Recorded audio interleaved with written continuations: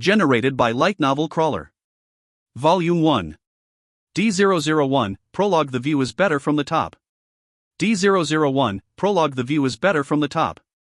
Posted on June 10, 2016 by Krasapumpkin. Editor, Euphemu. He provided a very readable version for this. No more complaints now. TN, this is Chapter 001 of the digest version, which consists of Chapters 001 and 002 for the original story. Enjoy. That day. It was a bright sunny day, which was a welcome change from the rain that you would usually be plagued with at this time of the year. And that placed me in an exceptionally good mood. The slightly worn-down station located in a rural area just right outside the city that can be accessed to with a swap in trains. This was the sort of station that would only ever be busy during the evening or in the morning. This was due to the fact that it was mostly used by students commuting to and from school. The majority of the state schools had been located in this area, largely due to the fact that land was relatively cheap compared to other places. Though, luckily for me, the distance to the school that I attended was not so far that I would need to take a bus. I mean, having to do that much exercise in the morning would most definitely kill me. TN, it's just taking a bus. Come to think of it, I won't even choose that kind of school in the first place. Yep, I won't. But the weather was so good today. I wonder if I should skip. At least summer's only just around the corner. Walking while lost in these thoughts, someone tapped me from behind. Show, good morning. Oh. Morning, Tereo. Why is it not a girl from my class? Wait. It's not like I always think about that sort of stuff. I am not thinking about it. Tereo. I first met Tereo when I entered high school, and, due to our similar personalities, we became close quite quickly. I suppose you could now call us best friends. What's with that face? You must be thinking about something rude like, why is it Tereo, right? I was exposed. Although I was laughing, I was really wondering how life could be so cruel. Tereo is popular. He is what they call an Eichmann. TN, handsome. What a troublesome guy I am. Can't be helped, that is the kind of guy I am. I am jealous of your looks. Compared to the sunny sky, it was getting cloudy in my heart. Seriously? This again? Why do you always say this stuff? I'm so tired of hearing it. Tereo rolled his eyes at me. We have almost the same conversation every morning. I suppose you could even call it our daily greeting. Not discriminating to anyone, friendly, yet not frivolous and kind. That just about sums up Tereo. And then there's me. I really hate to admit it, but I just don't seem to be liked by the ladies. Whenever I try talking to one of them in class, the strangest thing happens. Either they'll only talk to me briefly, in what only can be described as a whisper, before turning red and running away. Or, they'll be dragged away by someone before I can even say anything. Honestly, the only logical explanation that I can come up with is that when they run away, I've unknowingly angered them in some way, and when they are dragged away by one of their friends, it's obviously so they can tell them, don't get close to someone like that. Damn it! Why is that guy so popular? Oh, the world can really be unfair sometimes. While ranting in my heart, I caught the strange look that Tereo was giving me. It's nothing. Why did I say it like that? I might as well have told him that there was something. But Tereo just accepted it with okay. And a smile. I see. What a gentlemanly response. Let's learn it. As I'm secretly nodding to the fact that I have a good role model by my side. A vase fell. The vase hit my head directly. The world started spinning in slow motion. The world begins to spin in slow motion, and, just like that, after a slight feeling of pressure, my skull cracked. I died. Having that thought, my eyes opened to a field of flowers all around me. What is happening? That's right. I was hit on the head by a vase. But why am I in a field of flowers? Is this real? Was I really killed by something as ridiculous as a vase? Wait. What about the Wheel of Reincarnation or King Enma or the Last Judgment? TN, I like the name Enma, so I'm not gonna use Hades. Being dead is surprisingly boring. What kind of messed up irony is it to have me wake up in a field of flowers after being killed by a vase?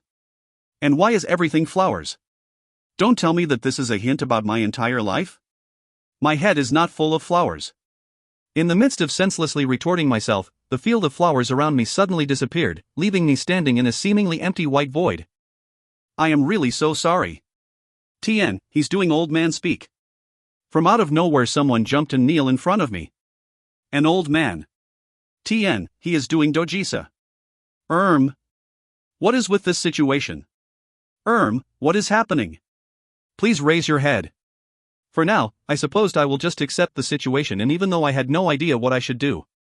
But I would really like an explanation first, in order to understand the situation. You, forgive me?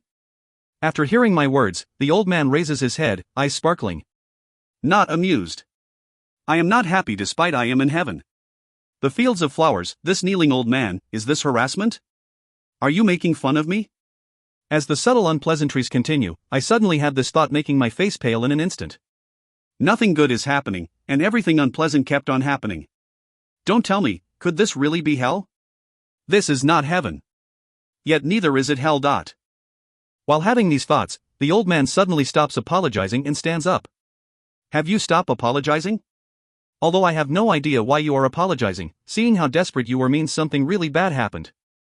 Your attitude sure changes fast. I looked at the old man, thinking, while touching my lips. I'm pretty sure that I wasn't just absent-mindedly speaking my thoughts aloud. Which could only mean, can this old man read my thoughts? I am not a human but a god.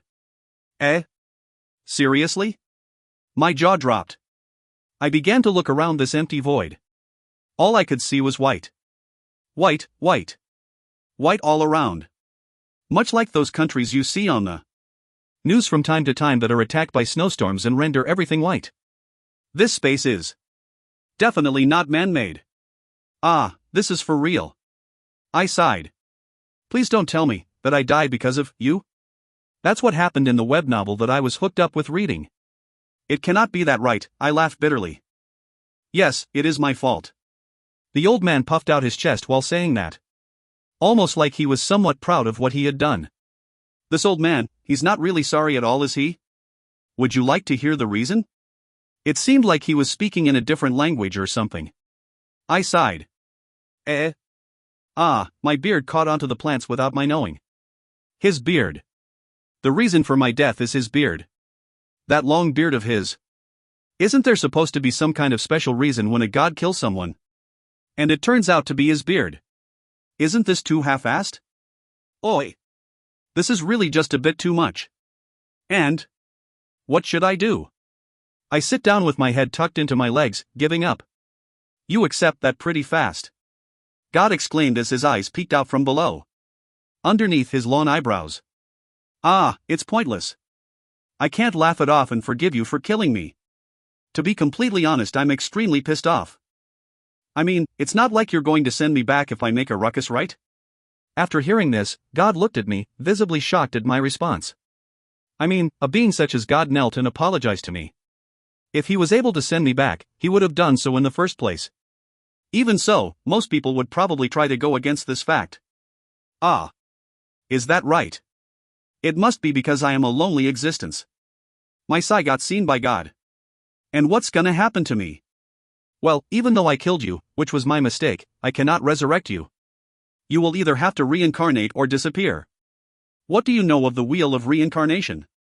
I've heard about it. The souls of the dead are guided by the wheel of reincarnation and return to the world with a different life. That sort of stuff. In short, they are given a new life. God, who was looking at me, nodded with satisfaction. I realized that he must still be reading my thoughts and determined that my knowledge was correct. I am surprised that reincarnation really exists, but hey, sure, why not? But I am not disappearing. That's horrible. Against reincarnation is disappearance. You are really, there was never really a choice to begin with, was there? I'll reincarnate. At that answer, God nodded deeply and said this time really. I did not pay attention to most of it, but it ends with, to truly apologize, I will grant you any of your wishes. Isn't this the legendary cheat around the net? Magic cheat or maybe strength cheat? There are so many different kinds of cheats float around in my head, but I just can't seem to find any that appeal to me. Also, it's usually the case that the people who receive these cheats will often find themselves getting into many troublesome situations. I mean, it's not like I have some mind of God complex and have a desire to become some sort of unparalleled master. If you were to ask me what I really want, I would have to say that I wanted to be liked, to be loved. Is that too much to ask for? Right, At least I don't want to be hated like I am now. There are also some things in life which I would do differently if I had the choice. Should I make use of my previous experiences? I want to retain all of my memories from this previous life. Is that all? If I ask too much, it probably won't end well for me. As I laughed bitterly, I recalled the largest trauma from my previous life. Tongue-cut sparrow.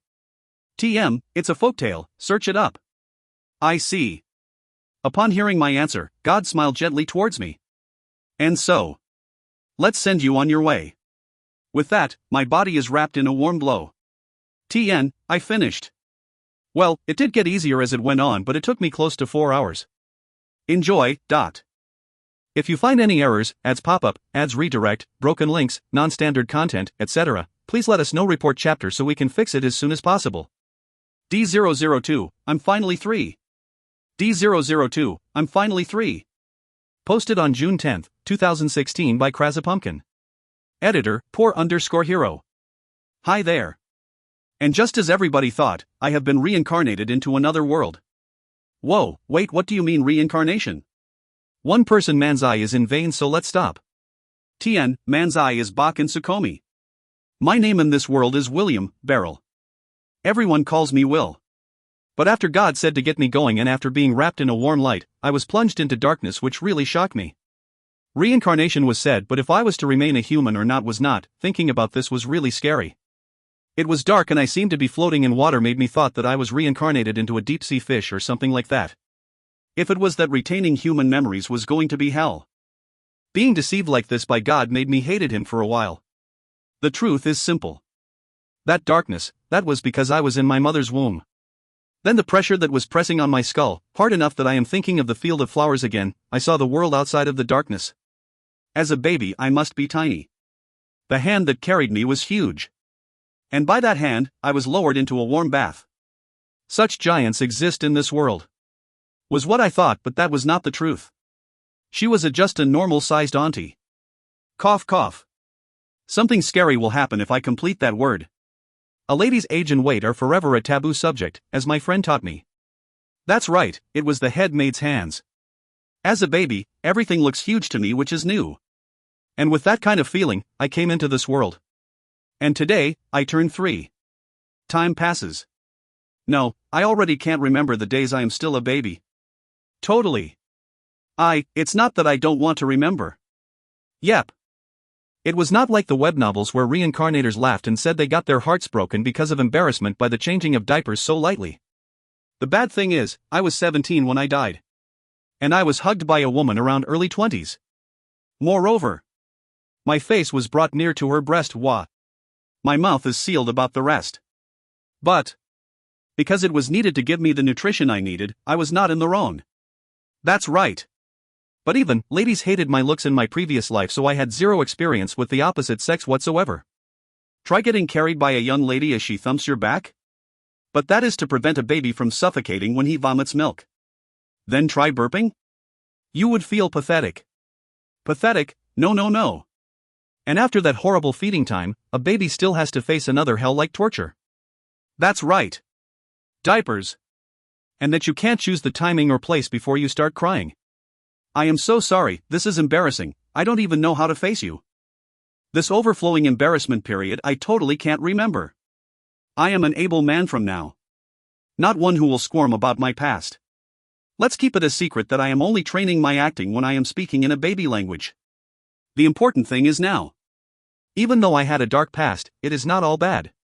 The regret that I felt when I was reincarnated into this world was solved by a baby's high comprehension. That is the language. It was a language that only belongs to another world. I regretted not cheating my way through the language barrier when I reincarnated. But that's where the baby comes in. The language is learned immediately. Even on Earth, babies have no trouble learning a language. It must be that they use a kind of incredible magic. That's right, in this world, magic exists. Imagine my excitement when I found out. I was 1 when I came to know. At that age, I sneaked out of my baby cart for my daily lesson when my mom, head maid, and maids were not looking. Training my stealth. Memorizing the map of the house. And then I found the Garden of Temptation. The library. I climbed on my force through the library and finally, it was held in my baby hands. The name of the book is Magic That Even Monkeys Can Learn, Beginner. Yeah. It sounds just like the book for babies to learn the basics of magic. What a horrible title. In this world, or the place I was born, Elsmo country, magic is not a rare occurrence but is used by everyone. It is not the Kayunibio situation where magic can only be used by me. Too bad. It is not that I want that to happen. I am totally not chunny at all. Instead, I am only a chicken who is terrified of being hated. Enough about that.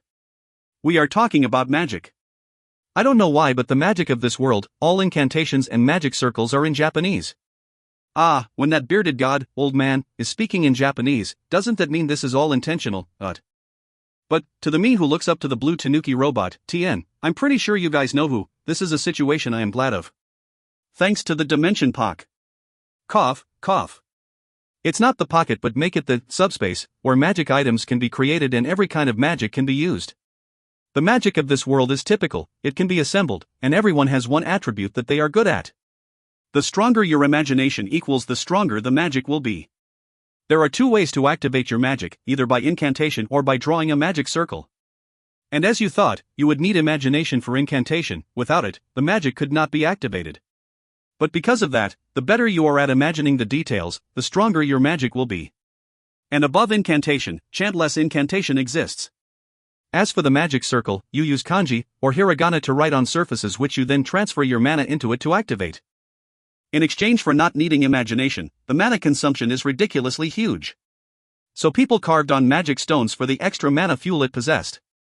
It was the royals and nobles from a certain military country situated in the north that produces these stones willfully for the riches. Just like a typical example of immoral nobles. Children usually cannot activate their magic till they are around 10 years of age, but somehow I am able to use mine at the age of 1. Plus I can use all attributes. Typical, huh? Well, once I found that out, I sneaked out after my first birthday party when the maids were busy cleaning up because I felt like doing something since I was free. The fact that I was so happy to find out that I can use all attributes of magic that the weird pose I struck was seen by the head maid, Marie, must be my imagination. It must be because babies have good imagination, plus my inner age of 17 plays a part too. And so I finally became 3 in this world. My inner age of 17 plus 3 is equal to 20. 20 years old. It is my coming of age. The age where I can finally drink, though it's not that I am going to drink. Drinking alcohol with a 3-year-old body is definitely going to affect my health. I will wait till I reach the coming of age of this world before I drink. Are you okay, Mr. Will? As I was sitting on the sofa thinking about these 3 years, Mari-san, the head maid, who finished her cleaning, asked. Mari-san was a slightly plump auntie, lady who bathed me in warm water the moment I was born. Strict and meticulous in her work, yet she gives off a warm feeling, but to me she is as troubling and doting me as my stupid parents. If it is not this inner me, a spoiled selfish brat would be born from all this doting. Saying that, I am actually very happy about it. The love from parents that I did not receive in my previous life is given to me in this one. At the surface it looks like I am troubled and embarrassed by all this affections, but actually, I am really happy. TN, come over here, you. I'll give you all the love you want. Even though my death was due to a horrible mistake, I can't help thinking sometimes it is fine to thank the God for this. Really, to be able to feel this deeply blessed by something so common as a parent's affection makes me think that choosing this cheat of retaining my memories is one of the best choices I had made. I had unintentionally started thinking about all this on my 3rd birthday, but let's focus on the conversation with Mari-san. TN, I am really not confident with this sentence, most likely it's all wrong. I smile awkwardly as I look up at Mari-san. I become nervous. That's right, the reason I started thinking about the past was to distract myself, as today, right now, is going to be my debut. A debut, you say? Yes, a debut. Inviting people to my house for my birthday party and showing my face to them. In other words, I am the center of attention of this party. There's no wonder I am nervous. After all, my dad is the leader of a knights group and we are one of the oldest family around, a duke family. As so, most of the guests invited are nobles, most of whom are holding high distinguished positions. I'm scared aristocracy are scary. Do I need to join in the battle between the fox and the tanuki? TN, it means that the nobles are trying to outfox each other. I am trembling, but all I need to do is to greet them. Well, of course, after all I am only 3 years old. But still. A greeting. In front of everyone. The same face as my previous life turns pale. Yep. In my previous life, my looks are below average. I don't want to admit that, so let's make it average. I thought I would be granted a different face in this life, but I ended up with the same face. This is one of my biggest regrets. Maybe having a different face with the same memories will affect the mind or something like that. Even if I didn't know the reason, if that bearded god thought he was helping me by doing this, then I would really like to punch him hard. Or rather, why did I not ask to be an Eichmann? I am such an idiot. I first found out about this tragedy a few days after I was born. No, it was not that I saw myself in the mirror. I mean, I was still a baby then, so the face was going to be different from what I had now. Then how did I find out? The answer is, my dad, who came back from patrolling the territory. My dad who, on the day I was born, had to leave the house because of his job. When my dad came back, he entered the room when I was playing with my mom, and I received a huge shock when I saw his face. Why? It was because his face was exactly like mine in my previous life. Ah, even so, he had silky silver hair with blue eyes, and his face was deeper like Caucasians, a face that fits this world. My mom is a blonde, green-eyed beauty. I was still looking forward to inheriting her features before I felt like I was punched and knocked out of the ring and left there to die. Yep. This was the first time I felt despair after coming into this world. Seeing that face of mine breaks into a huge grin, and even making funny faces like pressing his cheeks together really makes me, really. Plus his stubble hurts me physically, while my heart hurts mentally. And the fact that I still can't speak properly means that I cannot even convey my pain about his stubble. After that I practiced my pronunciations like mad. But, my father manages to snag my mother, is the leader of the knights, and on top of being really strong, is a lord who was said to have the best management skills around, possesses sharp thinking that even scholars are surprised, is it, double, that can control 2 attributes of magic, who will make you go, what is with this, cheat, like bastard kind of man. He is also a presence that has ladies fans around the country screaming. Learned all of this from the maid's gossip. That is my father. A magnificent man which hurts me with his face. Persevere me. Right, let's put aside the topic about my father. Is it fun to let this normal and eloquent child to speak in front of everybody? The idiot doting parents that think too high about their son. They even gave the job of greeting the guests to me. Those who are not nervous in this situation, you aren't even heartless, you are lifeless. There is no problem if it's Mr. Will. There is no worries because you are so cute. To the nervous me, Mari-san actually gave such an idiot doting parent kind of answer. No, look here, even in aristocracy, debuting is held by older, firmer kids around 5, 6 years old. Sigh. The guests are bewildered by this as well, huh? As my heart beats loudly, I confirm once again my speech. TN, here's chapter 2, If you find any errors, ads pop up, ads redirect, broken links, non-standard content, etc., please let us know. Report chapter so we can fix it as soon as possible. D003, seems like a tutor is coming. D003, seems like a tutor is coming. Posted on June 12, 2016 by Krasapumpkin. Editor, poor_hero. La la la la la la la la la. I hum as I walk along the ridiculously long and luxurious corridor. I still cannot seem to get used to walking on the so soft your feet just might sink into it carpet.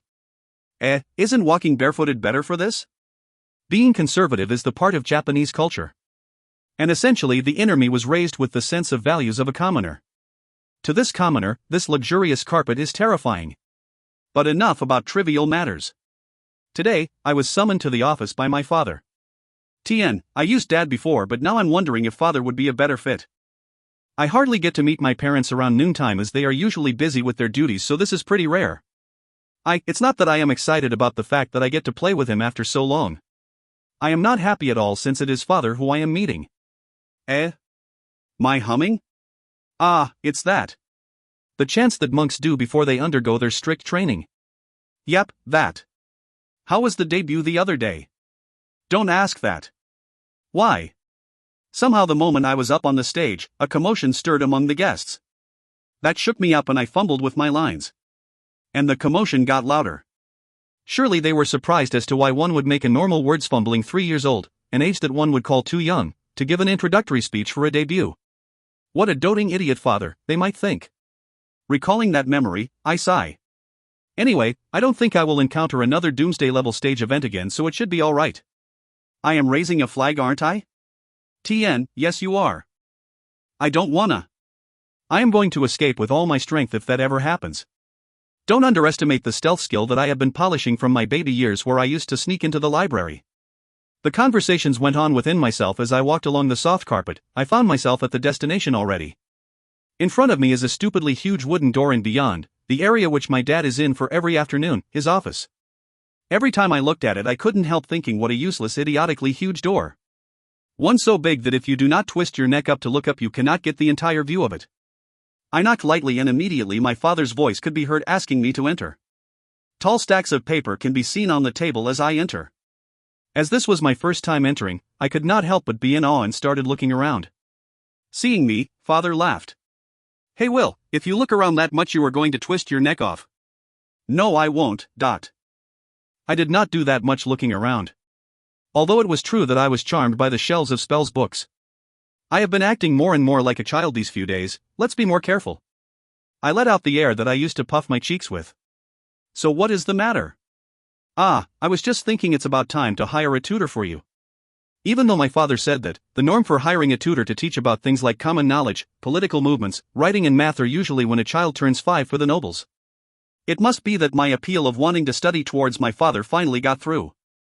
It's very tiring, appealing while acting like a 3-year-old. I can get knowledge from reading on my own, but it is rather difficult to explain when asked. Remember guys, he's only 3. So I am aiming for this development. Of course, I agree with a force as if to say yeah. I have been waiting for this. But Will, why are you in such a rush to study? My intention that was conveyed to my father perfectly made him ask about the reason.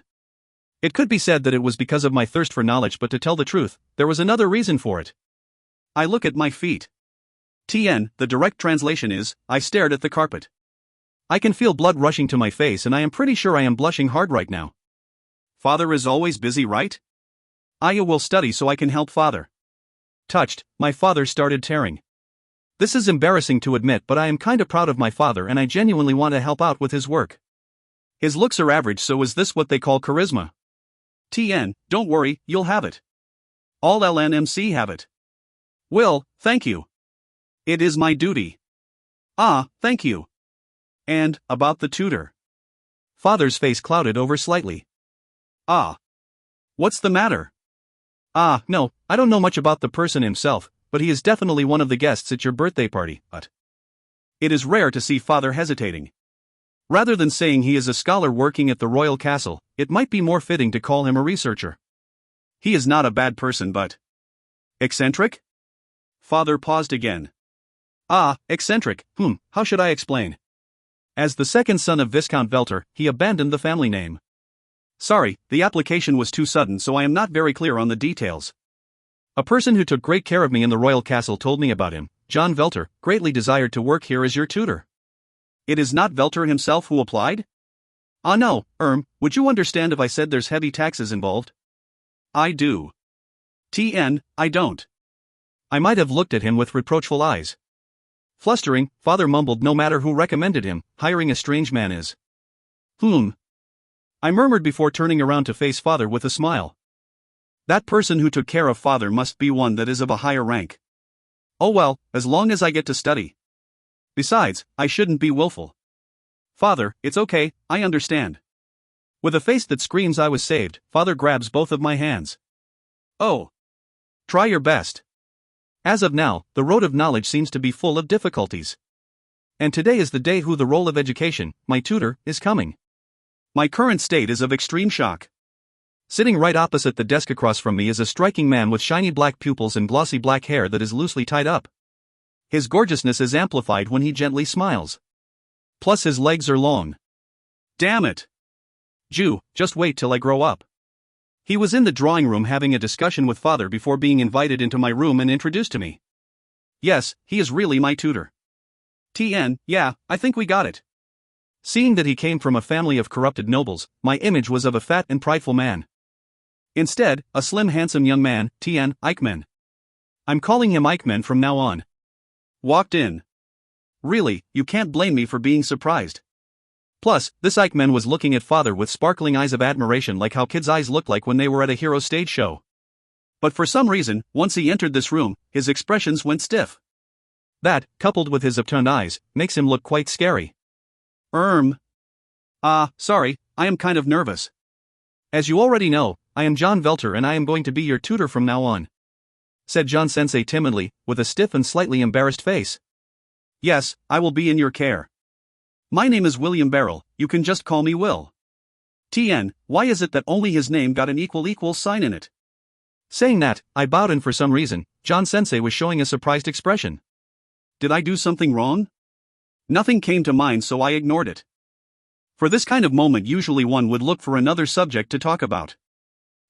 What should I call Mr. Velter from now on? Mr. Velter smiled.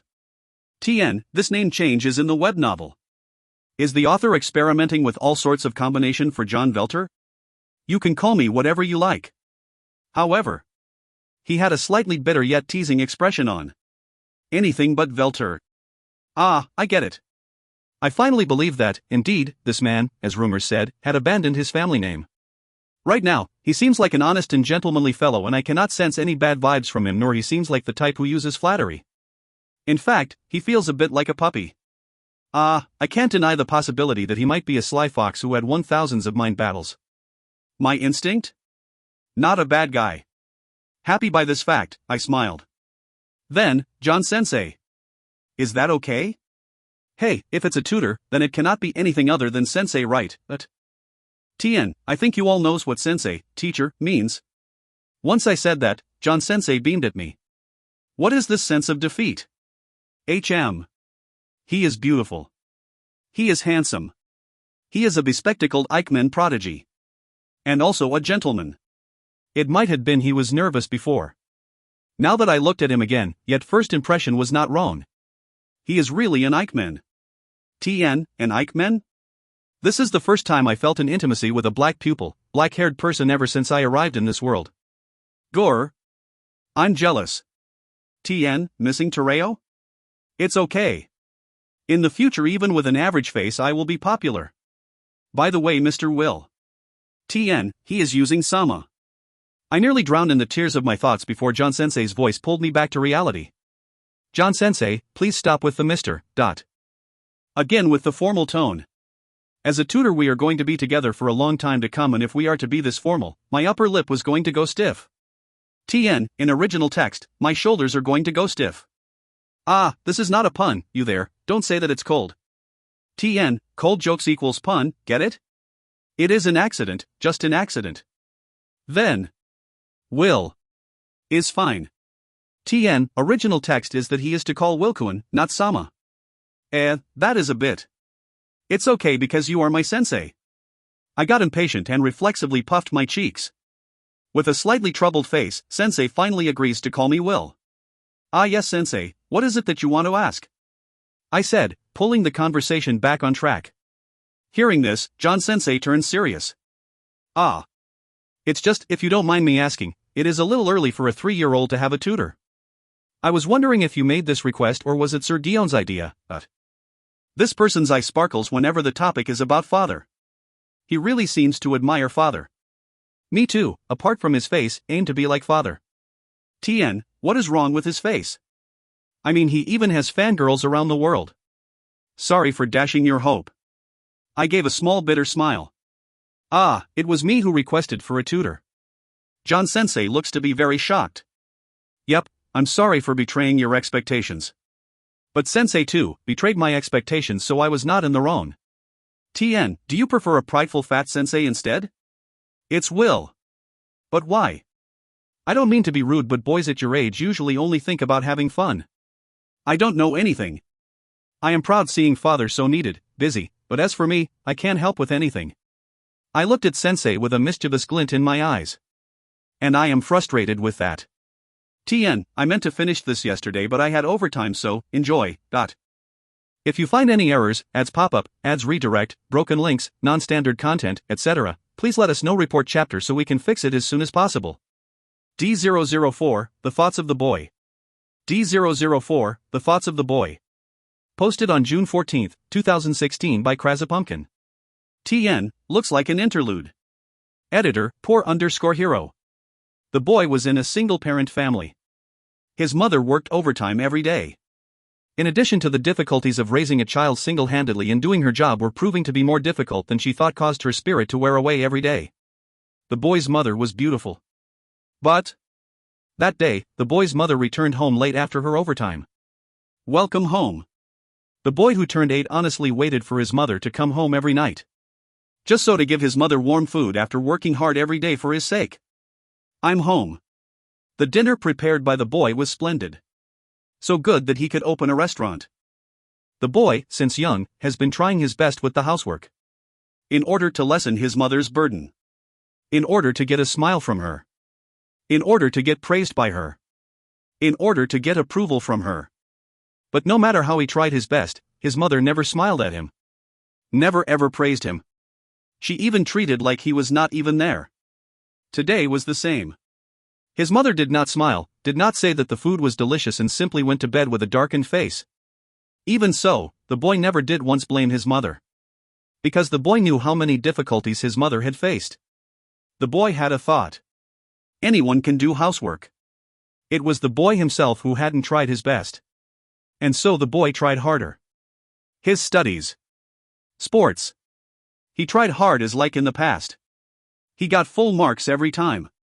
Before he realized, he had already studied all the way till university level. Without slacking at housework.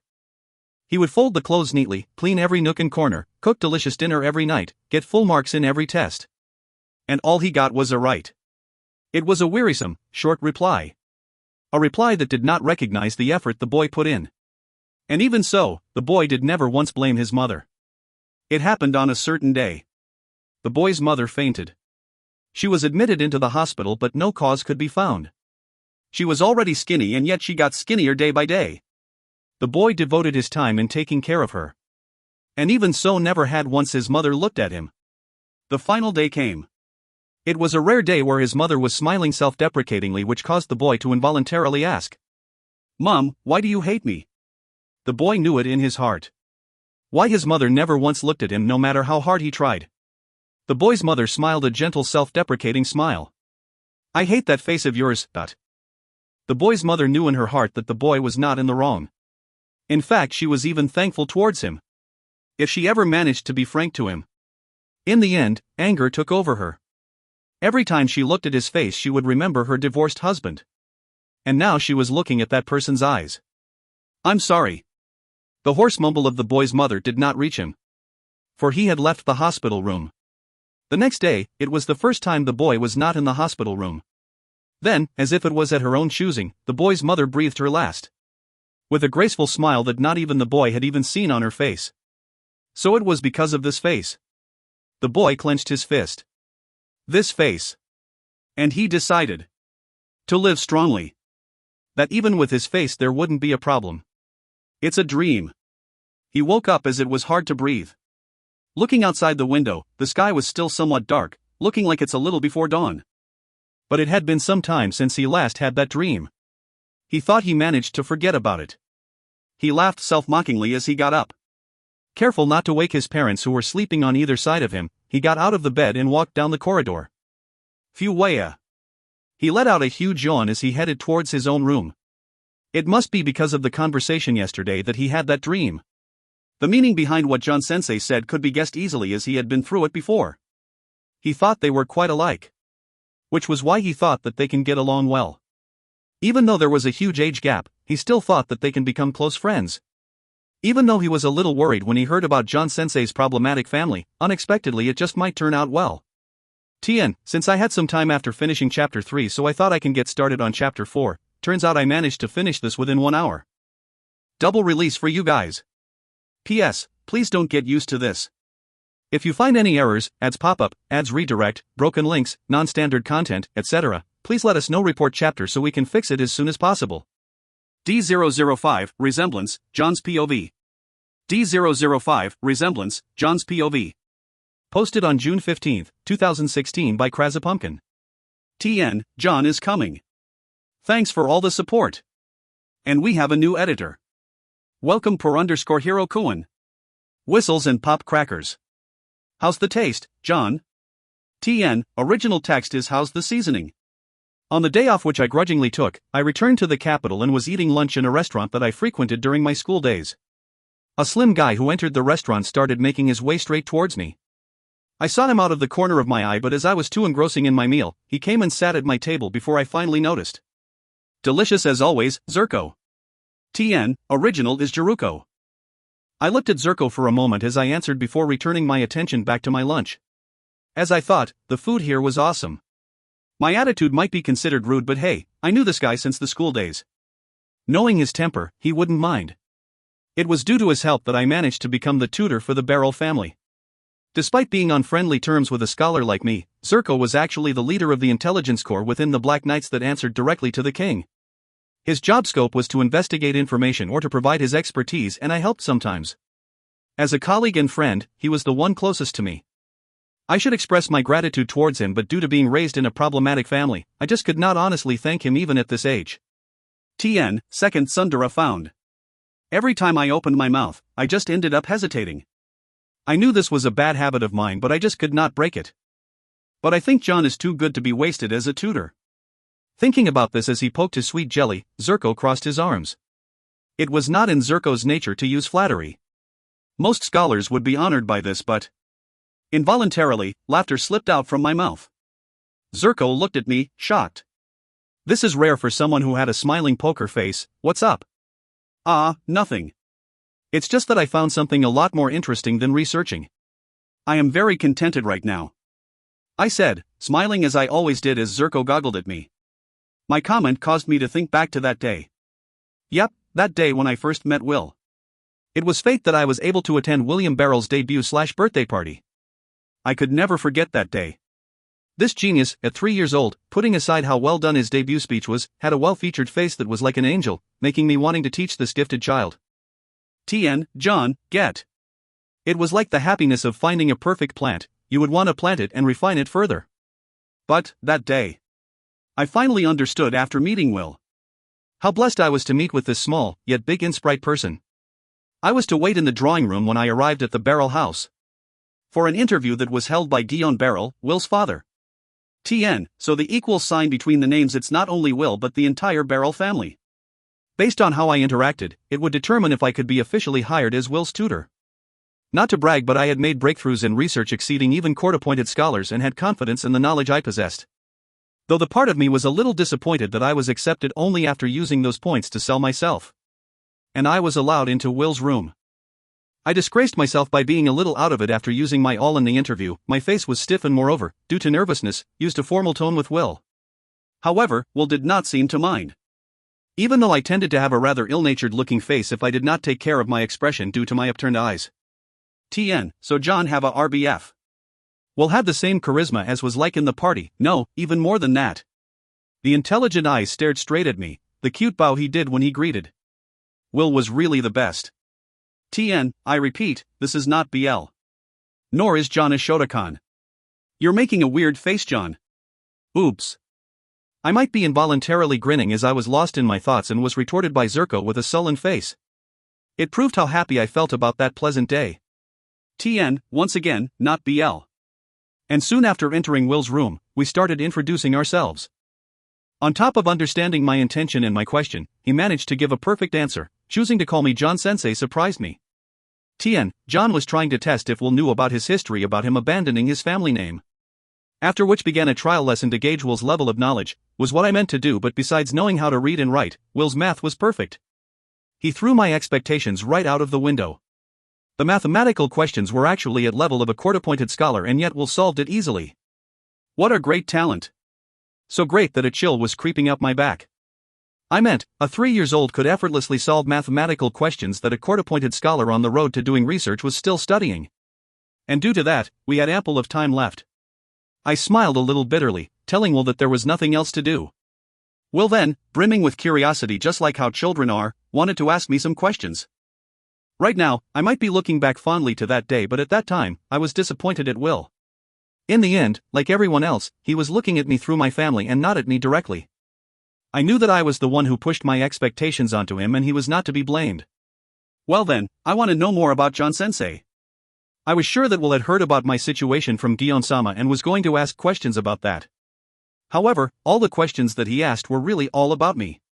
TN, in the manga, Will is asking if John had a girlfriend and such. I couldn't help but laughed. I saw, this person understood. This came as a shock to me who had hung out with nobles for a long time. Ah, what I was thinking about. Why I would think that a 3-year-old understood me just like that. But I did think that. And then, without thinking, I asked. Are you not going to ask? A horrible sentence without any subject. Without mind-reading abilities, just by that alone no one would understand what I was asking. However, Will replied. There is no need to ask, isn't it? John Sensei is John Sensei. That answer saw through my feelings of hatred about my family splendidly. Ah, but what if it was not Will who said that? I would think they were simply saying that, just to pretend that they understood me. But Will's eyes were transparent. With a tint of darkness. Like how he knew exactly how I felt. It was like looking into a mirror. I thanked God for the luck to be able to meet with this person. Even though it couldn't be. Reason was telling me it couldn't be that Will understood my feelings at his age, but my heart and instinct were telling me the opposite. And thus, I felt like I had found a close friend. Thinking back on this encounter with my student a few months ago, I found myself biting on my lips unconsciously. I relaxed. Zerko, thank you. Really a dot. And the words that I definitely wouldn't say came out of my mouth. I laughed. John is honestly saying his thanks. The world must be ending soon. TN, original is that Lance/Spear is falling. I would pretend that I did not heard what Zerko muttered under his breath as I enjoy my sweet jelly. If you find any errors, ads pop up, ads redirect, broken links, non-standard content, etc., please let us know. Report chapter so we can fix it as soon as possible. D006, the fact that I'm alive, Chiffon's POV. D006, the fact that I'm alive, Chiffon's POV. Posted on June 17, 2016 by Krasapumpkin. TN at a mash brought to my attention that I am seemingly translating the digest version. This is my mistake of not researching properly before translating, for this I apologize. So now I will finish this since I am halfway through and then get started on the original chapters. 001 and 002 are totally same as 001 of the digest, so no worries. I just have to say damn it. As compared, the original chapters are like 1/3 shorter than these digest versions. No wonder these are so long. Editor, poor_hero. The mission today is to retrieve the documents and to bring along Beryl's house kid. I was told to gather at a drab-looking cabin, and as I headed towards it, someone who was already there told me to enter. His whole body and even his face were covered, and with his average figure, he could be said to be somebody without any defining characteristics. The mission this time must be written onto the paper card he was holding, though since I couldn't read, I had no idea if that's the truth or not. What a careless client, leaving along the evidence with us, who were the part of the underground world. We, Shadow, had the duty of confidentiality and would never leak out any information about our clients to others, but some small organizations of thugs used the fact about hiring us to threaten others carelessly. Still, the recovery of documents. Just said you wanted to steal it. And to bring along the Beryl's house kid? Just frankly said kidnap. I started shaking with anger at the client whom I had yet met. No matter how many beautiful words you used, an evil deed was an evil deed. Suppressing my anger, I lifted my head, also covered in cloth, up. In the cabin, including me, there were 3 people. The average figure guy who read the card and a tall, muscular guy. From their figure, I knew they were the ones who had grouped with me for missions these last few times. Is the preparations done? The tall guy asked. I nodded. In the dusk that was fast approaching tonight, the average figure guy took lead and we ran out. I was Shadow, belonging to an organization from the underground which undertook missions. A Shadow's job ranged from thefts to information exchange, kidnap, or even assassination. I especially was given the more dangerous missions like assassination. Why was I stuck with these kinds of unpleasant jobs? It was all thanks to these repulsive ears and tail. I was a beast man, an inferior species. In replacement of ears on the sides of my head, I had dog-like ears on top, and out of my butt a bushy mangy tail grew. I was bullied at the orphanage because of this monster-like appearance. TN, you're in the wrong world. In ours, there are people who worship that ears and tail of yours, Disu. At my last day in the orphanage, I was given loads of food, but it seemed like it was mixed with sleeping medicine. When I came to, something heavy was attached to my neck and I became a slave. And so, I received training to become Shadow. The training is to endure wounds, to withstand pain, to not make a sound. Combat training, and at last, training on how to kill. It's terrible. I didn't want to kill. I desperately tried to resist, but it was impossible. I had already given up. This collar, this black band of metal on my neck, made my body move regardless of my will. My left hand would pin down my right hand holding a knife, my body would kill a person I wanted to save. The day I was released was the day I died. These dirty hands of mine, all these crimes I did, I could only apologize by my death. Looking up, the destination, Beryl's estate, could be seen on top of a hill. The target? In the office. Right in front of the stairs on the second floor. The tall guy replied to the average guy after searching using his sight. Then, without talking, without hesitation, we arrived at the bottom of the fence, west of the estate. The two glances fleetingly at me. The fence was quite high but still did not pose a problem.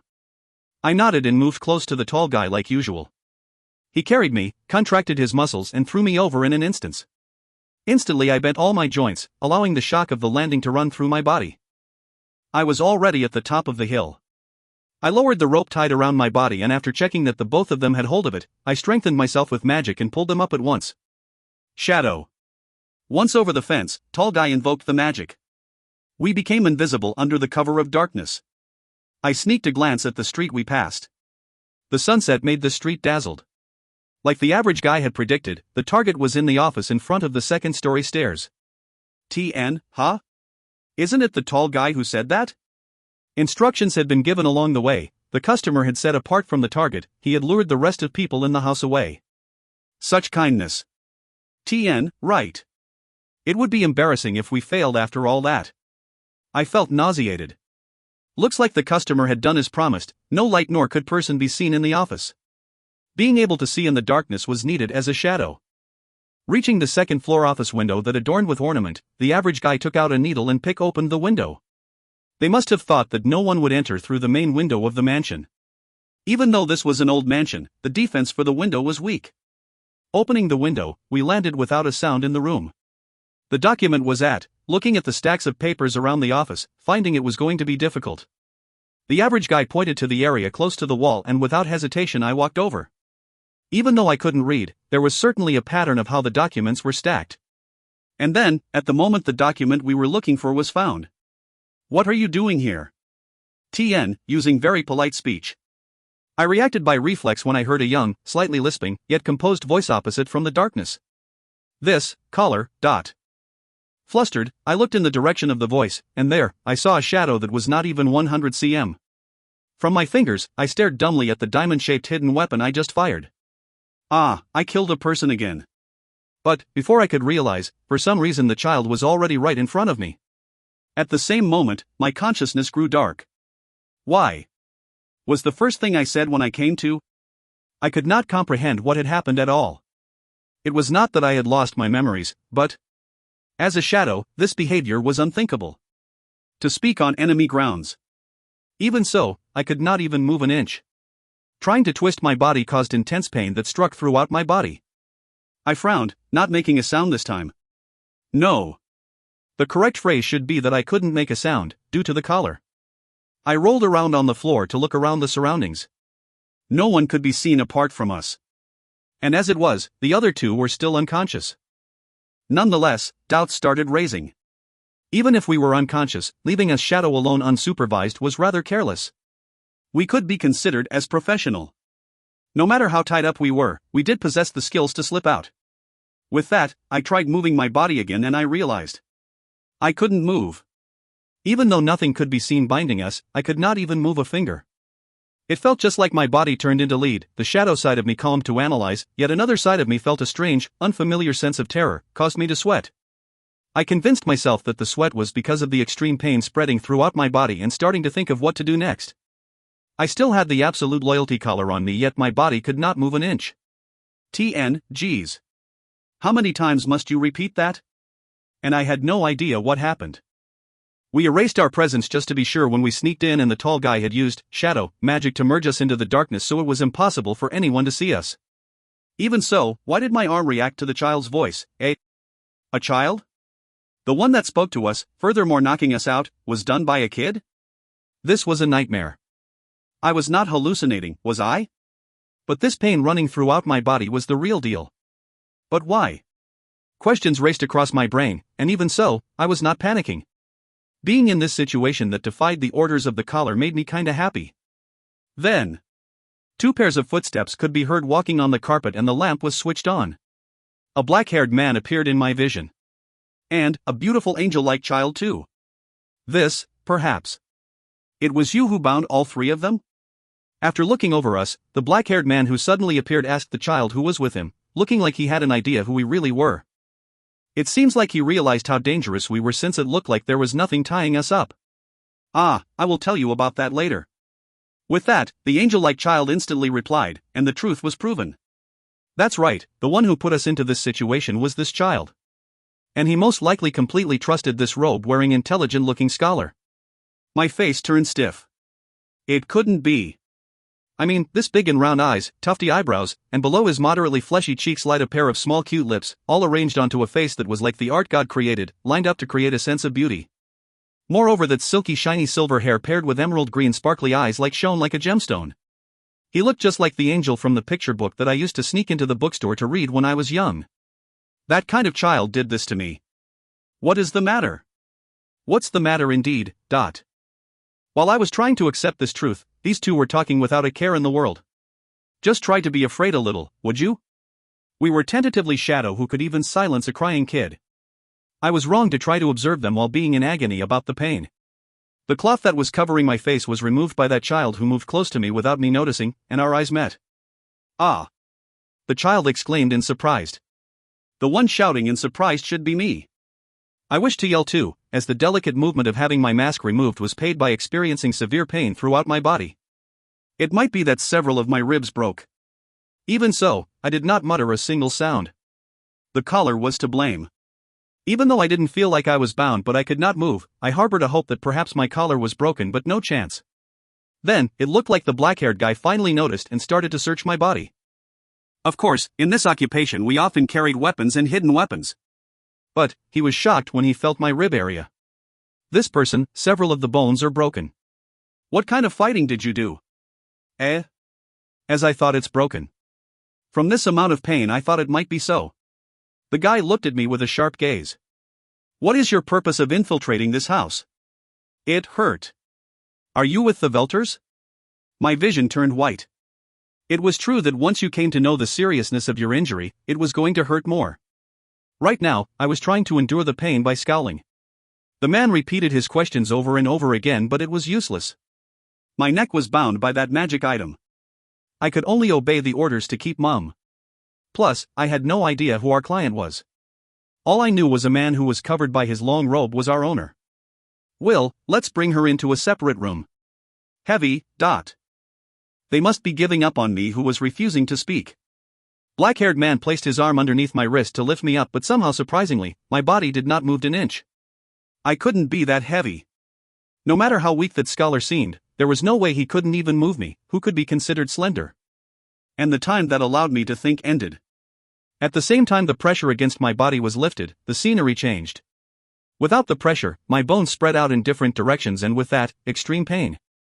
I could not even feel if it was hot or cold as black and white spots danced around in my vision. My teeth started shaking as if it's cold, yet my back started sweating as if it's hot. I knew this feeling. I had felt it millions of times during training, this intense pain that could bring about death by shock. My consciousnesses started getting hazy.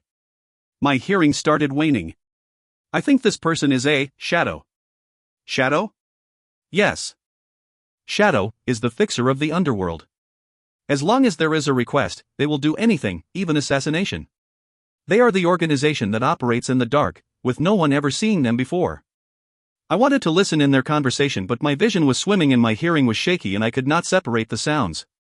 They were doing something with my neck, but I could not tell what it was. This. Will, it's as I thought, the situation is unfavorable.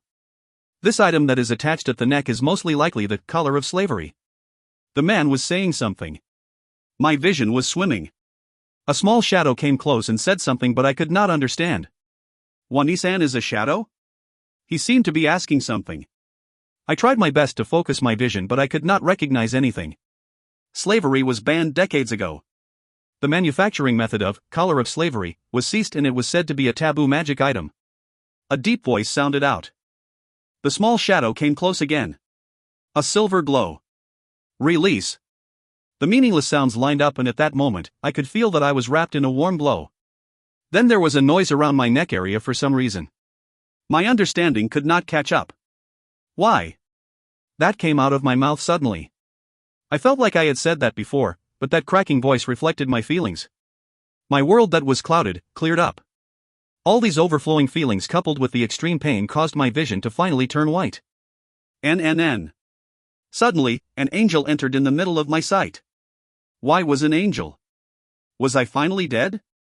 That thinking lasted for only a moment as I remembered what had happened before I lost consciousness. Yes, this angel-like child had totally blockaded us during battle and captured us when we were knocked out. I didn't even dare to ask about the fate of the rest of the captured shadows. His master must be the man clad in black robes. Instantly, fear gripped my heart. Wani-san, are you okay? As I was shaking with fear, a voice rang out surprised me. The angel had a gentle smile on his face as he continued. Is Wani-san a shadow because of the color? Even if you asked that, because of the color I couldn't answer anyway. I wonder if my thoughts could be understood. The child grinned and laughed. If it's the collar I have taken it off. Disbelieving, I timidly touched my neck. My fingers did not touch anything. What was the meaning of this? My understanding could not catch up to this turn of events. I looked at the child in front of me, dumbfounded. When our eyes met, he smiled. Wani-san is free. You're bluffing. No, I am not. You're bluffing. I shouted at the impossible words. Because, right. I was a dirty, wild, and inferior beast, compared to humans. That was what everyone said, yes, even I thought so too. It was because of that I ended up like this. It was because of that I was satisfied with being a shadow. Freedom was something you had if you could control it, but I couldn't. Because I was not a human. Everyone stepped on my tail. Because it's dirty. That I was to leave. That I was a monster. That I was useless. That I was an idiot. Beast men were not humans. That's why we could not do what humans could. I am not bluffing. Wani-san is free. I can't be.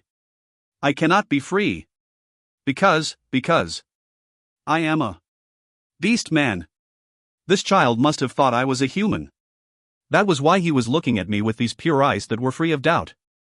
If you thought it's a simple rock you would sit on it, but if you knew there is a mass of centipedes, pillbugs clinging onto it, you wouldn't. It might look like a normal rock but it's actually poisonous. That's me. Taking advantage of this flow, I took off the cloth that was wrapped around my head.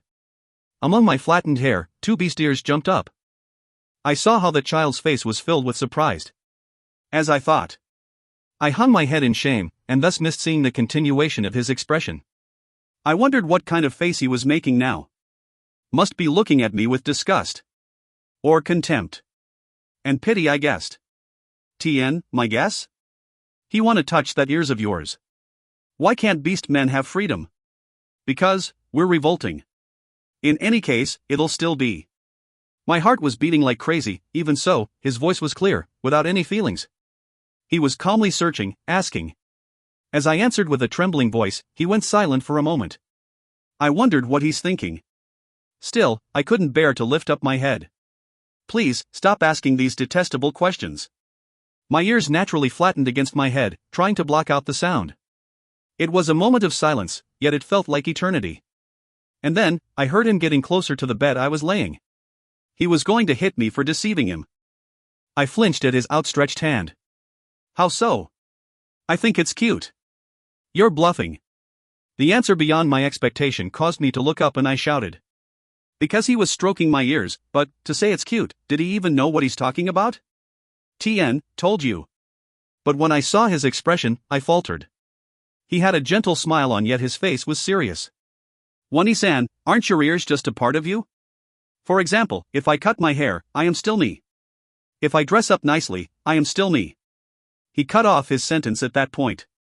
He was saying that my ears, tails were just decorations, things that had no meaning. And this tail and ears were just a part of my body, not all of me. If this was heard by people on the street that had pity on me, they would think what a horrible remark to make. Because he just totally denied my ears and tail. Yet it still hit close to my heart. Maybe it's because he said it gently and straight. And it's not pity. He said that in my position. That it's okay to cast it aside, to not worry about it. That even if I was clad in rags, a human is still a human. Isn't it that? It is the inside that's important. He said, smiling yet somehow he looked like he was about to cry. I saw, now I got it. Used to killing. Giving up. because I was a beast man. All I was doing was escaping. To tell the truth, I really wanted to be recognized as a human. It's really not all that good. I would rather prefer to be an elf. Or dragon. My eyes swelled up, feeling hot. I think One-Sans ears are cute. He said, looking like he really meant it, and I cried. And that's it for the digest for now. Moving on to the main story. Once again, I'm so sorry for the mistake. If you find any errors, ads pop up, ads redirect, broken links, non-standard content, etc., please let us know. Report chapter so we can fix it as soon as possible. 001, Prologue. The view is better from the top. 001, Prologue. The view is better from the top. Posted on July 29, 2016 by Krasapumpkin. Editor, poor_hero. Well, I went back and edited this 001 and 002 chapters. Previously I kept on getting linked back to the digest chapters, so I thought they were the same, but hey. Not much difference, so you can skip this if you want. That day was a stunningly sunny day, even though it was the rainy season, which put me in a good mood since morning. The place was away from the city, where you would need to change trains to get to. The countryside-ish, slightly worn station was only crowded in the mornings and evenings, due to students commuting to and from school. Most of the state schools were situated here as the land was cheap. Luckily, even if I went to one of the schools here, the distance was not that I would need to take a bus from the nearest station. I would die if I was forced to exercise this much in the morning. It's just taking a bus. Come to think of it, I wouldn't even choose that kind of school in the first place. Right. But the weather was so good today, so good that I felt like skipping all the way. The little sweat I had told me that summer was coming made me happy. Blanking out as I walked, someone tapped me from behind. Good morning. Morning, Tereo. Why was it not a girl from my class? Was not that I was thinking. I was not thinking about it. Tereo. My best friend. I only came to know him when I entered high school, but due to our personality being similar, we got close fast. What's with that face? You must be thinking about something rude like, why is it Tereo, right? I was exposed. I laughed, but reality was cruel. That dude was popular. That dude was what they called an Eichmann. Handsome, that dude was. Stop with the that dude thing? Couldn't be helped, that was how I spoke ill of him. I am jealous of your looks. Compared to the sunny sky, my heart was drizzling a bit. What's that? Really, you always say that kind of stuff, I'm so tired of hearing it. Tereo said with a serious face. This daily conversation was almost a template for us. To the fact that you could call this as our greeting to each other. But, even though I said that all the time, Tereo was still kind to me. That must be why he was so popular. He could strike up a conversation with girls easily. See, he was greeting them right now. Not discriminating to anyone, friendly, yet not frivolous and kind. That was Tereo. And there was me. I didn't want to admit it, but it seemed that I was hated. Every time I greeted them, they would say something in a tiny voice before turning red and running away. If I ever wanted to chat with them in the classroom, someone would come over and drag them away somewhere. What was so different about me and that guy? Must be the face. While ranting in my heart, Tereo was looking at me with a strange look. It's nothing. Saying that so suddenly was just like admitting that there was something. Should not have said that. But Tereo just said okay. With a smile. What a gentleman. I needed to learn this. As I was nodding that the fact I had a good example by my side. A vase fell. If you find any errors, ads pop up, ads redirect, broken links, non-standard content, etc., please let us know. Report chapter so we can fix it as soon as possible. 002, The Field of Flowers. 002, The Field of Flowers. Posted on July 29, 2016 by Krasapumpkin. Editor, poor_hero. Second editor, Lazarus22. There's a little extra something as compared to the digest chapter. The world often changed. That was because we made the world up. The thing we called world, in reality, could not be seen nor heard. Which was why we made up our own world with the things we saw in our memories. In short, as long as you were alive, the world would grow bigger. Normally, that was. There existed people whose world got smaller instead. What the heck, that's me. Oh, whatever. What I wanted to say was, besides the world that I knew, there were definitely other worlds out there. In other words, where was I? I only knew that this was a very narrow place. For some reason, my field of vision was all dark and I felt like I was wrapped up and floating. It seemed like I had arrived at a world I had never seen before. In short, another world. Without making it short, it was still another world. Hoa. To affect the way I grasped what a world was only if I had been through it once as a human. Since textbooks usually did not teach about other worlds, they didn't. Yep. Going straight to the point. That dude who was God said so. Which meant I was on the path of being reincarnated into another world. Could I backtrack? I was going to do that. Heck, who I was asking anyway? The vase hit my head directly. The world started spinning in slow motion. The vase touched the top of my head, little by little, as the pressure was felt, my skull cracked. I died. As I was thinking that, I realized my surroundings were a field of flowers. This was heaven? But I was sure I had not been through the wheel of reincarnation or King Enma or the Last Judgment. Dying was surprising boring. Having died by a vase, I really did not want to wake up amidst a field of flowers. My head was not full of flowers. And I started meaningless arguments with myself. While I was doing that, the field of flowers disappeared, leaving behind blinding white space all around. I am really so sorry. Tien, he's doing old man's speech. And suddenly someone jumped and knelt in front of me. An old man. Tien, he was doing Dejiza. What was with this situation? What is happening? Please raise your head, Dot. For now, I went along with the situation. An explanation would be good now. You would forgive me? The old man raised his head in a snap, eyes sparkling. Not amused. I was not feeling happy despite the fact I was in heaven. This is not heaven. The old man said. Have you stopped apologizing? Or rather, this person, was he reading my thoughts? I am not a human but a god. 4. Real?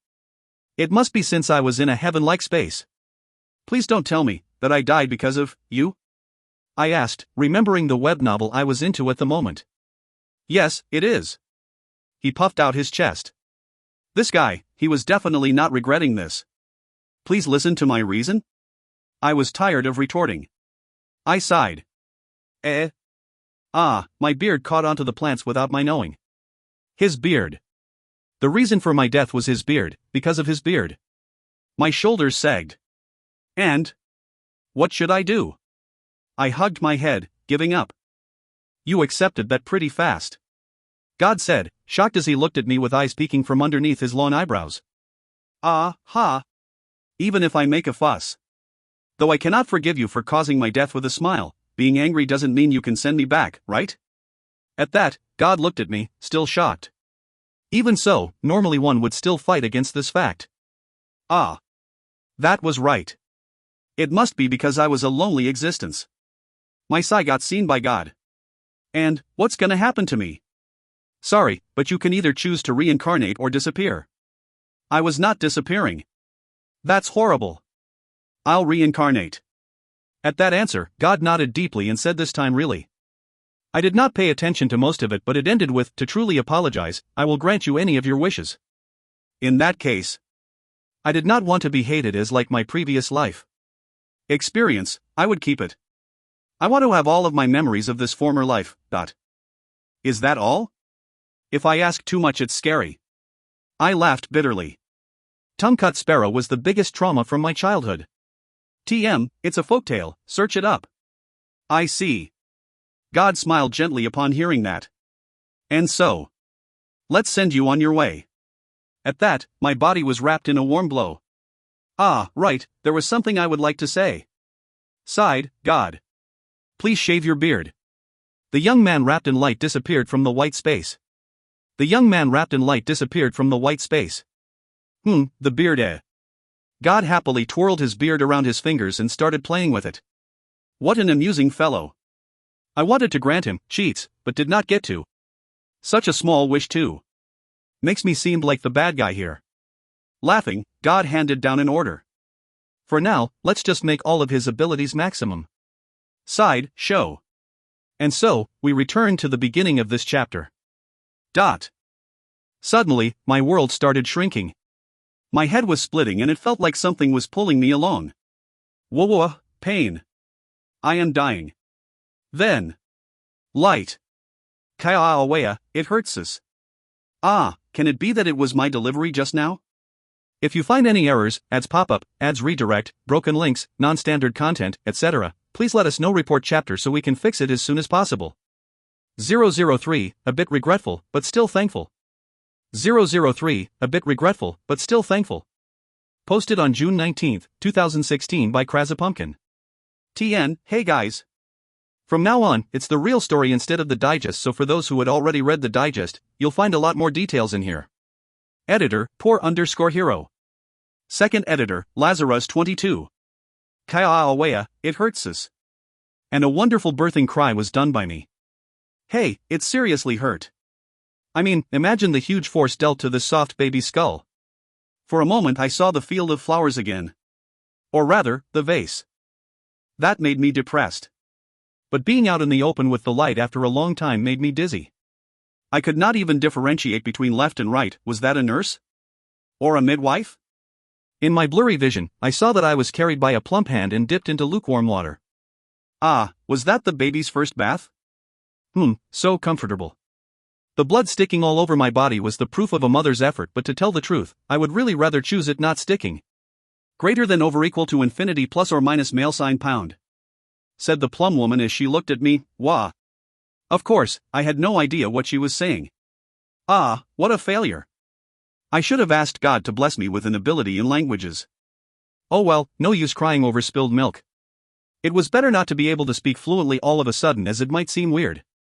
I didn't remember having any difficulty in learning Japanese, so no worries. As I was thinking that, I suddenly felt like I was floating, like someone was lifting me up. I could feel the soft fingers upon my back. Sent you and sent. Yep, I was able to comprehend that they were happy. I was then passed to a person who seemed to be my mother, and she looked at me. But, even with this distance, I was unable to see her face clearly. I had thought that it was because of just being born and the brightness made me unable to see, but it didn't seem like it. Come to think of it, were a baby's eyes really bad? I felt like I had heard that before. But just from the atmosphere, I knew she was delighted. From her gentle embrace, I could feel that I was being handled with great care. Just that made me feel so happy and blissful that I smiled. £, greater than over equal to £, will. It was a beautiful voice that sounded like a bell ringing. I had heard it being repeated a few times, so I came to understand that, yes, my name was Will. Being spoken to in a valuable manner made me realize that this was what parents' love felt like. Recognizing this feeling, which I was unable to feel in the previous world, made me feel warm. Even though I was killed, concerning this result I felt a little grateful towards the god. As I was thinking about this, in the warmth, I suddenly felt drowsy. I kinda still wanted to bask in this warmth. The show, Will Now, who tried to resist, fell defeat to the body of a baby. Author's note, thank you very much. 10 Pure D. Sue. I like these kind of things, so this novel will proceed in the middle of all these roads. TN, no idea what this means. I will run though all the cliches. From now on, Yoroshiku. TN, so an apology, double release for you guys. Yay. To tell the truth, this is so short it hardly took any time at all. Like how you train running by wearing a mask and after you remove it, running feels so easy peasy. LOL. If you find any errors, ads pop up, ads redirect, broken links, non-standard content, etc., please let us know. Report chapter so we can fix it as soon as possible. 004, The First Barrier. 004, The First Barrier. Posted on June 20, 2016 by Pumpkin. Editor, poor_hero and Lazarus22. Author's note, and you have read this before. And I woke up. I was hungry. Which meant, oh crap, I felt like crying. But I was not going to cry. A real man does not cry. Wah! I was not crying. I was only sweating a bit through my eyes, and I was somehow still trying to bear it. And then, my limbs that I still could not fully control started to wiggle about. What soft futon? TN, a kind of Japan mattress. No, it should be a bed? I was not complaining, it was just that I felt like I was laying at a higher height like a bed than a futon. Twisting my neck, which was still unable to support my head, sideways, I just barely managed to look down. As I thought, I was laying at a certain height, and it looked like the entire house was covered in basic red and brown tones. Dimly, I could make out the white walls. The ceiling was white too. Ah, I forgot to say, it is a ceiling I have never seen before. All the main characters in the novels I read said that. To think I missed out on this chance to say it. How regretful. Trying to divert my attention by thinking about these things, my body started to complain about my empty stomach. Wah! No! Please endure, me.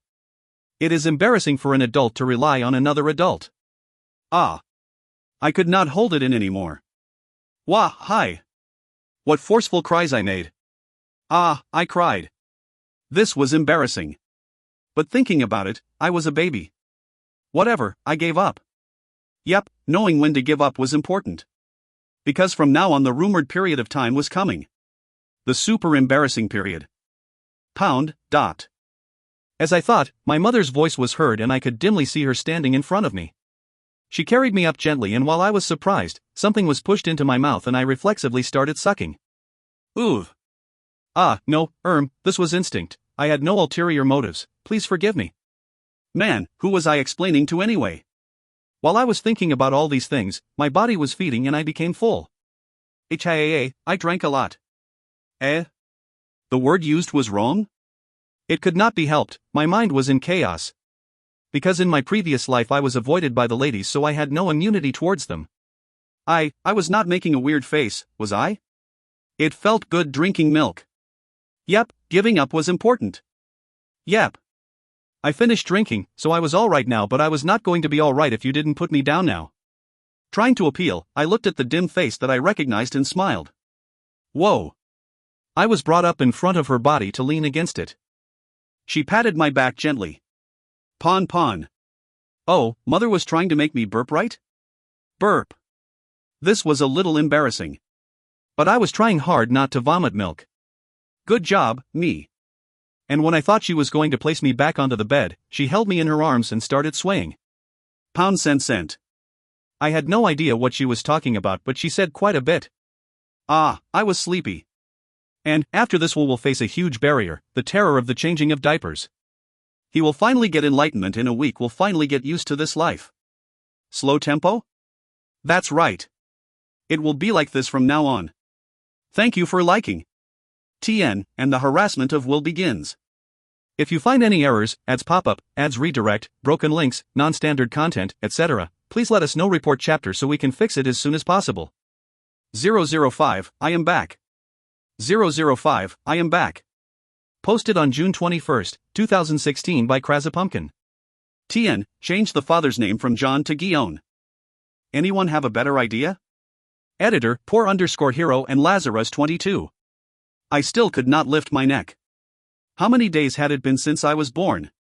After training every day, I could finally move my hands, feet and fingers consciously. But,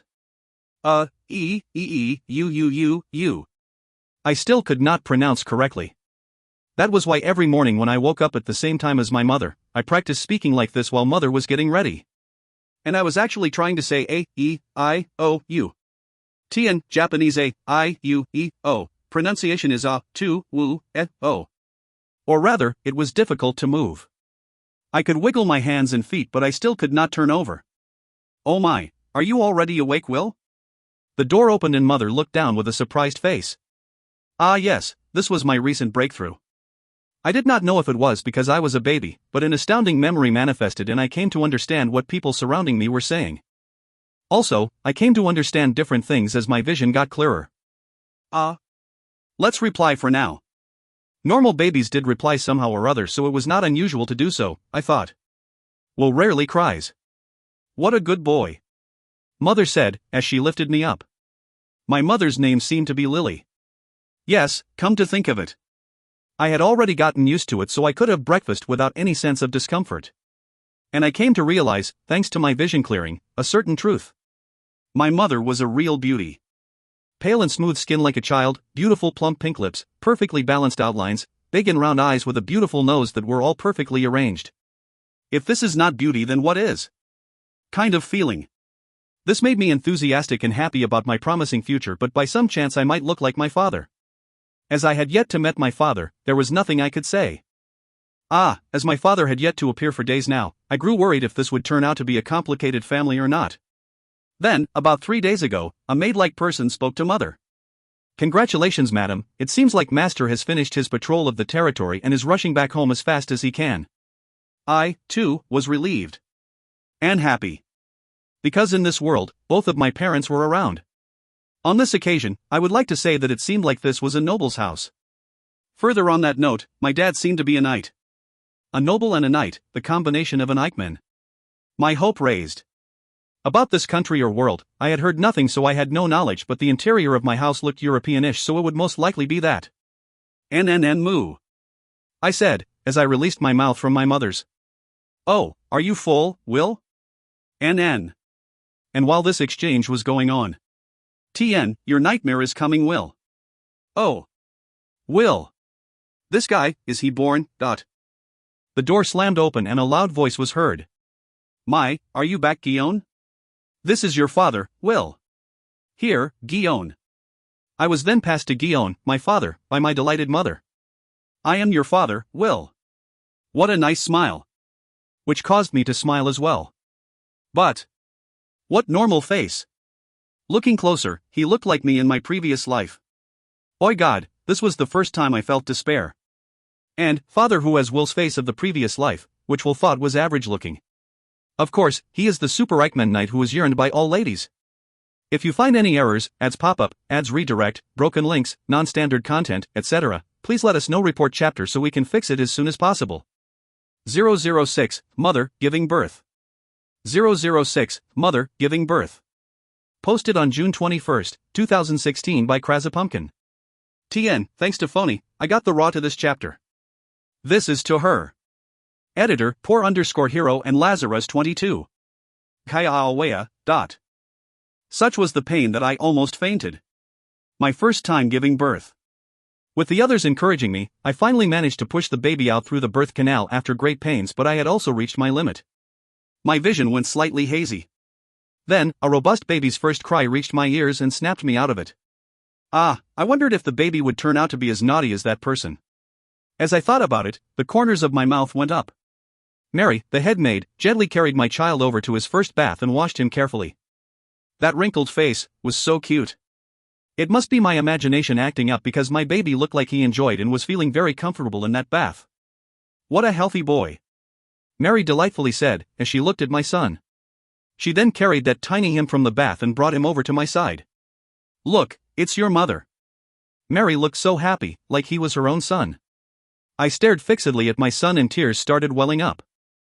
It must be my imagination at work again, because he looked like he was making a strange, puzzled face. His face was really wrinkled, but so cute. Oh my. Are you laughing, I wonder? Will, my adorable son. That is your name, Will. The first child that was blessed to me in that person. I wonder why she refused to say Guillaume's name. Such happiness. Such overflowing love. I called his name over and over, trying to let him know, even just a little, about my feelings. And then, Will, with a face full of happiness, started dozing off. This time, it was definitely not my imagination. Nice to meet you, my cute precious Will. And, I wanted to be better at writing dialogue. Once again, thanks everyone for your help in trying to make this chapter happen. Enjoy. If you find any errors, ads pop up, ads redirect, broken links, non-standard content, etc., please let us know. Report chapter so we can fix it as soon as possible. 007, Nursing for the First Time. 007, Nursing for the First Time. Posted on June 24, 2016 by Pumpkin. Editor, poor_hero and Lazarus 22. And this is still in the POV of Will's mother. Eventually, Will fell asleep with a face full of happiness. Although he was really cute when he was awake, he was really cute when he was asleep too. Though wrinkled, he really looked like that person. The chances of him growing up with a well-featured face in the future was high. I could not wait for Will to open his eyes. I lowered Will, who was sleeping soundly in my arms, onto the bed. Well then, the level of tiredness of having just given birth was high, but do not underestimate the strength of a mother. I entered the room next to my bedroom, and even though the day was still bright, I changed into my night dress. It was no good. I was really tired. Sitting on the sofa, I relaxed. Jaya. Suddenly, a loud voice could be heard from the room next door. Oh my, Will was awake. I snapped up from the sofa, trying not to make a sound, opened the connecting door between the rooms and rushed over to Will's side. I wonder if he is hungry. I looked into his crib. Isn't he lying on a bed? And saw that even though Will stopped crying immediately, he was sporting a sad face.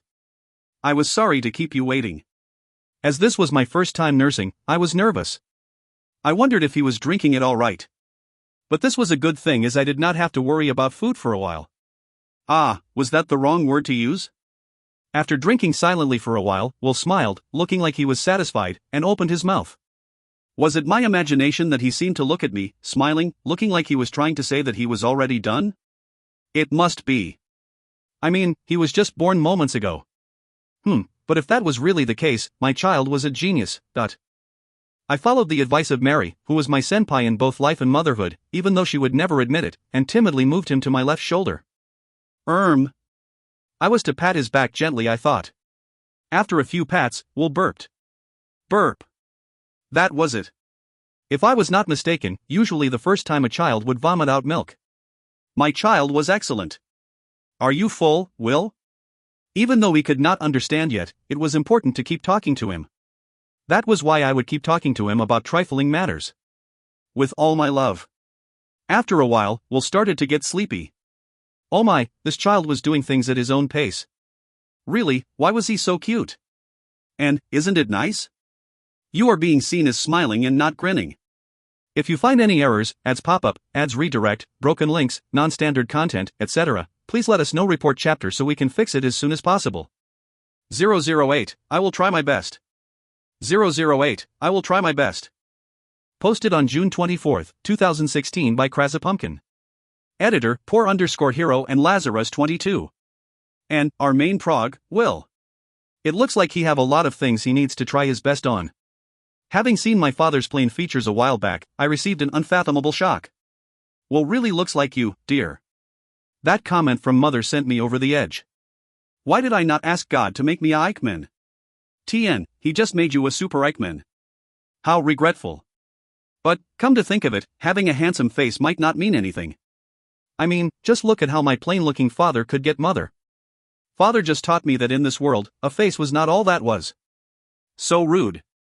Thinking about it, in my previous life, there was a person who was popular even though his face, sorry for saying, was not one of the best out there. That was why, face, even though this was just me escaping from reality using just a simple reason, as long as I made an effort, would not mean a thing. Yes, I was just trying to make life simpler for myself. Yep. This time, in this world, I would try my best. I said, Mother, Father. I knew you had not met each other for a while now, but would you mind not flirting with each other here? My broken heart was breaking even more. I would try my best. Now, this next passage I don't really understand, but it seems like he is playing a connecting game. Ah, my broken heart sounded like what a foreigner would use. Let's play with that, starting with foreigner, headaches hurt, the first of the first, the feet of pig's feet till the last was a foot that looks like a foot of a sorrow. The last one was slightly wrong.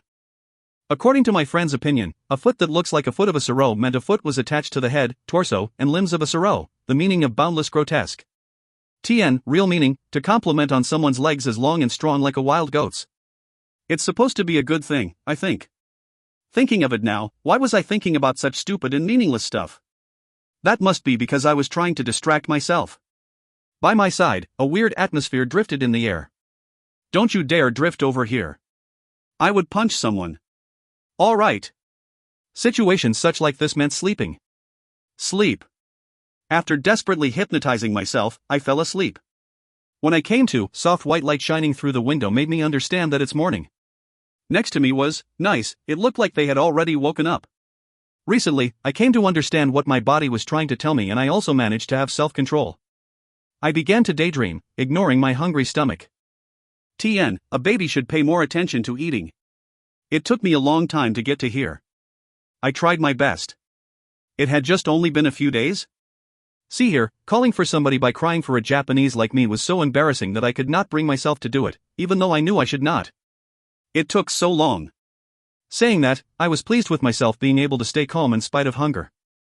Currently the sphere of my life revolved around this room like the hikikomori, people who stay stuck in their rooms and don't go out, it had only been a few days after I was born, so there was no helping it. The room next door seemed like a place to change or to relax. This room seemed to be the bedroom with two doors, one to go out into the corridor and another which connected to the room next door. In the middle of this ridiculously huge room was a ridiculously huge bed where my parents slept, and right across, to the side of room next door, was my baby crib. As my neck still could not support my head, this was fine as I could not move, but once I could, I would want to leave this room. Madam, I wanted information. But, the first barrier was this fence. This safety design of installing fence around the crib to prevent a baby from falling. To me this was an unwelcome favor. However, seeing this European-ish room, didn't it mean that nobles and knights exist in this world? Was this not exciting? Don't get excited. Don't think that this is a fantasy world. That was why I was trying hard to get my neck to support my head, and so I started doing training with my hands and feet, as well as vocal exercises. G-A-U-U-I, woo-you. It would look like I was only wriggling my limbs about. Shashuashu, shisho. Tien, Japanese alphabets, sa line, susher su say so. I was weak at the sa line. Oh, Will is wriggling about. Are you already awake? Are you crying? The door opened and Father walked in. I could hear his footsteps about 3 times as he walked on the carpet and carried me up. It must be because I was so small right now, but Father looked so huge.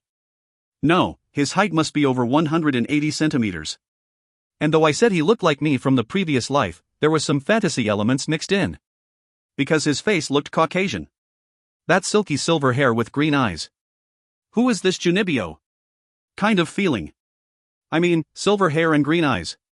But his face was plain, so what a pity. Your mother is still changing, so let's wait for her while you play with Papa, he said happily, stroking his face against mine. It was good that you were happy, but, touch.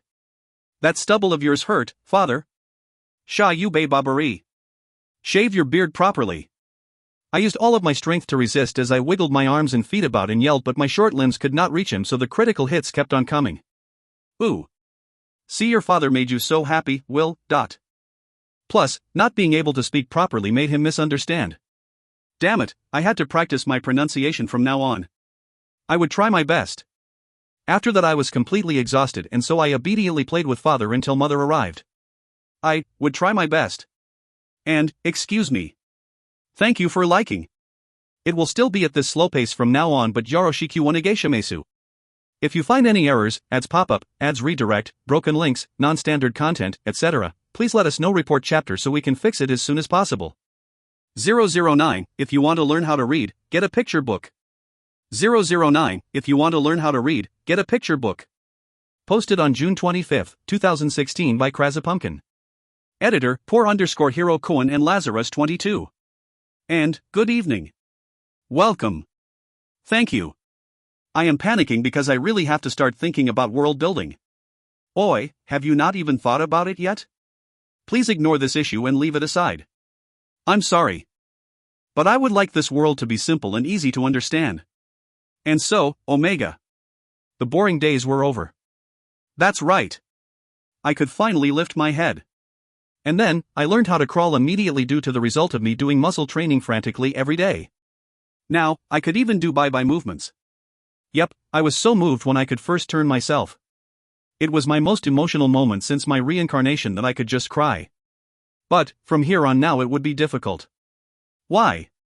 Because I was under 24 hours surveillance. By Mother. By Mary San. By all the other maids. Talking about them, they loved to make silly faces as they looked at me while going so cute. So cute that I can just eat him. And pinched my cheeks. To tell the truth, they were really scary. Ma, to the plain-looking me, this might just be the only time I was going to get this treatment. And so I would slip under their surveillance and escape from the room. Which had to happen after I could break out from my crib. This annoying fence. I wanted to climb over it, but as the strength in my legs was lacking, I sadly gave up. This would be impossible till I had the strength to stand. And so, in my disappointment, I moped around, while glaring at the fence. And then, I realized something. There was a door on the fence. The lock was fashioned like some wooden puzzle ring to prevent babies from opening it. However, I had this brain. I pointed to the sky, setting it as my victory pose and grinned. The result. So easy. It was a little scary going down, but relying on the special strength of a baby's grip, I somehow managed to reach the floor. HMPT. I looked at the crib and waved bye-bye while laughing. Yep, what a sense of achievement. But I could not afford to stand here carelessly anymore. Because I made use of the time where everyone was busy doing their chores to slip out. And so, after many cycles of infiltration, after so much sweat and tears, I finally conquered this huge house. What great job I did, since I was not once found by anyone. Please praise me. Could it be that I actually had the talent to become a spy? And I made a big discovery. We had a room that was filled with so many books that it could be called a mini library. This discovery to me, who wanted knowledge, made me so excited. But I hit a huge roadblock.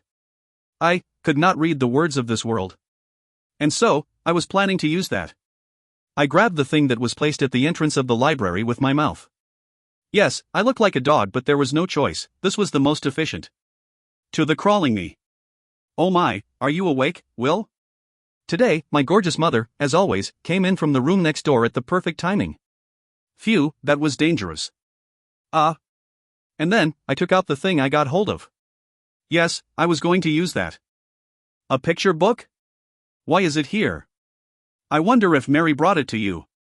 Would you like to read it, Will? To Mother, who made up a random reason on her own, I did a victory pose mentally. With a yes. I was waiting for this. Meaning behind, I replied happily. And happily ever after. To tell the truth, the story was awful. It started with once upon a time, a grandpa and grandma who wanted to leave their life of poverty behind, found an abandoned child, picked him up and raised him, and suddenly their magic talent went through the roof and they became rich and saved the world, kind of story. What the heck was that? Somewhere in the middle suddenly magic entered the story. As soon as I thought this story was going to be like Japanese folktales with some kind of morals to be learnt, and suddenly things just took a turn towards fantasy. Such unexpected development just made me want to Tsukomi. TN, retort. But thanks to that I memorized the alphabets. TN, genius, Will's a genius. But man, a baby's brain was awesome. TN, oh. I thought I would have trouble memorizing if it was symbols like hiragana, TN in Japanese alphabets, but it turned out to be stuff like English alphabets, so it was easy. Oh. I thought I would at least say thank you to Mother. You are the most welcome. Mother smiled. It got through. This is the rumored bond between a mother and child? And so, from now on, my daily activities consisted of muscle training, pronunciation training, infiltration investigations, and book reading over and over. TN, please sleep, Will, stop torturing your little whittle baby body. And, Will thought it was the brain of a baby, but in reality, it was a cheat ability given by God. TN, knew it. Thanks for all your likes. I am tearing up. Sob. I will try even harder from now on. And please, yoroshiku onegaishimasu. My writing is lousy, so I am trying my best. Advice or impressions about this novel given would make me very happy. TN, enjoy. If you find any errors, ads pop up, ads redirect, broken links, non-standard content, etc., please let us know. Report chapter so we can fix it as soon as possible. 010, I came to understand various things. 010, I came to understand various things. Posted on June 26, 2016 by Krasapumpkin. Editor, Hiro Cohen and Lazarus 22. TN, yay. I finally reached 10 chapters. Oh yes, as many were commenting about wanting to see how show looks like, I created a character file at the end of the chapters page. Images are all from the manga, have fun looking. And, Will is turning 1 soon. Right now he is at the stage of standing and grabbing. A few months had passed since I could lift my head up. Just a little more to go before I turned 1 year old. I learned to stand and could now use my hands to grab stuff. I also came to know more about this world. For example, this world did not have a name. Thinking about it, it was not all that weird. My previous world was named Earth, but that was actually the name of a planet, and not the actual name of the world. Meh, all that I learned were all from the books I could read anyway. For one, there was magic in this world. Yep. I had thought the story in the picture book was ridiculous, but it turned out to be a rather famous fairy tale. In short, magic existed in this world and everyone could use it. Although talent was another thing. My excitement just soared through the roof when I learned about it. I was sure anyone would agree with me, feeling like shouting, "Here it is." And so, from today, I would be experimenting. Even though the maids were going to run around looking for me, who had escaped from the crib, TN, original text is futon, but I didn't care. I had a huge task ahead of me now. Alrighty. Sitting in the library alone, I felt my excitement rising as I held a book in my hand. TN, counteraction raising. We say wow wow wow WOOOW. Magic that even monkeys understand elementary. What a title. You didn't know if the author was trying to make a pun or not. It was really amazing that this book, with a title that treated people like idiots, was the compression of the eternal dreams Earthlings ever had. Excited, I opened the book and began to slowly, carefully read it. Yep. That was not me fumbling with my words. The basics of magic. 1. Let's sense magic. Mana is all around you and in you. 2. Let's manipulate magic. If you can feel the mana, imagine it flowing. After getting used to it, try gathering it in your hand. 3. Let's try using magic. Mana and incantations are needed. To know more about incantations, please go to the next page. Chapter 2, Incantations. Yep. How orthodox. This was really fantasy. I mean, it was word for word from the web novel I read. The imagination of Earthlings was incredible. And so, I started to practice according to the book. As I had my previous memories, I had already grasped the meaning of point 1. This warm feeling inside and outside must be mana. And next was to imagine the flow. It was like I grew a new organ. Kinda like I grew a 6th toe. Anyway, even if the mana was drifting about, a part of me could still recognize it. As I was having trouble with it, suddenly I felt like a nerve had been unlocked and the mana started moving. Yes, here it comes. This must be what they mean by feeling the flow. I felt like CLAXX from Hey XX, GIXX of the Alps. This must be the same feeling as how X there first being able to walk. TN, classic Japanese anime, Hetty, Girl of the Alps. Moo. For the first time, I gathered mana, which felt ticklish yet soft, a very unusual sensation, into my hand. The temperature of it was not hot, yet it felt warm. Was mana something like life force? The warmth it produced felt like the life force, or part of it. I scattered the gathered mana and turned to the next page. Chapter 2, Incantations. To activate magic, either incantations or magic formation is needed. Chantless incantation exists, but that needs a freaking amount of mana. And now, you would need to know your attribute. It's important. As not to dry up your mana, let's remember the incantations. Magic formations is also written in this book, try it if you are free. But they are difficult to draw, and if you have the time to draw, saying them will be loads faster, so incantations is recommended. What was with this introduction? What a flippant attitude. I mean, recommended. My sight shifted down the page. I started to doubt my eyes. The formation and incantation that were written was in Japanese no matter how you saw it. No, it could not be. I looked at the explanation. Fire, pronunciation, TN, Japanese, hi. To create fire. Depending on the amount of mana you use, the output will be different. Beginner equals this. Let's try doing it immediately. TN, Harry Potter spells book. This is not. Yep, it was not my eyes. LOL Japanese. LOL kanji. What was this double standards? I was stunned for a few seconds, but bouncing back quick was one of the few good traits I possessed. I pulled myself together and started reading the detailed explanation. First, things to note before chanting. Everybody's attribute is different. The basis is 1 attribute per person. If you have 2, let's go, quartz level. For magic outside your attribute, if you find yourself unable to activate it even with incantations or it ends up shabby, don't be disappointed. There is always the next time. Don't go bluffing yourself that you got the incantation wrong. What was it with this tone? It was really annoying. The basic attributes were fire, water, earth, wind, and light, shadow, air, etc. There was even unidentified attributes. The research being done on that was freaking difficult, so that was unrelated to monkeys. Oi, author, what the heck were you doing? It was horrible how you treated readers like monkeys. Yes, I knew the title of your book was Magic Even Monkeys Can Understand. Even so. Whatever. Let's pull myself together and try doing it. Pretending to be cool, I did a meaningless cough. I then stretched out my hand and started to gather mana the size of a ping pong ball. Fire. I chanted, looking at the ball of mana. With a pawn, a fireball the size of a ping pong ball appeared in the air. Here it is. Congratulations! Thank you! I could use magic. In my excitement, the fireball began to fall. Oops, how dangerous. Calming myself, I began analyzing. First of all, it looked like my attribute was fire. I was relieved. I did think about me failing to use magic. Come to think of it, all of the novels I read talked about the importance of imagination. Fire. Once again, I gathered mana the size of a ping pong ball in my hands, using imagination as I chanted. Then, a loud poof. And a fireball the size of a volleyball appeared. Wah! Shocked, I extinguished the fireball. Because, this body of mine was still at the level of a 1-year-old. Holding a fireball the size of a volleyball was too close to my face. But as I thought, imagination was important. Coming to understand that, I gathered mana in the air instead of my hand this time round. Which reminded me, if I added oxygen carefully, would the flame turn blue? Let's try. I imagined a gas burner as I chanted, and as I thought, a blue flamed fireball appeared. Awesome! I exclaimed unintentionally. Yep, I did not fumble with my words. I began to wonder if the fireball could be moved, and I tried moving it. It looked like the haunted houses in a theme park. As I was having fun experimenting, time was ticking away.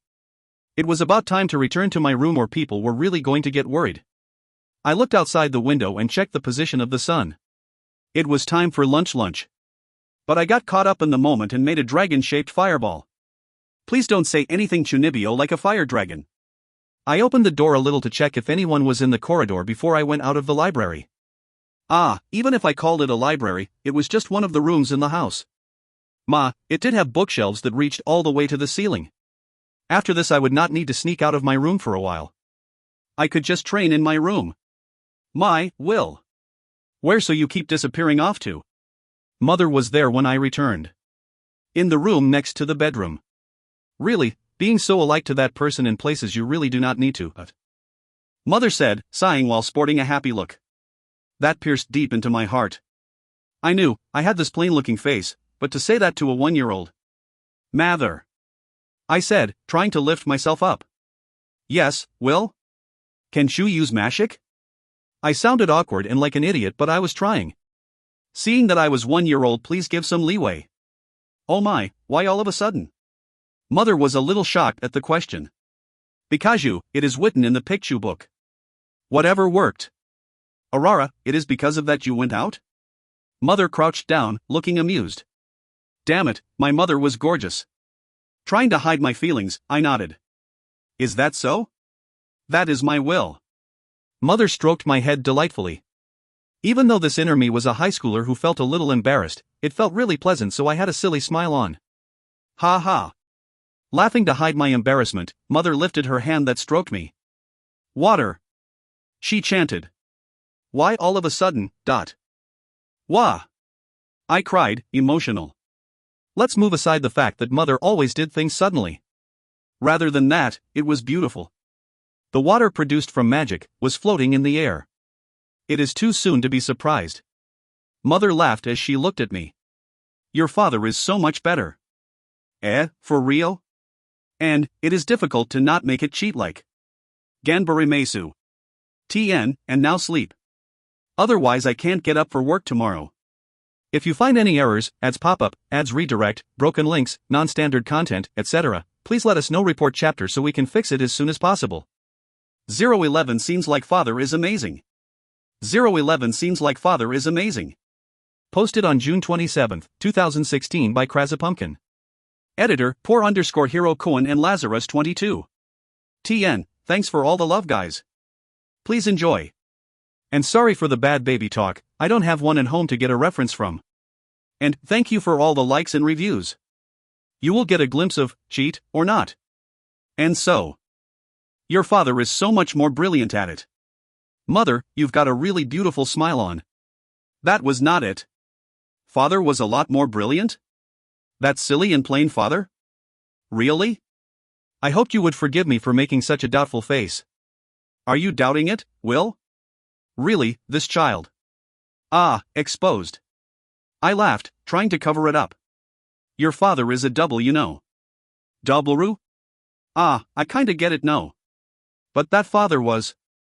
As I was thinking of rude things, the door opened suddenly. And while I was shocked at that, I was lifted up that shocked me even more. Here we go. Your father is amazing, you know, he said, as he rubbed his face against mine. Ah, father shaved his beard. Must be because I said it hurt earlier on. Oh my, are you not at the office? Yeah, my work for today is finished as there are not much paperwork. This conversation was taking place over my head. Ah, that meant I must be lifted up by father, carried and had my face rubbed against his. This idiotic doting father? Awesome? Were you kidding me? What ISUW? Since I was born, I could finally reach my father, and so I avoided him wanting to pinch my face. The doting idiot, father, with a look of regret, carried me over to the sofa and began speaking happily. Being interested in magic already, Will? You are my son indeed. He is also mine, you know. Yep, it began like this, and since this was taking longer than expected, I shall cut it all out. As the book had written, there were attributes in magic and basically, each person had one. But, as I thought, father seemed to be a double elite who possessed two attributes. By the way, his attributes were fire, which was the most common, and wind. It seemed that he stayed at his father's, my grandfather, friend's place, and trained. And there, he contributed to the nation and was scouted by the knights. Now, he had become the leader of the knights. By the way, the friend of grandfather's was a well-known adventurer in this nation. What was with this cheat-like bastard? TN, Will. Be more polite with your father or I'll wash your mouth with soap. We had the same plain looks, so what was with this gap in status? Father is so awesome. But, I was still proud of the fact that my father was so brilliant that even the country acknowledged it. Besides, what a fantasy it was, from an adventurer, to become a knight. Simulated by that word, my brain had already reached a fever state. Ah, that's right, I am awesome. Father looked so happy. Since he was in a good mood, there was a chance. Let's get cocky and use the ultimate tactic, upturn eyes. TN, to be used when you're at a lower position, look up to the target, what the heck, like how Puss in Boots from Shrek used it. Father, I want you use magic too, ... Is that so? You want to be like father, don't you, Will? Father, can I do chew? Will. Right now your mana isn't enough, how about waiting till you are older? Saying that, father rubbed my head, messing up my hair. But I had enough. It must be that by the mana I had, the results would end up shabby anyway, so it would be better not to try. Then, when shall I ruin? When can I learn? Man, did I fumble with the words, but I didn't mind, the more important thing was the result. Will is a good boy, so I really want to teach you, but the mana required to activate magic is more than what a 1-year-old child can produce. How about waiting till Will is 10? Father persuaded me. What did he say just now? I did not have the mana required to activate magic? I believe that father was not lying, so that must be the common knowledge of this world. But, I just did it. Taken aback, I stared at my hand. I could still feel the mana. Could it be that I was amazing? TN, you cheat-like bastard. I looked up at father and smiled. Okay. We'll wait. Let me surprise you. I was gonna become the master of magic. After that, it went without saying that I was once again assaulted by father with his face. Sob. And, thank you very much. I am thinking that it's about time to speed things up. Please take care of me from now onwards as well. If you find any errors, ads pop up, ads redirect, broken links, non-standard content, etc., please let us know. Report chapter so we can fix it as soon as possible. 012, I cannot believe it. 012, I cannot believe it. Posted on June 28, 2016 by Krazapumpkin. Editor, Poor_Hero and Lazarus22. And, my next post. As I don't plan when I write, I have no stock chapters. And so. It was a few days after I came to know about father's cheat-like existence. My first birthday. We had a small party in the house. I received a picture book from mother and a doll from Mary San. To tell the truth, I did not really need those. But the fact that my birthday was being celebrated by anyone had already made me very happy. Let's keep it a secret that I instinctively embraced mother.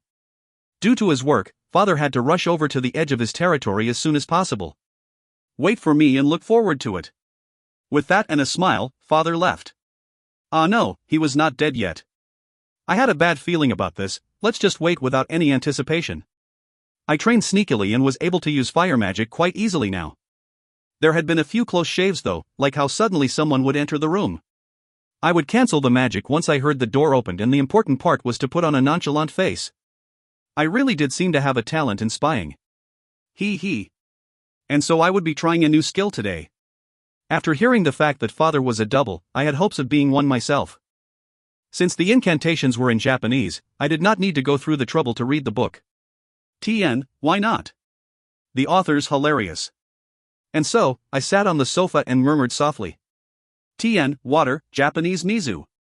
As a matter of fact, I could actually cast fire chantlessly. It had been some time since I chanted, so I was a little nervous. A cute pong sounded and a ball of water appeared, floating in the air. I did it! That's amazing! We were indeed father and son. I was a double too. Yay! I was so happy that, against my better judgment, jumped on the sofa. Getting ahead, without thinking, I began to cast magic of other attributes continuously. Here we go. Earth, wind, light, dark/shadow. Japanese, do, fu, hikari, yami. Balls began to appear in a pong rhythm. The result. I can cast them all sparkles. For real. The feeling was so unreal that I laughed. This was a dream. Was how I tried to escape, but in front of my eyes, cubes of earth, spiral of wind, ball of light and something like a ball of blackness were floating in the air. Antayasu? I muttered, dumbfounded for a moment. Finally I came to my senses and, when all 4 balls of magic disappeared, did I accept reality? Cheat came. I yelled. Wasn't it awesome? How fun. Because the incantations were in Japanese, if I said it badly I would sound like the Blue Tanuki. I trembled, excited. In the heat of the moment I punched the air. And then, I remembered. I was supposed to have not received any cheat from God. But the fact that I was stuck in that pose was my retribution. The door opened with a gasha and Mary-san entered. Just nice, I was standing right in front of that door. Our eyes met. Young Master Will. I knew what you want to say, so please don't say it. Please don't say I was embarrassing. Mary-san, watsuapu. I looked up at Mary as I slowly lowered my raised fist. Trying to stop something, I cocked my head to the side like a child. I would definitely not say that Mary let out a snort of laughter and turned her back on me, something she rarely did. How awful. Please give me some leeway, seeing that I was just a year-old child. A noble's kid would not do this kind of action. I would take care not to do it again. Cough. Young master, your lunch is prepared in the dining room. Okay, I am going. The trembling Mary-san who was trying to bear her laughter and that depressed me. Let's not be bothered about it. Mary-san held my hand and we began walking towards the idiotically huge room. Yes, I had weaned. How's that? Was I fast or what? Though it was still only baby food, but I was glad I weaned before I got addicted. Walking down the long corridor, we arrived in front of the dining room and Mary-san opened the door. Thank you. At the moment I said it, something lunged towards me. I backed up by reflex, but sadly, I was caught. Father. Ooh, I am back. I had a bad feeling about this.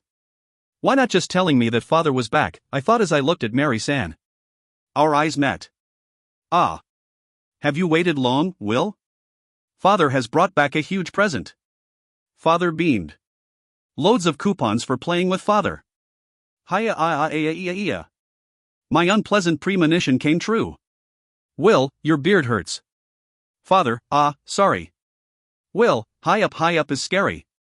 It's embarrassing. Father, no need to be reserved. Will, Noah. Father, that's it. Will, Kaya. Father, okay. Next is hide and seek. After a few minutes. Will, exhausted. Will is then determined to train his body. If you find any errors, ads pop-up, ads redirect, broken links, non-standard content, etc., please let us know. Report chapter so we can fix it as soon as possible. 013, Mary-san's Diary. 013, Mary-san's Diary. Posted on June 29, 2016 by Krazapumpkin. Editor, Poor_Hero and Lazarus22. I am thinking of taking a rest today, but the cat and thanks gave me some added energy. And Mary-san's POV from chapter 12 is included. Thanks for all your likes. I was working as a head maid of Barrel House, for the pride of the nation, a noble and a knight's leader, Gion-sama, for a few years. But A few days ago, the heir, William Sama, was born. William's Beryl Sama. He inherited the silky and soft silver hair from master and the green eyes from madam. His eyes shone brightly like the gemstone of the sun, peridot. His long and thin eyes, strong nose, and small cute lips. As for his eyes, remember that they are closed. All perfectly balanced and arranged on his face. There was no doubt, his beauty would exceed master's, cough. A few days ago, his first birthday came and he welcomed it in the cutest way possible. The other day, he was surrounded by the other maids, who kept saying how cute he was and even pinched his cheeks. How unbelievable, I wanted to do it too. Cough. And that young Master was no other but a genius. Beautiful and clever, and since he was the son of the now defeated Master Guion, his athlete abilities must be good. Why was he such a genius? To be specific, firstly was his language ability. Before he could even support his head, he seemed to be able to understand our words. I had a feeling he could understand and even answered me whenever I spoke to him. And in these few days, he could already carry a normal conversation. However, young Master, time to time would sing some strange songs. A, E, I, O, U, Japanese up to, U, O. He would sing with that 5 tones like there was a regularity to it, maybe there was some meaning to it. But, this perfect young Master had a flaw, He loved to wander. Leaving your eyes from him even a moment, he would slip off somewhere, using those skillful baby hands of his. Good grief, I wondered where he wandered off to every day. Tomorrow, Master was expected to return from his investigations of the territory. I wondered if I needed to get up early tomorrow. Well then, it was time for me to head to bed. I wondered what reaction young Master would give tomorrow. How exciting. Yawn. I had a good sleep. A maid's morning started early. However, I was the head so I was not allowed to sleep in late. Which reminded me, it seemed like young Master had not been wandering around these few days. It started after Master talked to young Master about something. I cracked my neck and got down from the bed, putting my shoes on. Standing in front of the mirror, I tied my long hair up the way it usually was tied. Sigh, I was getting older, I could see crow's feet. It was inevitable since I turned 40 years old, I could only accept it. I wanted to inform young Master that Master was returning today but was stopped. It's a surprise. He went, in high spirits. I ended up having some free time before I was to call on young Master for lunch. Mary-san isu busy with work. I am fine by myself so it's okay to finish your work feist. Was what young Master said, so I could only play with him after finishing all the housework. He had said it in a polite way but it seemed to have an underlying meaning to it. I needed to finish all my housework fast so I could play. I walked briskly towards the room next to Master and Madam's bedroom. I was able to hear young Master's ecstatic voice from inside the room even when I was in the corridor. How rare. I wondered what he was doing. I was going to participate as well. Knock knock. I lightly knocked on the door and pushed it open. Young Master, My eyes met with young Master who was raising his fist up in a pose happily. How cute. Too cute. As I temporarily went speechless. Mary-san, watsuwapu? He said as he slowly lowered his raised arm and looked up at me. Yeah, how dangerous. I must be showing what I was thinking on my face. And then young Master tilted his head. Ah, my nose bled. Without thinking, I turned my back on him. Cough. Young Master, your lunch is prepared in the dining room. Okay, I am going. Too cute. What was it with this kind of torture? I trembled from the thought of wanting to hug him tight. Think Zen thoughts, Zen. Reaching the dining room, I opened the door. Thank you. Young Master was a kind soul who never forgot to thank me, a maid. But his lisping was too cute. Our eyes met when he was being hugged by Master. Too cute. He must have been looking forward to playing with Master. And, the story of how badly Will doesn't understand himself, for all. If you find any errors, ads pop up, ads redirect, broken links, non-standard content, etc., please let us know. Report chapter so we can fix it as soon as possible. 014, Birthday. Debut. First part. 014, Birthday. Debut. First part. Posted on July 1st, 2016 by Krasapumpkin. Editor, Poor_Hero Kuan. And Lazarus22. And finally the story is moving on to 002 of the digest chapters. And, thanks for your likes. The number of people increased so my heartbeat is raising, and so. A child's work was to play, to eat, and to sleep. I bade farewell to the 1 year of being a kid, which I enjoyed very much.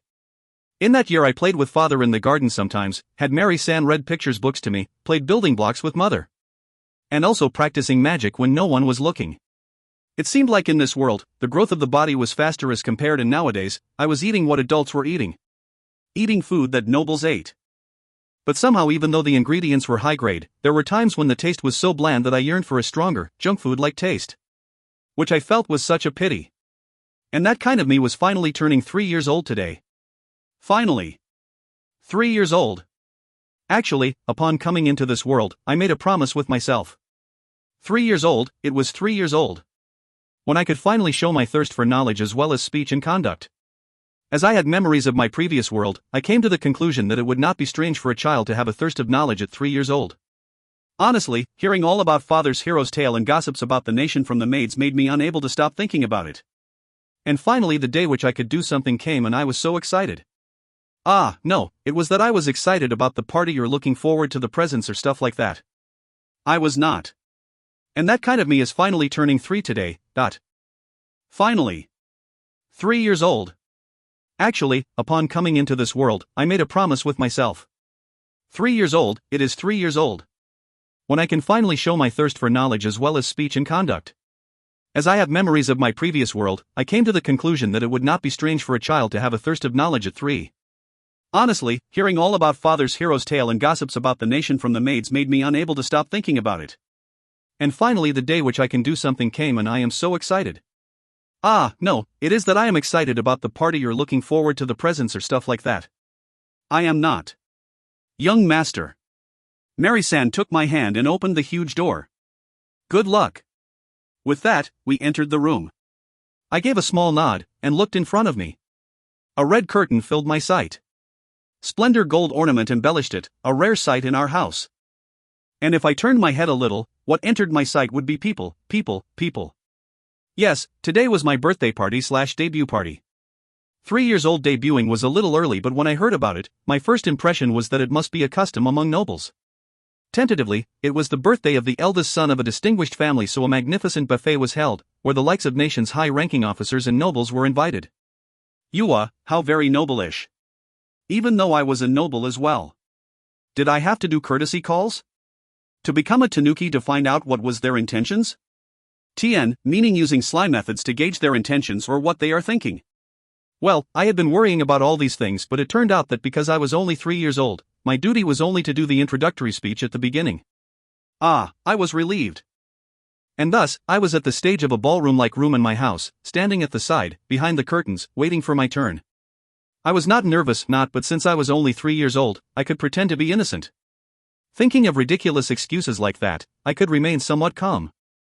There was no royalty here. There was no state officers here. Everyone was a pumpkin. TN, me. Yes, pumpkin, no, that person might be an egg that looked like a pumpkin. Oh, I was about to burst into laughter, and thanks to that, my nervousness lessened. Thanks so much, egg-like uncle. In my heart, you were the Humpty Dumpty. And as I was thinking about rude stuff like that, father finished his greetings and my name was called on stage. On the palm of my hand, I wrote EGG 3 times and swallowed it down.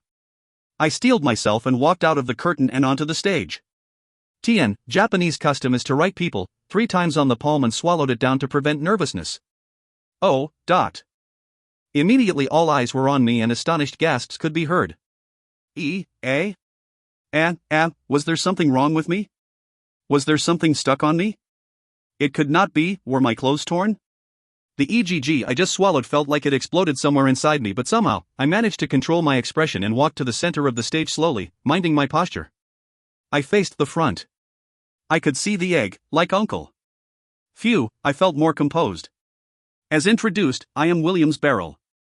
Today is my birthday party for celebrating me becoming 3 years old, and I am really grateful to all of you for accepting the invitation. I hope you can enjoy yourselves and hope you have a great time. Commotion stirred among the guests.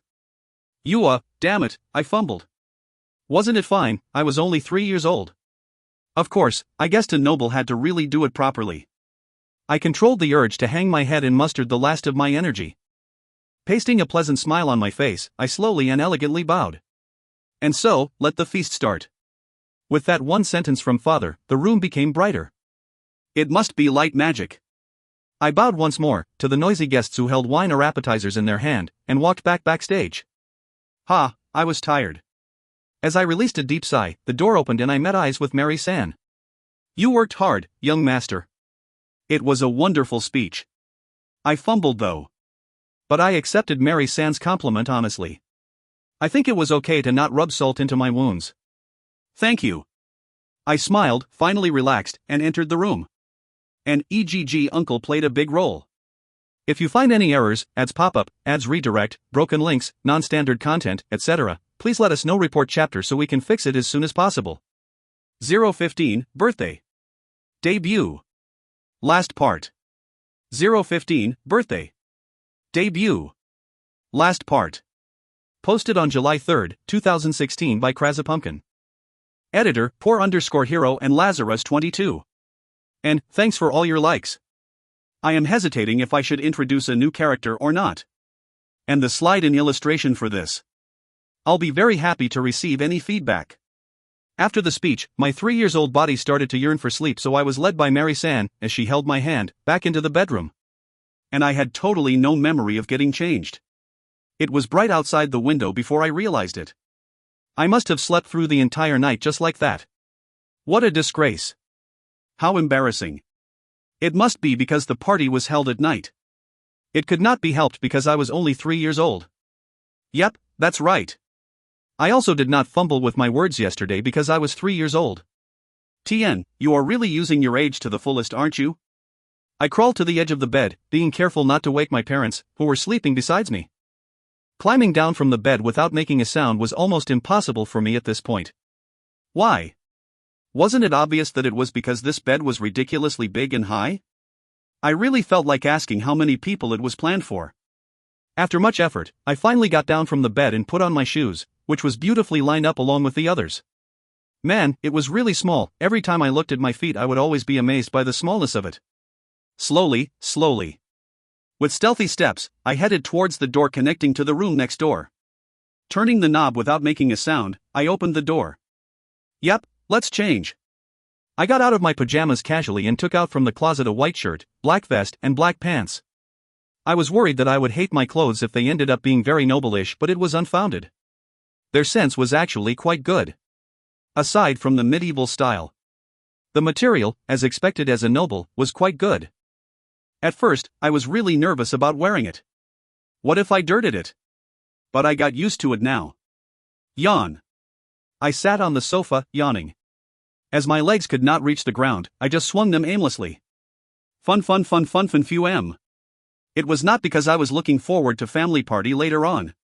The humming was because of that. It was because I had nothing to do. This period where my parents were still asleep and the maids were busy with the housework was always my free time.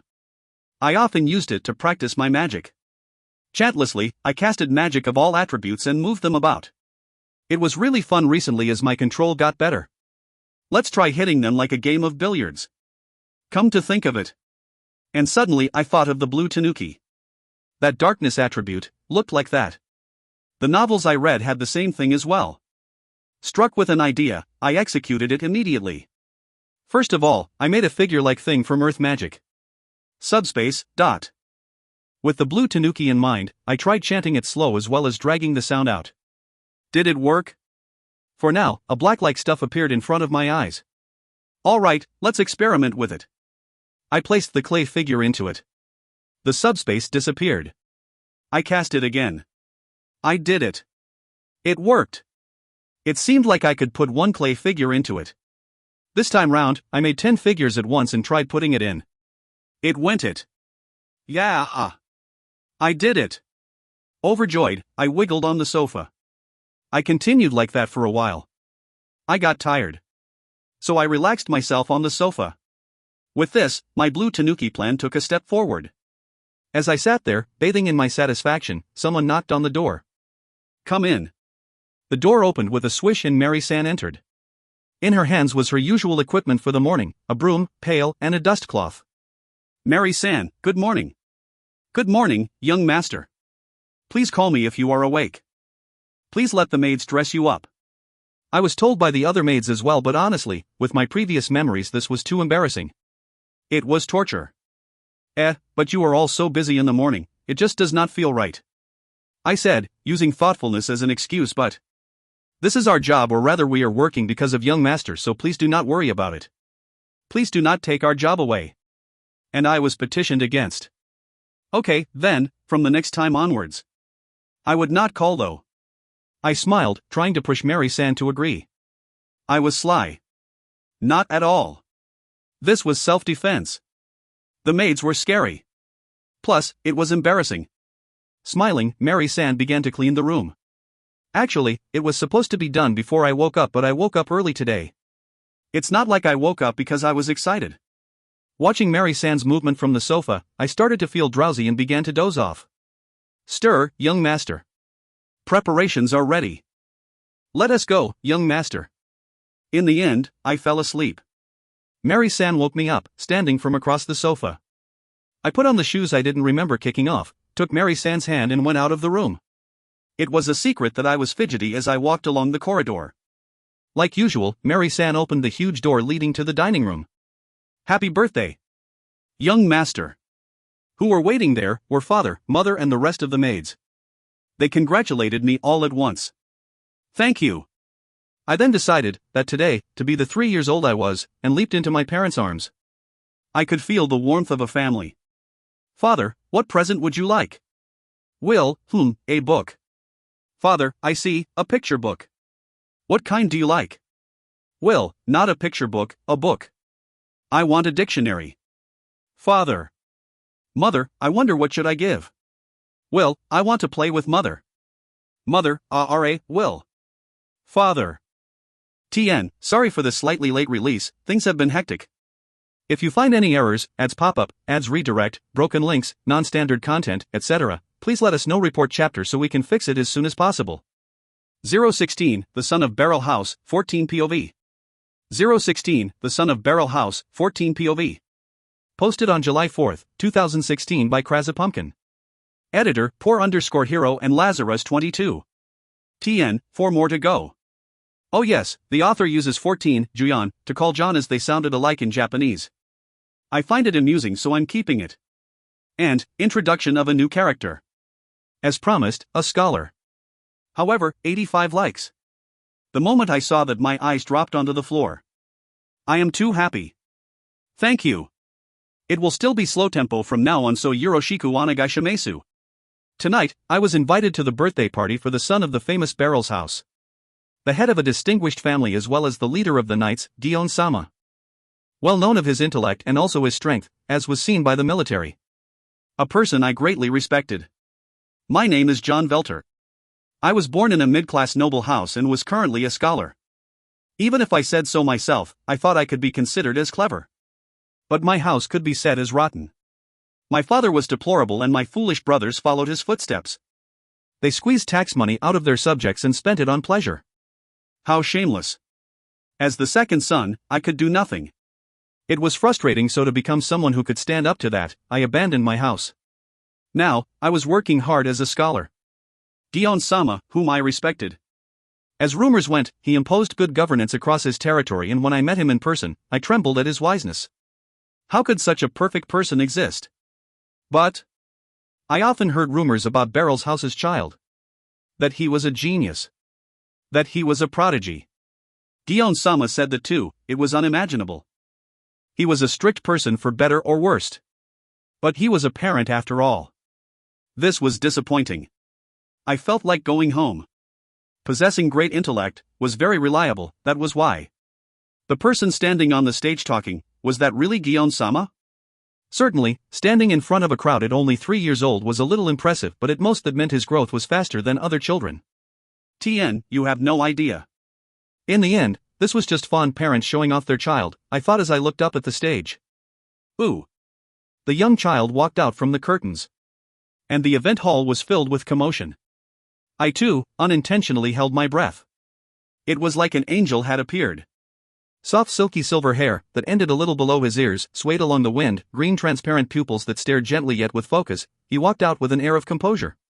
All of his well-featured parts were perfectly arranged on his face, like a miracle. And most of all, the aura surrounding him. You would not think he was just 3 years old. His eyes, shining with intellect, faced the front. As introduced, I am William's Barrel. Today is my birthday party for celebrating me becoming 3 years old, and I am really grateful to all of you for accepting the invitation. I hope you can enjoy yourselves and hope you have a great time. What in the world this was? That speech with no hesitation, you would not believe a 3 years old child said it. He was a genius, no, a prodigy. Now I finally understood what Gion-sama said. And then, he smiled gently. An angel. A commotion stirred up again. Gion-sama said something, but I could take nothing in now. Lighting had struck me. I wanted to talk to the child, William-sama, so badly that I could not stand it. And, well, what will happen to him, I wonder? It is about time for Will's cheat to be seen by someone. If you find any errors, ads pop up, ads redirect, broken links, non-standard content, etc., please let us know. Report chapter so we can fix it as soon as possible. 017, Father in Doubts. 017, Father in Doubts. Posted on July 5, 2016 by Krasapumpkin. Editor, poor_hero. TN, 3 more. And, 200 likes? I actually suspected my eyesight. My gratitude to all you readers. Thank you. Arigatou gozaimasu. TN, from me too. Thanks for all the love. I walked along the long and wide corridor. Even now I still could not get used to the feeling of walking on the soft carpet. I mean, stepping on this luxurious-like carpet with shoes on, wasn't it scary? Walking with my short legs, I finally reached the end. I knocked on the conspicuously huge door on the right. Acknowledgement was heard coming from inside, and so I stretched myself, reaching for the knob, and used my entire body to push the door open.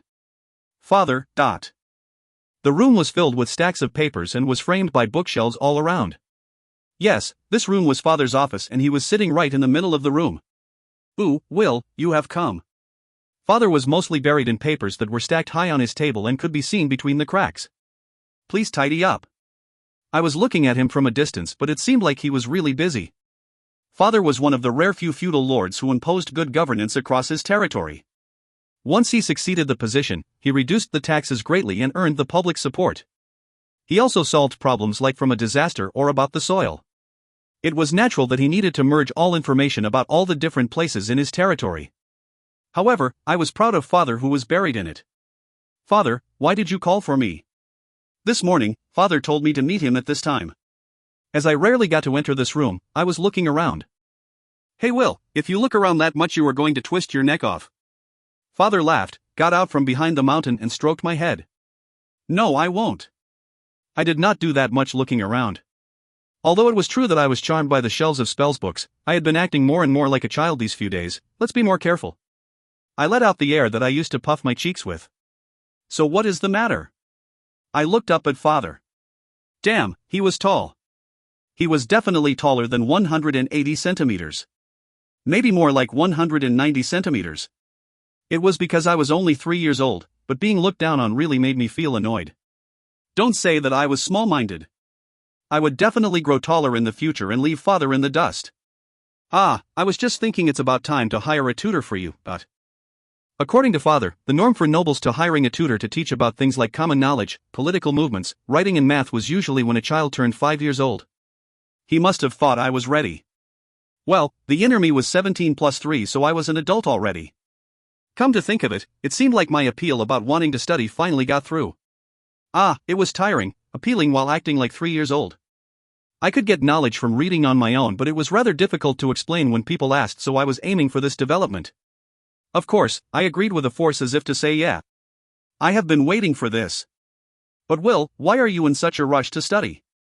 My intention that was conveyed to my father perfectly made him ask about the reason. It could be said that it was because of my thirst for knowledge, but to tell the truth, there was another reason for it. Father is always busy, right? I will study and help Father. Touched, my father started tearing. This was quite embarrassing, but it was true that I was proud of my busy father and I genuinely wanted to help him with his work. His looks were average, so I wondered if this must be what they called charisma. My father was clever and his brain turned fast. To the extent that scholars would take their hats off to him. Plus, he was a double magician. There was only 2 magicians in the royal court that were also double, so it was not an exaggeration to say he was a great magician. And he became a knight due to his achievements and now, a knight's leader. In short, he could be said to be the best in the nation. According to the maid's gossips, father was revered as the nation's hero. If he walked on the street, it would be drowned in ladies' voices. Although his looks were average. Even he had silly intentions sometimes, but he was still my pride and someone who I yearned to become. Popular even with average looks. At the very least, not to be disliked as in my previous world. Thank you, Will, said father, who finally stopped crying and kept on stroking my head. With the inner me being 20 years old, I was embarrassed, but this warmth that I had not experienced before in my previous life made me happy, so in the end, I came to like the stroking. It is my duty. Bashfully, I stuck my chest out and laughed. It was okay to laugh, wasn't it?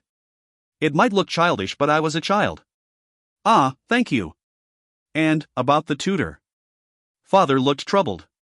What is the matter? No, I don't know much about the person himself, but he is definitely one of the guests at your birthday party. It was rare to see father hesitating. Rather than saying he is a scholar working at the royal castle, it might be more fitting to call him a researcher. He is not a bad person, but... eccentric? Father paused again. Eccentric, how I should explain. As the second son of Viscount Velter, he abandoned the family name. Sorry, the application was too sudden, so I was not very clear on the details. A person who took great care of me in the royal castle told me about his great desire to work here as your tutor. Not Velter himself? No, would you understand if I said there's heavy taxes involved? I see. I might have looked at him with reproachful eyes. Flustering, father mumbled, no matter who recommended him, hiring a strange man is. I murmured before turning around to face father with a smile. That person who took care of father must be one that was of a higher rank. Oh well, as long as I got to study. Besides, I shouldn't be willful. Father, it's okay, I understand. With a face that screamed I was saved, father grabbed both of my hands. Oh. Try your best. As of now, the road of knowledge seemed to be full of difficulties. And, I wonder if I managed to convey the two sides of Will's father? Cheat-like and silly, limited to wife and son. Next time, a home tutor is coming. Most likely. And so, from now on yoroshiku onegaishimasu. If you find any errors, ads pop-up, ads redirect, broken links, non-standard content, etc., please let us know. Report chapter so we can fix it as soon as possible. 018, It's Good I'm Betrayed, First Part. 018, It's Good I'm Betrayed, First Part. Posted on July 6, 2016 by Krazapumpkin. Editor, Poor_Hero Cohen and Lazarus 22. TN, 2 more. And, 4th this morning. I was surprised. My heart was beating really fast. It's all thanks to you readers. Really thank you. My writing is still bad, but yoroshiku onegaishimasu. It was me who agreed for him to be the tutor, but he seemed to come from a really problematic family.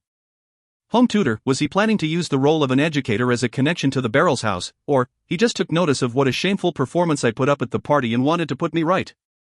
Since it was all unclear at the moment, the only thing I was certain was that he would really be teaching me. Being 3 years old, I did not think he would be flattering me. It must be so.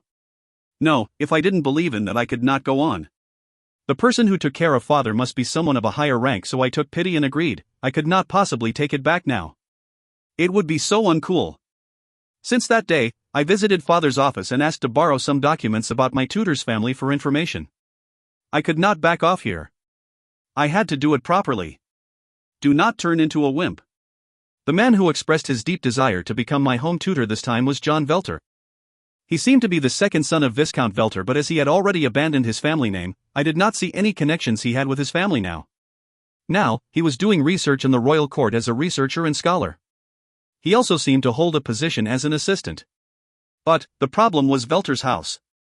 The present head of the family was John's father, and it seemed that the next head was decided to be his older brother. The territory they ruled was one that had the heaviest tax in the entire nation. That was poor judgment no matter who looked at it. Plus, they squandered money away like water. Luxurious furnishings, branded clothing, gemstones. As for food, they only ate meat of the highest grade. What an irony when you compared the pointless gaudiness of the residence with the worn-out village. According to father's documents, villagers from Velter's territory moving over here had been increasing yearly. What a picture-perfect example of a heinous noble. I closed my open mouth, looking at such cliché villains. It seemed that they had connections with the black market and dealt with slave trading as well. Did John Velter abandon his family after seeing all that? Or, despite being the second son, possessed the ambition for greatness and reached for the royal court? I definitely wanted to think that it was the former. Without thinking, I shuddered. And because of that, Father asked if I could read all that documents and I panicked. Because everybody often read pictures books to me. I managed to pull one over his eyes. Father's sharp. And so, I was very nervous about this home tutor. That man was coming right now. This was so worrying. You didn't really need to come, you know? Yep. Would he be a willful bastard who left in the middle of it on a whim? So in that situation, sitting beside Father in the drawing room, I could not help but fidgeted. Are you okay, Will? If you don't want it, we can stop it now. Father said, turning his worried eyes on me. It's okay. I puffed my chest, stuck my thumbs out and placed my left hand on my waist. And my stiff smile was just my way of showing affection. Yes, I did not have cold feet. Not me. Master. Mary San, the head maid, opened the door silently. Has he arrived? And just like that, Father wiped his face clean of all uneasiness and stood, face full of smiles. As expected of Father. What fast facial switch. A wolf in sheep's clothing. Japanese is a cat is good at pretending. I had to start learning if I wanted to help Father out in the future. Yash, sheep's clothing if there was a customer, note taken. I walked unsteadily behind Father down the long corridor till I reached the entry hall. With my heart beating, I cracked open the door a smidge and peeked inside. The black double doors opened inwards and I could see a face. Welcome.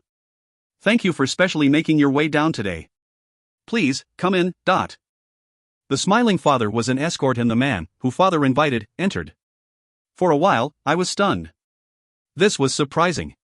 Seeing that he was the second son of a family of corrupted nobles, my image was of a round, fat, ugly, pig-looking bastard. The one who appeared was normal, possessing a well-balanced figure man. His silky black hair was tied up low at the back, on top of his upturned black eyes lay a pair of glasses.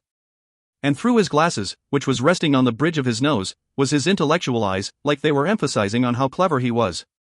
I could not help but shout secretly in my heart, here comes the Megain, glasses, character.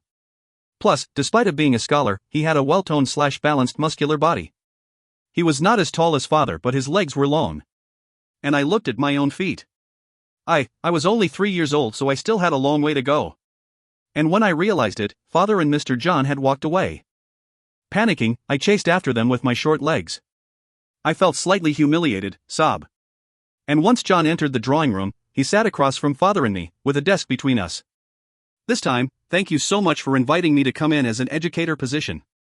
Once I came to know that I am accepted, I am so grateful that I came flying over. Said John, just when Father was about to invite him to have a seat. His eyes were sparkling. He looked just like a kid who just came face to face with his hero. I felt that before too, when I was at that age. I smiled and looked at John Velter, who, for some reason, fell silent. Please pardon my rudeness. I got too excited and forgot my manners. With that, he gave an ambiguous smile and sat down. That's great, he did not seem like a bad person. Father seemed to be having the same thoughts as our eyes met. N.N. Velter-sama. John Dono? Yes. Just like a dog. He seemed to really revere Father. But, his eyes had been flickering over to me now and then. As I thought, he was interested in me who was to become his student. Yes, John Dono. You will accept the position of being the home tutor to my son, Will? I looked at the two, bewildered by how different my father sounded as compared to his usual self. Yes, with great pleasure. We will be in your care from now on. Would it be fine for you to stay here? Why, yes. John replied, full of emotions and with a face of satisfaction. I thought we could get along well together. While I was thinking about that, Father went, well, I will leave this with you. And went out of the drawing room, leaving only the two of us and Mary San alone. I exchanged looks with Mary San, and with an elegant smile, she faced John.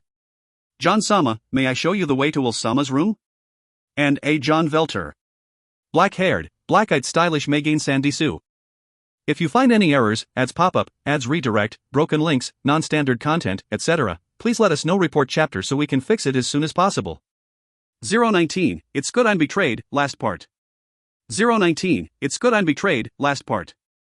Posted on July 8, 2016 by Kraza Pumpkin. Editor, Poor_Hero and Lazarus 22. TN, one more. Do you guys want the author's note?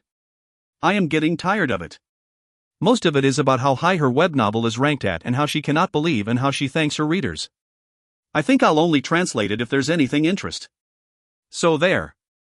Right in the middle, a thick, huge table stood. On the wall across, a huge window.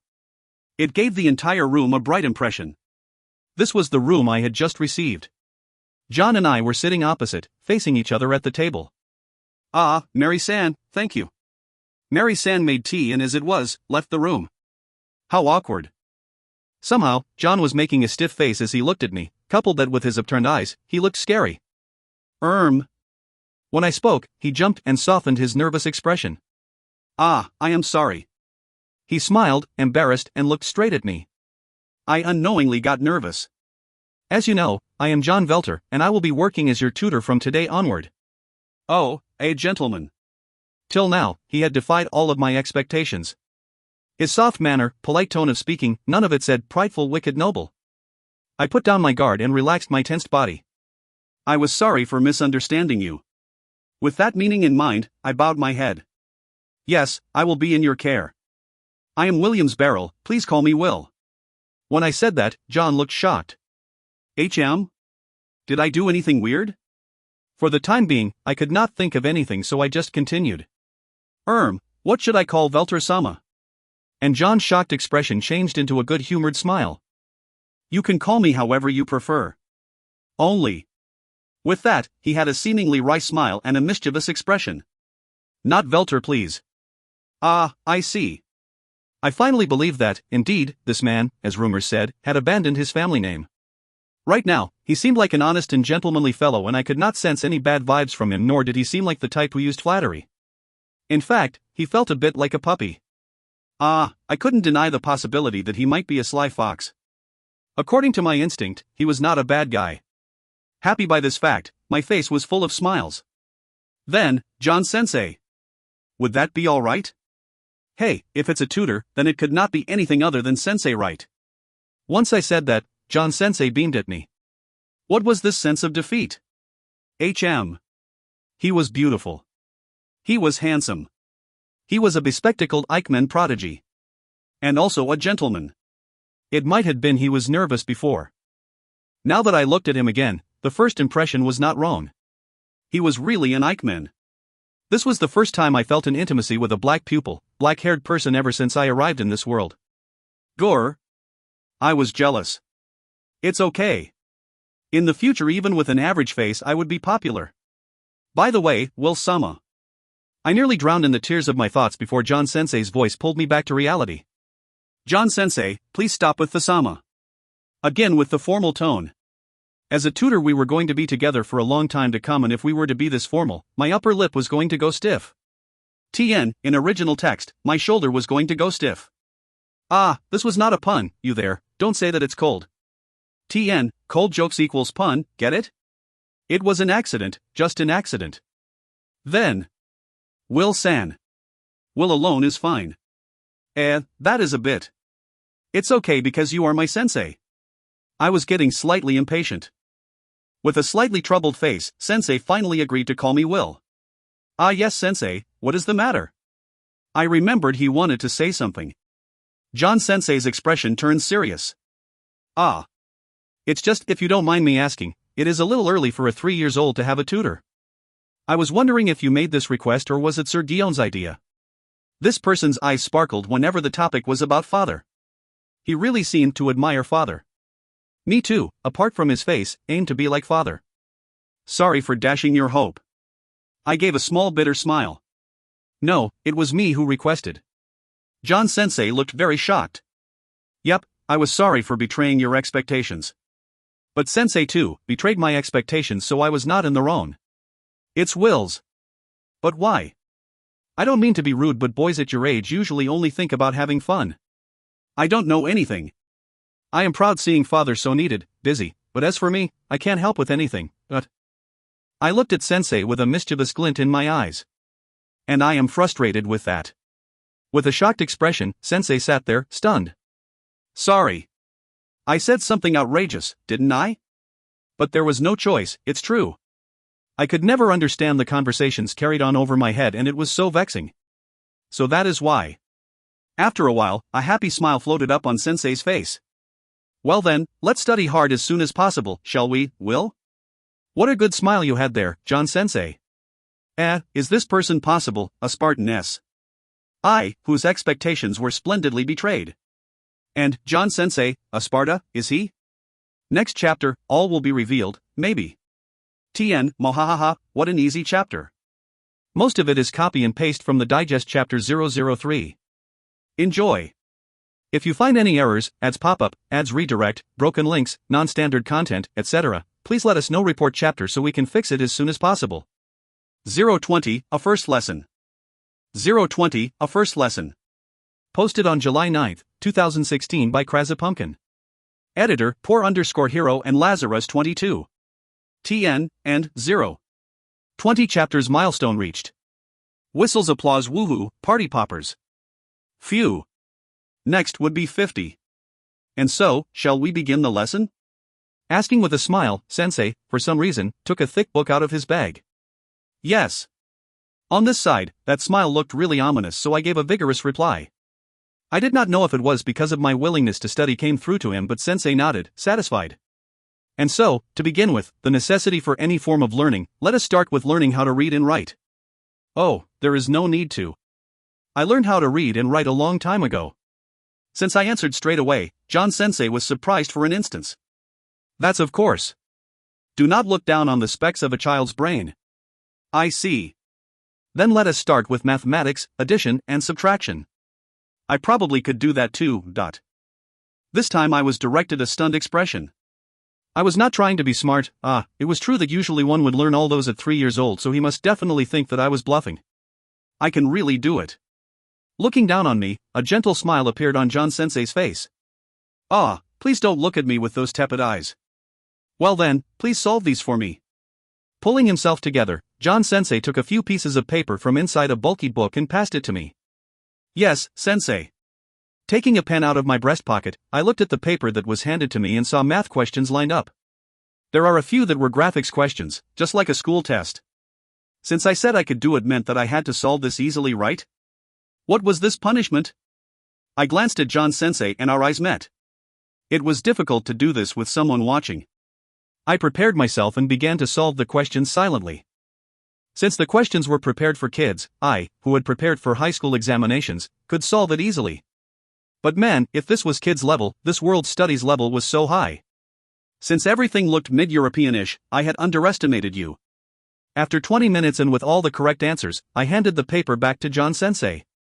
With wide eyes and a pensive look, John Sensei asked, "You are done?" Come to think of it, calculations in this world might not be the same as my previous world, and I felt a tinge of uneasiness. The possibility that I did not think of made me started panicking. What if all he saw was nonsensical calculations written on the paper? Nervous, I looked at Sensei, frowning. You have done it. Well done, Will. After checking for a period of time, John Sensei looked up with a smile. However, his face showed a moment of worry. I wondered what's wrong. But, what am I going to do? I thought I would be teaching reading and writing, and now, I do not have enough materials to continue. He murmured, and I finally got it. So he was worried about that. If that's the case, we would do that. I then smiled at Sensei. In that case, I want to know more about John Sensei. TN, whoa, I finished this in record time. As fast as I did digest 004, The Thoughts of the Boy. If you haven't read that yet, please do. P.S. I am quite sick and tired of explaining to all the Shota and Yoi comments. Yes, until I have solid proof that, hey, the author is writing a Yaoi fic, I'm gonna delete all comments pertaining to that. Yes, John is not a Shota nor is this Yaoi, for now. If you find any errors, ads pop up, ads redirect, broken links, non-standard content, etc., please let us know. Report chapter so we can fix it as soon as possible. 021, John Sensei. 021, John Sensei. Posted on July 20, 2016 by Kraza Pumpkin. Editor, poor_hero and Lazarus 22. TN, I'm back. Well then, I want to know more about John Sensei. I said vigorously, and John Sensei smiled bitterly, as if pressured. Certainly, no problem. But I am nothing special? That's okay. I smiled at the approval I had gotten. Lifting his shoulders for a moment as if he said, "Oh well," John-sensei returned his book into his bag and turned towards me. "Well then, feel free." He took his glasses off and gave a small smile, as if he was trying to hide the shadows reflected in his eyes. "How old is sensei?" "Ah, you wanted to ask about these things?"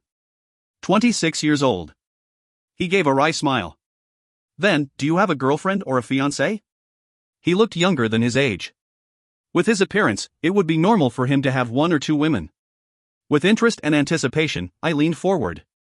"Unfortunately, I am focusing on studies and research right now." This was unexpected. I thought his kind would be unable to leave a woman alone. John-sensei had a faraway look in his eyes. Then, sensei is currently a court scholar, right? What research are you doing now?" I panicked and averted the subject. "Oh, are you willing to listen, Will? I am researching on magic and in addition, incantations and magic circles. And also arithmetic when I am free." To tell the truth, he was such a multi-person that I was shocked. Incantations and magic circles were the norm, but in addition to that, arithmetic too. That was not something for when you were free. But, my admiration was taken as me not having understood what was just said. "Ah, well, I've not learned about magic incantations and magic circles are." I did. I stopped sensei who was beginning to explain. "And that, again, why?" Shocked, John-sensei looked at me, immensely curious. Amused, I lowered my voice and placed my finger across my lips and grinned. "Sensei, let's keep it a secret from everyone else." Going along, sensei lowered his body and leaned close. I went to the library on my own and read the spell books. "How was that?" I pointed and winked. "Oh, that is." Amused, a mischievous smile floated on his face as he took another book out of his bag. "I saw that book before." "Ah, that's the book.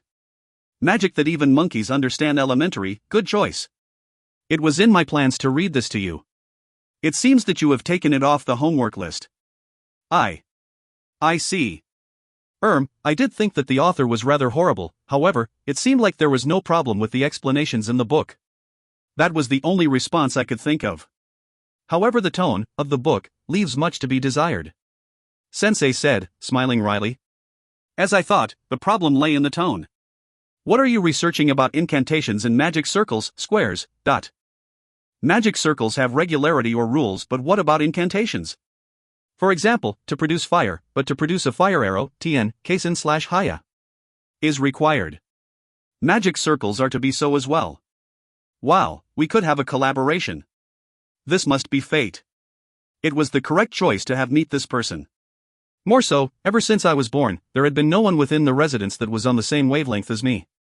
Even though John, at the age of 26 years old, was considered as an adult, with my inner age of 20 years old, not much of an age gap was felt, was what I thought. My, what a delightful face you have on, Will. Did I get you interested? As I was thinking about it, it seemed to have been shown on my face as well. Yes. I replied energetically. By no means could I say that I was thinking about becoming friends with Sensei. I was not lying about being interested though. And then, John-sensei gave a really happy face and laughed. I see. Foo-foo, ha ha ha ha. Sensei grabbed his stomach. I was stunned. What happened? What was with this person? Did he hit his head or something? No, did I say anything amusing? Nothing was coming to mind. Why are you laughing? Are you not asking about that? With a delighted face while laughing, John-sensei gave off a refreshing aura. And, what's is with you, John-sensei? The conversation can't go on. Japan had been fun. If you find any errors, ads pop up, ads redirect, broken links, non-standard content, etc., please let us know. Report chapter so we can fix it as soon as possible. 022, John-sensei and the boy. 022, John-sensei and the boy. Posted on July 23, 2016 by Krazapumpkin. Editor, Poor_Hero and Lazarus22. I actually planned to write 2 chapters yesterday since it's my off day, but I got too wrapped up in Jayakuten Saiban/Ace Attorney 6 to care. It's too addicting. The boy was in a single mother family. His mother worked overtime every day. The difficulties of raising a child single-handedly and doing her job was proving to be more difficult than she thought, causing her spirit to wear away every day. The boy's mother was beautiful. But That day, the boy's mother returned home late after her overtime. Welcome home. The boy who turned 8 years old honestly waited for his mother to come home every night. Just so to give his mother warm food after working hard every day for his sake. I'm home. The dinner prepared by the boy was splendid. So good that he could open a restaurant. The boy, since young, had been trying his best with the housework. In order to lessen his mother's burden. In order to get a smile from her. In order to get praised by her. In order to get approval from her. But no matter how he tried his best, his mother never smiled at him. Never ever praised him. She even treated him like he was not even there. Today was the same. His mother did not smile, did not say that the food was delicious, and simply went to bed with a darkened face. Even so, the boy never did once blame his mother. Because the boy knew how many difficulties his mother had faced. The boy had a thought. Anyone could do housework. It was the boy himself who had not tried his best. And so the boy tried harder. His studies. Sports. He tried hard as like in the past. He got full marks every time. Before he realized, he had already studied all the way till university level. Without slacking at housework. He would fold the clothes neatly, clean every nook and corner, cook delicious dinner every night, get full marks in every test. And all he got was a right. It was a wearisome, short reply. A reply that did not recognize the effort the boy put in. And even so, the boy did never once blame his mother. It happened on a certain day. The boy's mother fainted. She was admitted into the hospital, but no cause could be found. She was already skinny, and yet she got skinnier day by day. The boy devoted his time in taking care of her. And even so, never once had his mother looked at him. The final day came. It was a rare day where his mother was smiling self-deprecatingly, which caused the boy to involuntarily ask, "Mom, why do you hate me?" The boy knew it in his heart. Why his mother never once looked at him, no matter how hard he tried. The boy's mother smiled a gentle self-deprecating smile.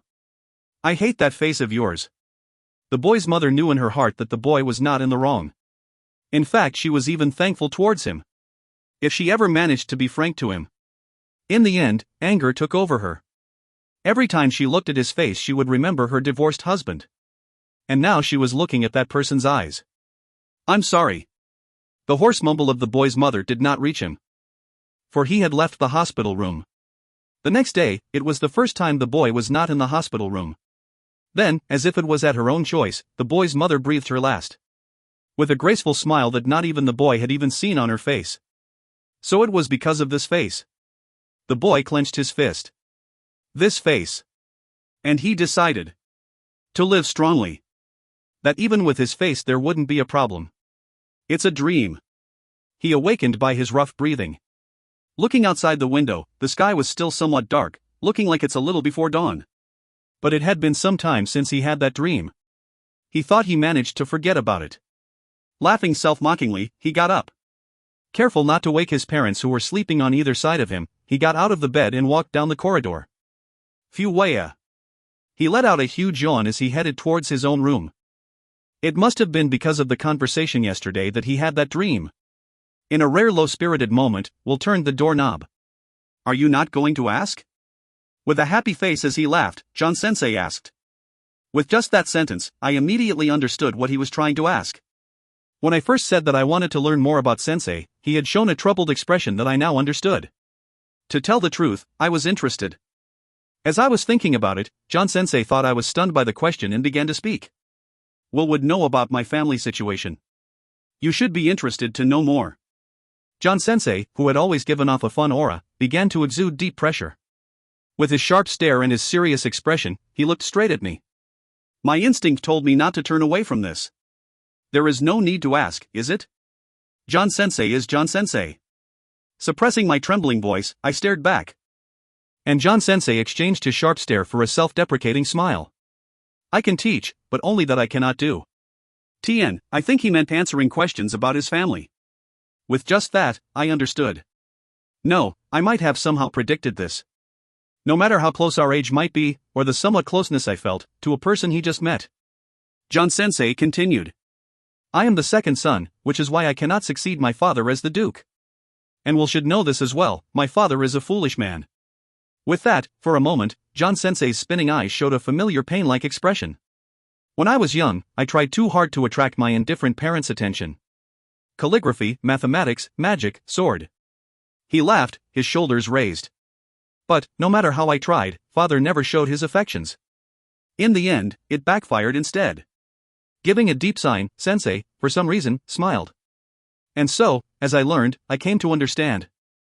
What a foolish, stupid family I have. To continue clinging on to such a thing, I, myself would turn into an idiot. Sensei smiled, evident pain in his face.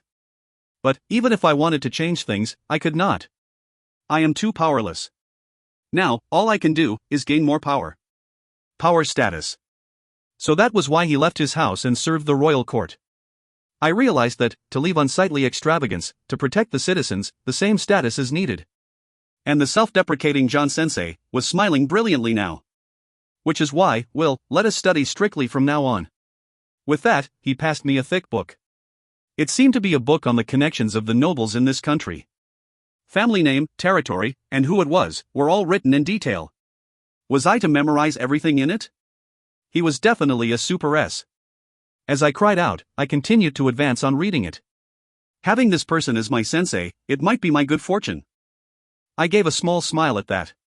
Mother, it might be for the best that I was reincarnated. And, the reason why Will cannot acknowledge his look stems from here. It is difficult writing in third person. Thank you for reading. TNHM. I should have done this yesterday. Half of it is copy and paste. If you find any errors, ads pop up, ads redirect, broken links, non-standard content, etc., please let us know. Report chapter so we can fix it as soon as possible. 023, It's Good I'm Betrayed, First Part, John POV. 023, It's Good I'm Betrayed, First Part, John POV. Posted on July 25, 2016 by Krasapumpkin. Editor, Poor_Hero and Lazarus22. And, John San is a person who cannot be frank, but he is still an honest fellow. As I walked into William Sama's room, apart from the thick table that exuded a composed and dignified aura, the whole room felt bright and airy. Ah, Mary-san, thank you. William Sama gave his thanks for the tea brought by a woman who seemed to be a maid. For the time being, he was as expected, a polite and level-headed person. But I was troubled. Even if this was my wish, I could not seem to find any word to start a conversation. Besides, I found myself much more nervous than I thought I would be that I froze. It should be me, the elder, to break the ice. And even if I had thought of various things, my mind went blank ever since I came in. William Sama said, timidly. What a disgrace, showing such a frozen face. Perhaps, I might be seen as glaring at him. Ah, I am sorry. Embarrassed, I coughed. This time, I made sure to focus on William Sama before I opened my mouth. Relax, relax. I unknowingly got nervous. As you know, I am John Velter, and I will be working as your tutor from today onward. Trying to avoid a scary impression, I carefully paid attention to my words as I introduced myself. And then, William Sama returned with a graceful greeting. Yes, I will be in your care. I am William's Barrel, please call me Will. At the birthday debut, I did think about the possibility that he had memorized that speech. I still found it difficult to believe that a 3-year-old kid could talk like that. But, once I came here, I was convinced. Yes, it was William Sama who prepared that speech. It was too shocking. What should I call Velter Sama? As I was called out, my attention snapped back. This was getting interesting, I could not help but give in to my mischievous side. You can call me however you prefer. Only. Well then, how would this young genius react to this? As I was thinking about that, I instinctively smiled. Not Velter, please. I had thrown my family name away. Since I, who was born into the problematic Velter house, was to undertake the position of an educator role, I wanted to, at least relay this to William Sama and of course, Gion Sama. And above all, how he would react upon understanding my words. I did feel sorry for testing him, but most of all, I was amused. William Sama immediately gave a smile and replied. Then, John Sensei. Would that be all right? The reply, that was more than what I expected, was slightly jaw-dropping. I could only say that he was indeed a genius. It was a reply that he understood that I was uninterested in power, house name, or currying favor just by my words alone. Yes, please, I look forward to working with you.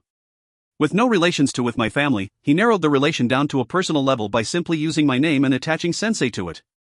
Wonderful. It was wonderful how he exceeded my expectations. To be able to teach this person, I was glad I left my house. I might be a fortunate person. Unconsciously, I began talking, being in a good mood. By the way, Will-sama. With that, Will showed a displeased face. John-sensei, please stop with the sama. What a humble attitude.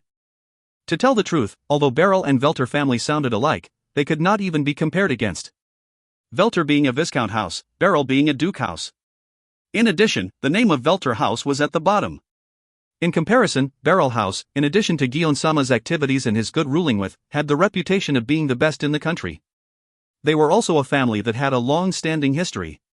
Really, towards that person, I only had admiration. In the end, the relationship with me was not of noble standing but instead, a pure student and teacher one. Then. Will-san. Will alone is fine. That is a bit. It's okay because you are my sensei. As I thought. It was difficult to suppress my instinct to smile. Even if I tried to resist, he had insisted to call him Will with a compelling attitude. This made it very clear that we were a teacher and student. Ah yes sensei, what is the matter? Will said, as he remembered that I wanted to say something. Ah. It's just, if you don't mind me asking, it is a little early for a 3-year-old kid to have a tutor. I was wondering if you made this request or was it Sir Gion's idea? Really, how did Gion-sama educate? I really could not imagine. But, Will smiled bitterly and answered. No, it was me who requested. Ah, really, today, no matter how many hearts I had, they would not be enough. It's Will's. But why? I don't mean to be rude but boys at your age usually only think about having fun. I don't know anything. I am proud seeing father so needed, busy, but as for me, I can't help with anything. I remembered that I was shocked by the mischievous tone Will had used. And I am frustrated with that. Really, this person was a genius to the extent that you would be amazed. And I wondered if this was fate. I kept feeling that it was. So that is why I had become the tutor of this person. With the ability I had, I wondered if it would be enough. Well then, let's study hard as soon as possible, shall we, Will? If you find any errors, ads pop up, ads redirect, broken links, non-standard content, etc., please let us know. Report chapter so we can fix it as soon as possible. 024, First Lesson, John's POV. 024, First Lesson, John's POV. Posted on July 26, 2016 by Krasapumpkin. Editor, Poor_Hero and Lazarus22. TN, this is the POV of Chapter 20. So you're going to have read some of it. I'm not reposting, by the way. And, it ended up being a short chapter but it's a good place to end it so, sorry. But, 2,000 and more likes. It's like living in a dream every day. Would the next chapter be a break from the slow tempo and finally have something exciting happening? Please look forward to it. Well then, shall we begin the lesson? I took out the textbooks I prepared from my bag. Yes. I was really looking forward to teaching that I unconsciously had a grin on my face. It was as if Will sensed it, he gave an energetic answer back. This person was really interesting. I nodded, feeling a sense of duty. And so, to begin with, the necessity for any form of learning, let us start with learning how to read and write. Oh, there is no need to. I was just about to take out the sheet of alphabets from the book when Will gave an inappropriate laugh. It could not be. By no means. Even if you entered the academy, they would start with learning the alphabets. I see. Then let us start with mathematics, addition, and subtraction. I probably could do that too. Will said instantly. He must be kidding? Even if he entered the academy, he would have nothing to learn. I wondered what the methods of teaching Gion-sama were using. TN, none. It's all Will. It seemed like my doubt had shown up on my face. I can really do it. Will murmured, feeling a little disgruntled. I wondered if Will had a haughty side too, just in case. If he saw how high this wall was, maybe he would have the motivation to study. I smiled, having thought of a good idea. Well then, please solve these for me. Having said that, I took out the paper that the scholars went through when they sat for the royal court examinations. Yes, sensei. Will took out a pen from his breast pocket and looked at the questions. But he immediately looked up and our eyes met. He smiled and turned away, beginning to work the paper. I watched the skill of the 3-year-old kid tackling the questions silently. He was solving it. No, but these mathematical questions.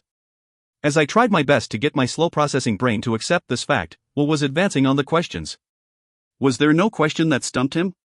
He just casually solved the graphic math questions that took me a long and hard time to understand. What a person. I was shaking. Was he really 3 years old? It was impossible, this had already exceeded my ability to understand. You are done? But that cute neck-tilting look. Instantly, my shoulders relaxed. You have done it. Well done, Will. I just accepted an outrageous person as a student. How troubling, I would soon have nothing to teach him. But even with my troubled face, I could not help but feel happy. But, what am I going to do? I thought I would be teaching reading and writing, and now, I do not have enough materials to continue. I murmured. It was then. Will, who heard it, gave me a face full of smiles and said, in that case, I want to know more about John Sensei. Ah, even him. In the end, it was still all about my house. Instantly, my mood dampened as I got ready for the incoming questions. But, all Will asked was questions related to me. I cannot help but laughed. Really, honestly, this person was more than what I had ever expected. My expectations were betrayed in the best possible way. I wondered why, that this 3-year-old child could understand my words and feelings. At the end of the day, I had a feeling that I somehow just made a small friendship. And, John Sensei, it seemed that he had unconsciously become an S to Will. To everyone who read this, thank you. Any missing or wrong words, please point it all out to this incompetent author. From now on to, Yoroshiku onegaishimasu. If you find any errors, ads pop up, ads redirect, broken links, non-standard content, etc., please let us know. Report chapter so we can fix it as soon as possible. 025, Things I Learned. 025, Things I Learned. Posted on July 30th, 2016 by Krazapumpkin. Editor, Poor_Hero and Lazarus 22. As expected, John Sensei is a Spartan-esque main character. Sobbing as I finally memorized the book that was passed to me that day, I began to hate Sensei when he came in for class this afternoon. Oh? Did I say to memorize the entire book? Don't feign ignorance dash. Though yes, he never said that. But even if he did not say anything, the unsaid pressure was obvious. I tried my best to put the tiny pieces of my broken heart back together. Normally, one would only start lessons when they were older, but my inner age was 20 years old. It would affect my pride if I could not even memorize it. Man, this world's study level was ridiculously high. Plus, when I heard about Sensei's research in court and was excited for it. Magic? What nonsense are you talking about? Do not make light of it. Please complete your basic studies before asking. Completely stunned, every time I saw that face, I thought I was going to cry. As Sensei dropped his facade, I, recently, began to drop mine, 3-year-old mask, as well. Ah, might be thanks to that, I felt that we somewhat became friends. At least that was what I thought. In these 3 months, I learned about this world's geography, history, religion, etc. To my relief, at least the passing of time was the same. A year is 365 days, 1 day is 24 hours. If that was different, it would be hell studying for history. It had really been a long 3 months. I thought as I snapped the thick book shut. Then, a knock was heard. Come in. Please excuse me. Hello, Will. The one who entered was the rumored John Sensei. Eh? Is it the time for lessons already? Yes, it is. Oh, are you revising? Kinda.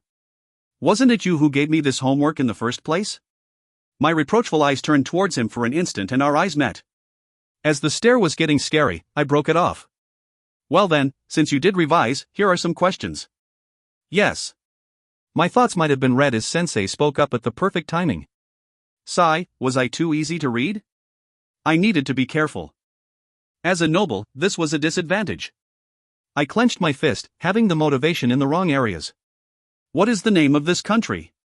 Elsmo Kingdom. In this world, there was one discovered continent. The name was Rana. It was rumored that there were others. In Rana, there lay 4 kingdoms.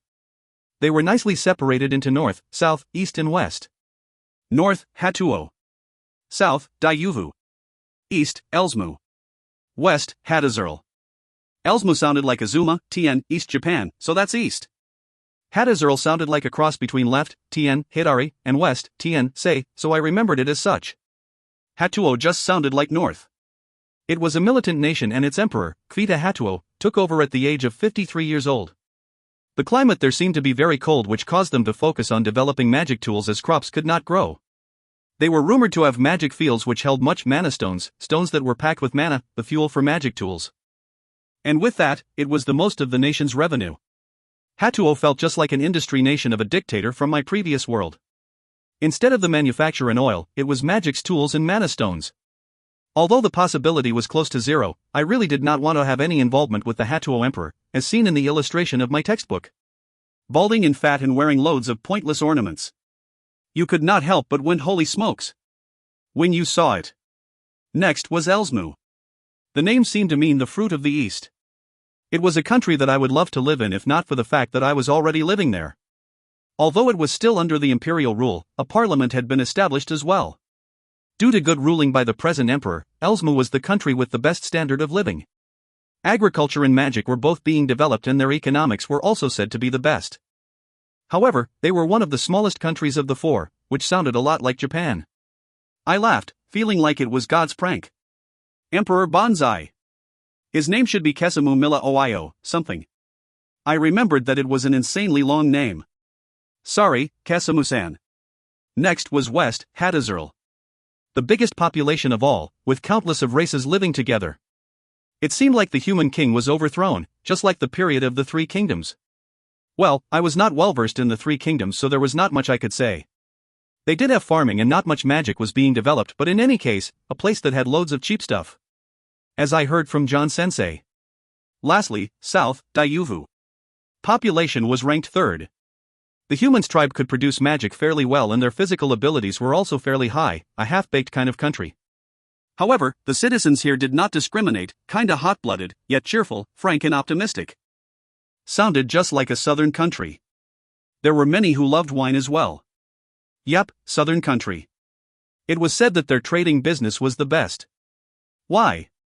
They actually greeted each other by, "Are you making any money?" Meh, so. Let's put aside the jokes. In Rana, from northwest till southeast, a huge area was taken up by Demon Forest. What was Demon Forest? It was as it was, an area where mana gushed out, causing many strong demons to be born. Strong merchants from Dayuva were the only ones who were trading between all four countries. I could not help but be in awe of the nature of merchants. This nature could be said to be the only common feature between all sorts of worlds. To add on, Elsmu lay in between the Demon Forest.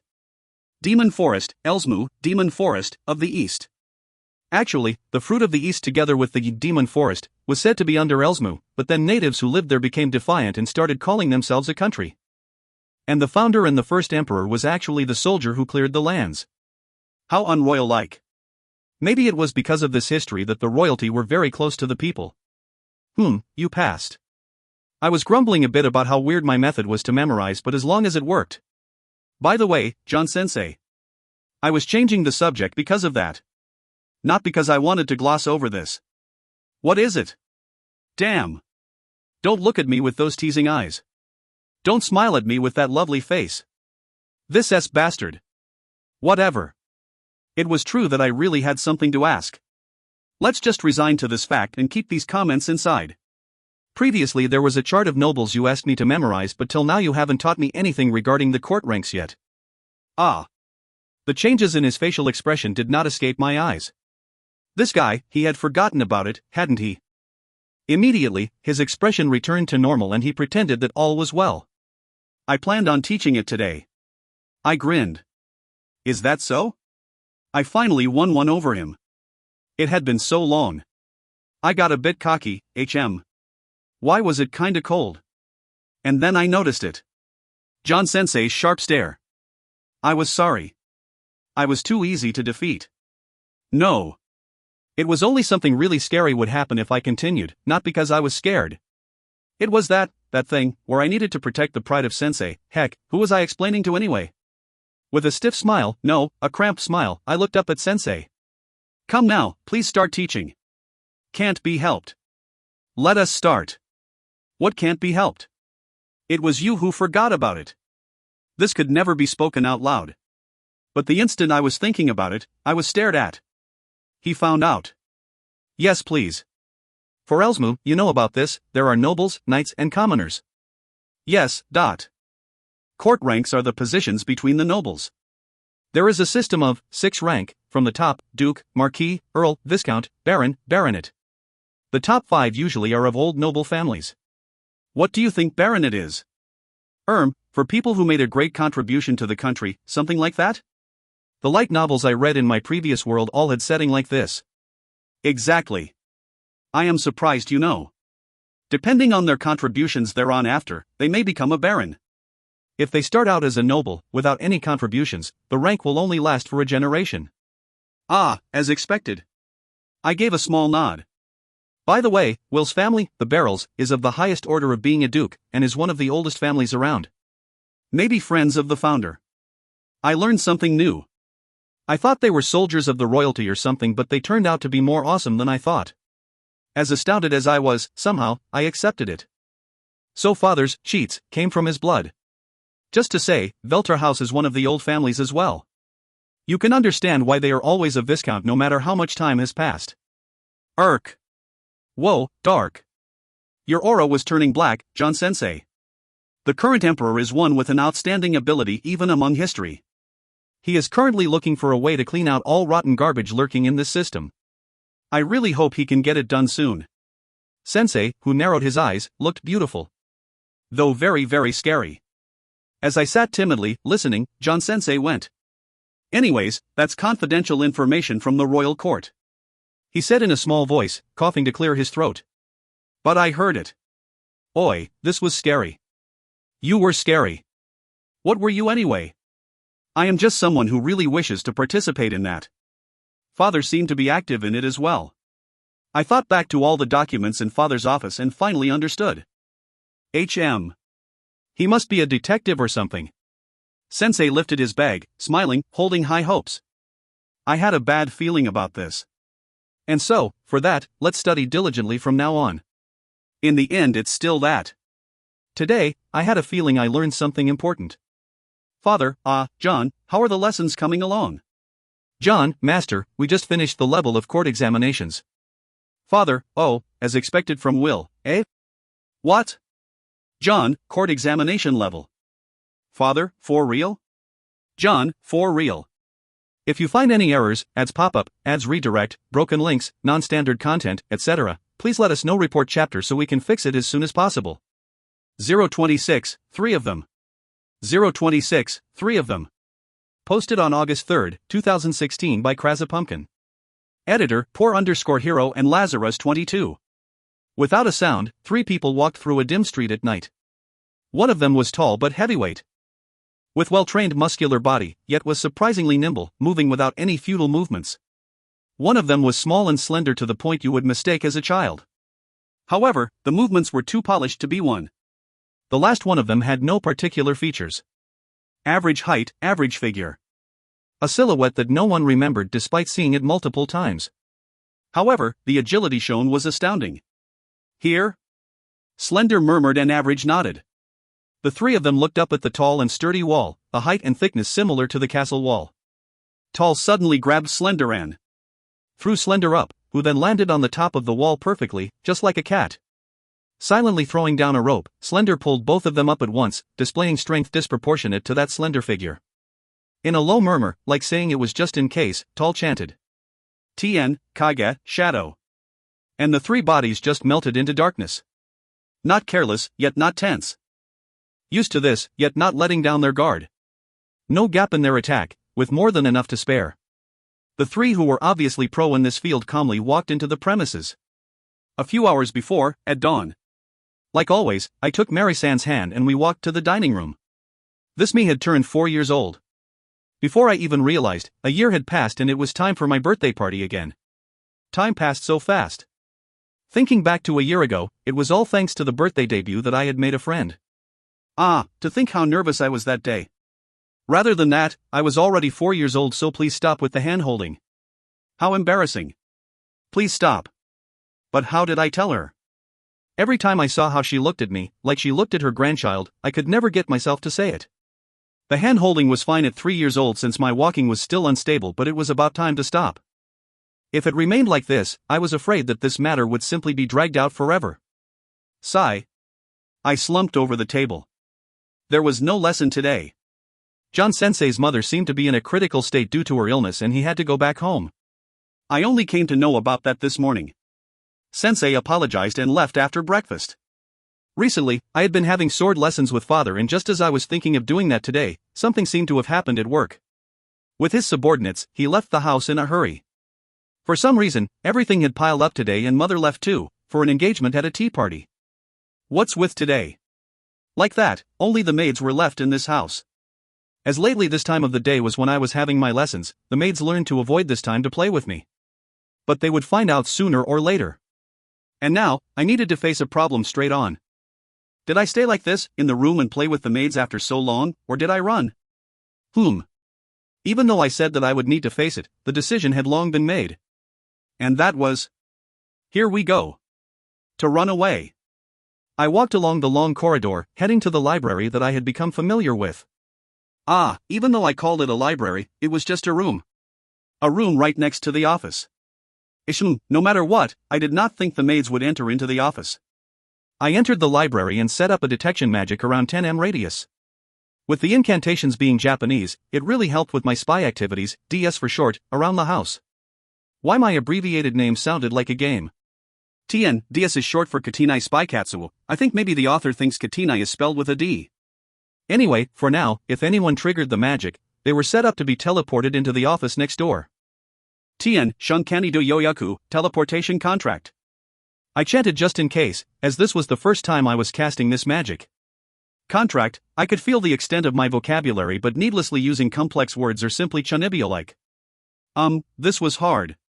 Let's start thinking. Even though no one could understand it anyway since it's in Japanese, but, the mood was important. The me alone nodded to myself and started fishing for books. That was this morning. I let out a breath and closed the thick book. With Poison Strong Poison Let's Make as the title. Japanese Dokoyaku Geki Yaku Yaku Yakusho. What a puny sounding title, but it turned out to be very useful. It was filled with different medicines and poison, their effects, and how to counter them. In this world, there also existed narcotic-like effects plants. It was called Mayaku. How direct. Narcotic plants, Mayaku. The Mayaku here is, direct translation is magic meds. When I realized it, the sky was already dark and I was wrapped in silence. Oh no. If I did not return soon, I was going to cause an uproar. I stood up, preparing to leave. Ping. Something like a string snapped inside my head. The magic contract I made was activated. At the next moment, I entered into the office. Ungshi, night vision. I activated my magic chantlessly in the dark room, unlit by any lamps. As the room lit up in my eyes, I casted another magic on myself. Kahai Shometsu, presence camouflage. I erased any sounds I might make with magic. The maids would never come into this part of the house. Plus, father was not in right now. Mother and John, who had the highest probability, had not returned home yet. Trying to control my pounding heart in my chest, I took a deep breath before looking around the room. The presence. There. I sensed a tiny presence at the side of the room, where the bookshelf stood. Even though I could not see them, I could sense their mana. There were 3 of them. I did not know who they were, but right now, just when father was not around, they were fishing around the documents in a pitch-black room. It was evident. They were unwelcome guests. Mahu Kokatushur, magic effect vision, to see through any magic the opponent is using. They had used magic to hide their figures. I could now see their figures, which were hidden in shadows, clearly. A group of 3, wearing skin-hugging black clothes, just like a ninja. A 2M giant, a slender man and a man with an average figure. Without noticing me, one of them raised a document in his hands. I did not know what they were looking for, but there was a lot of confidential documents in here. Plus, I had a bad feeling. Everything was starting to feel like too much of a coincidence. I set up a barrier and strengthened my body. Increased the processing of thoughts. Agility up. After doing all that I could, I readied myself. I had to do this now. If I was too slow and they escaped, then all would be lost. Controlling my trembling voice, I said, "May I kindly ask what you are doing?" It might be possible that father's subordinate had an urgent reason for being here. The possibility was very low though. But it seemed like I did not need to worry about that. The slender person let loose something. I did not know if my barrier would repel it, but my strengthened body reflexively avoided the trajectory, and making use of the momentum, I slipped behind him in an instant using my accelerated speed. Jumping up, I hit the back of his neck. At the same moment, I heard the sound of metal piercing the wall. As I thought, a projectile weapon. That was dangerous. There was no time to calm myself. There was only an instant during the surprise they felt when they saw one of them was easily beaten. Seeing my small stature, it looked like they decided to go for close combat. In response, they made a wooden hand knife from the table. They must be thinking that no matter how much enhancement I casted, I could not make up for my weight. How naive. I manipulated the gravity, weighing down Mr. Average as he slashed at me. Surprised with the unexpected weight, he jumped back. Without losing a moment, Mr. Giant let loose a roundhouse kick. I jumped to avoid, so now, the only way was down. In that case. Ha! Stepping on air for the momentum, I crashed into Mr. Giant's nose with my knee. With a huge noise, he crumpled on the floor, seeing how I just gave him a brain concussion. Mr. Average looked like he had no idea what just happened. Aiming for the moment when he flinched from surprise, I casted my magic. Tien, Kusoku, restrain. The three were then bound by an invisible thread. I was magic itself. I could not let my guard down yet. Tien, Kihai Sichai, presence radar. I spread my magic as far as it could go, trying to check if there was any accomplice. Ha! I let loose a deep breath, strength all gone from my shoulders. I deactivated all magic casted on myself except for the barrier, just in case. They wouldn't be waking up anytime soon, I think. Just in case, I manipulated the gravity, weighting them down to their limit. That might be too much, but it was just self-defense. I really tried my best. I didn't know if they were small fries or not, but a 4-year-old kid defeated 3 grown-ups. Mamma mia. Tien, really in the novel. No translation needed for this one. I want to praise myself. My relaxed face due to my good mood stiffened when I saw the dozens of knife-like weapons stuck deep into the wall. Oh, did I draw back at that? Well, wouldn't you come back home faster, father? Tien, first time seeing him yell for his father. And activating his cheat for his first battle. This had been difficult. Tien, I agree. Since this is the chapter The Shadows appeared, I've updated the char bios at the main page. Enjoy. If you find any errors, ads pop up, ads redirect, broken links, non-standard content, etc., please let us know. Report chapter so we can fix it as soon as possible. 027, Premonition. 027, Premonition. Posted on August 7, 2016 by Krazapumpkin. Editor, Poor_Hero and Lazarus22. Tien, this is a weird little chapter. We get Gion's POV first, then third person, then John's POV. Don't worry, they're not all repeats, just stuff that happened when Will is busy being a superhero. Have fun reading. Today, from the moment I woke up, I had a bad feeling. With that feeling hanging over me, I headed towards the dining room and saw my son, who just turned 4 years old, bashfully holding hands with Mary San. I was healed. My son was definitely the cutest thing ever. He had my hair color with Lily's eyes. Just that alone made him plenty cute, but his short limbs and soft cheeks were a huge plus. I could understand why he was so popular among the maids. Even the straight-laced Mary turned all gooey around him. I feared for his future. But Will was scarily clever. John had joked that they reached court examination levels, but even with that exaggeration I could accept it. Just a few days ago, I was shocked at how he could read and understand what was written in the documents. At only that age, his table manners was perfect, could read and write, and had such high understanding of mathematics that even John could not help but praise him. My heart softened as I watched him chewing with that small mouth of his, and just at this time, the maids came over with an apologetic face for disturbing our meal. It seemed that a messenger from the Velter's house had arrived, bearing the news about the critical condition of John's mother. And with that, I saw the apologetic and restrained John out. Was the bad feeling I had referring to this? But it did not go away. So it seemed that Will's lesson for today was cancelled. Recently, I had been training Will. I called it training, but it was really just me looking over as Will, who was unable to hold a sword yet, learned the stances of swordplay. Even so, I was happy and glad to watch Will, whose eyes sparkled as he focused on his training. I wondered if it was about time to make a sword for children so Will could learn how to hold it. Thinking about it, I made my way to the office and saw my subordinates there. Gee, Gion-sama. What is the matter? From their stressed faces, I would see that something bad had cropped up. Why, yes. They have begun moving within the capital. The capital. They should be keeping a low profile recently, yet all of a sudden they were exposing themselves out in the open in the capital.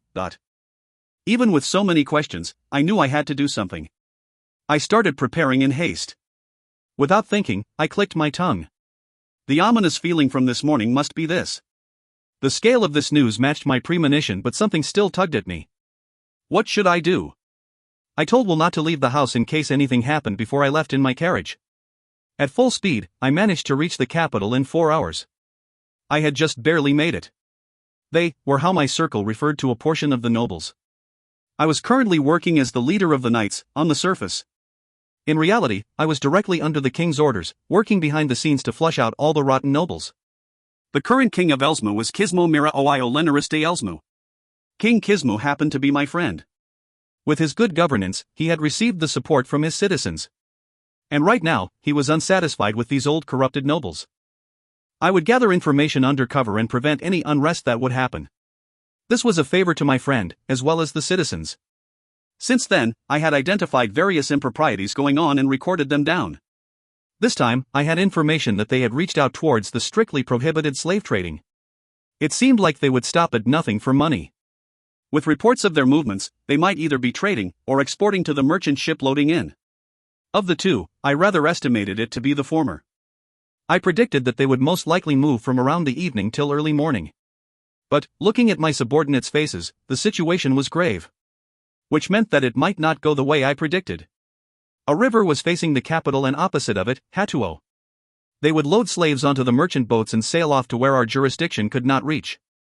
And their head was Jean Velter. Yes, the father of our home tutor, John.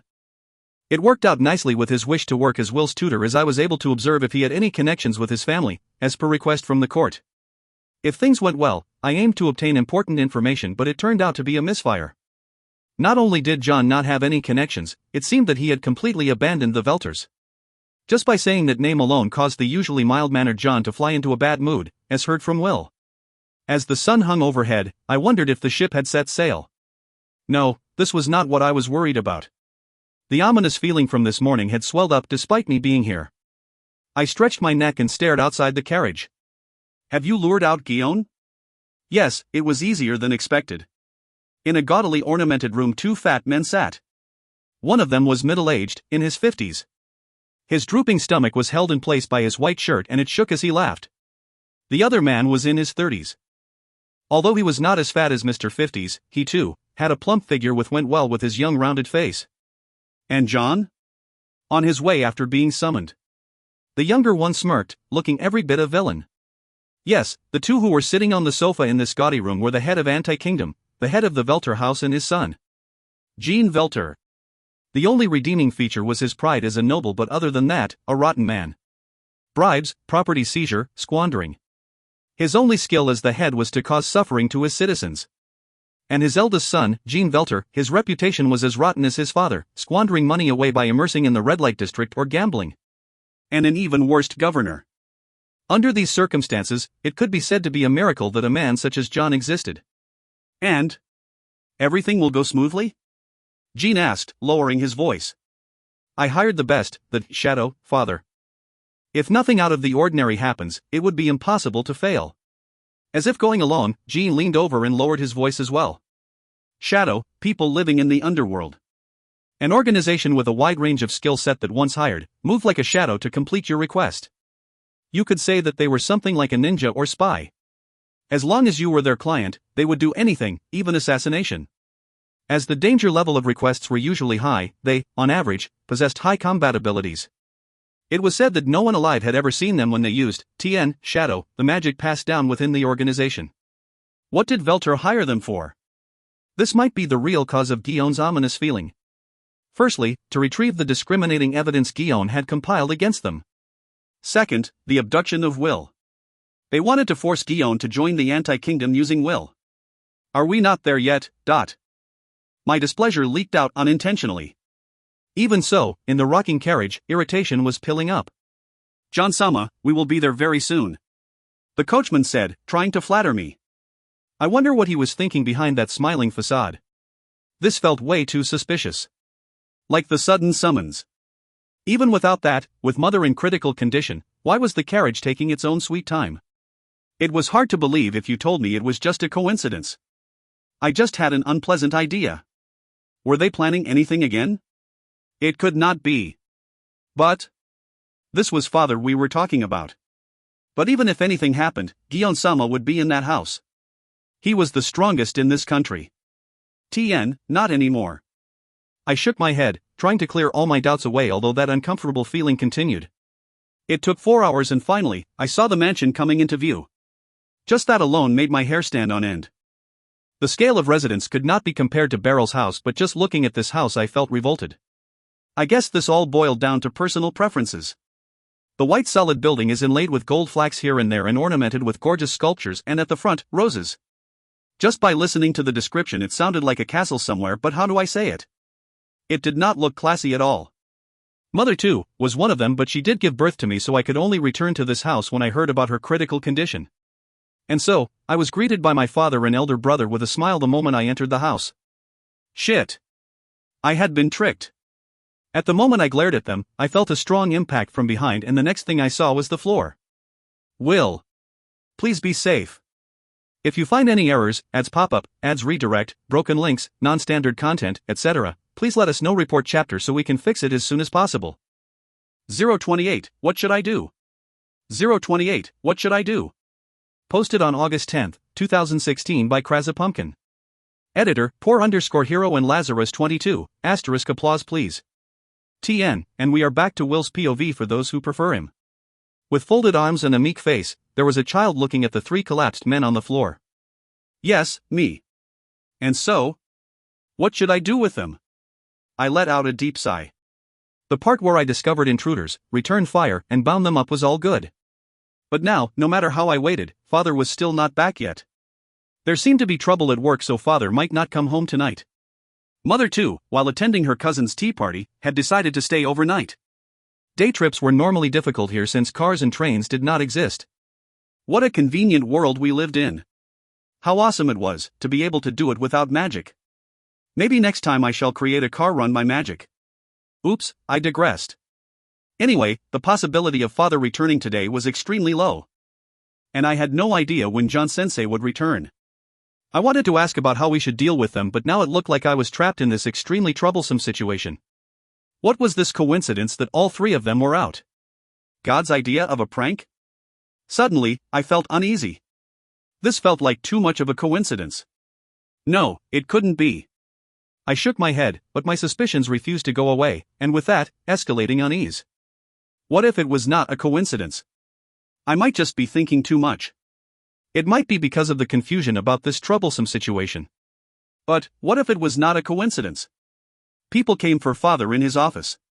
But in this house we had father, the strongest in the country, my unpredictable mother, and John-sensei, who was employed by the royal court.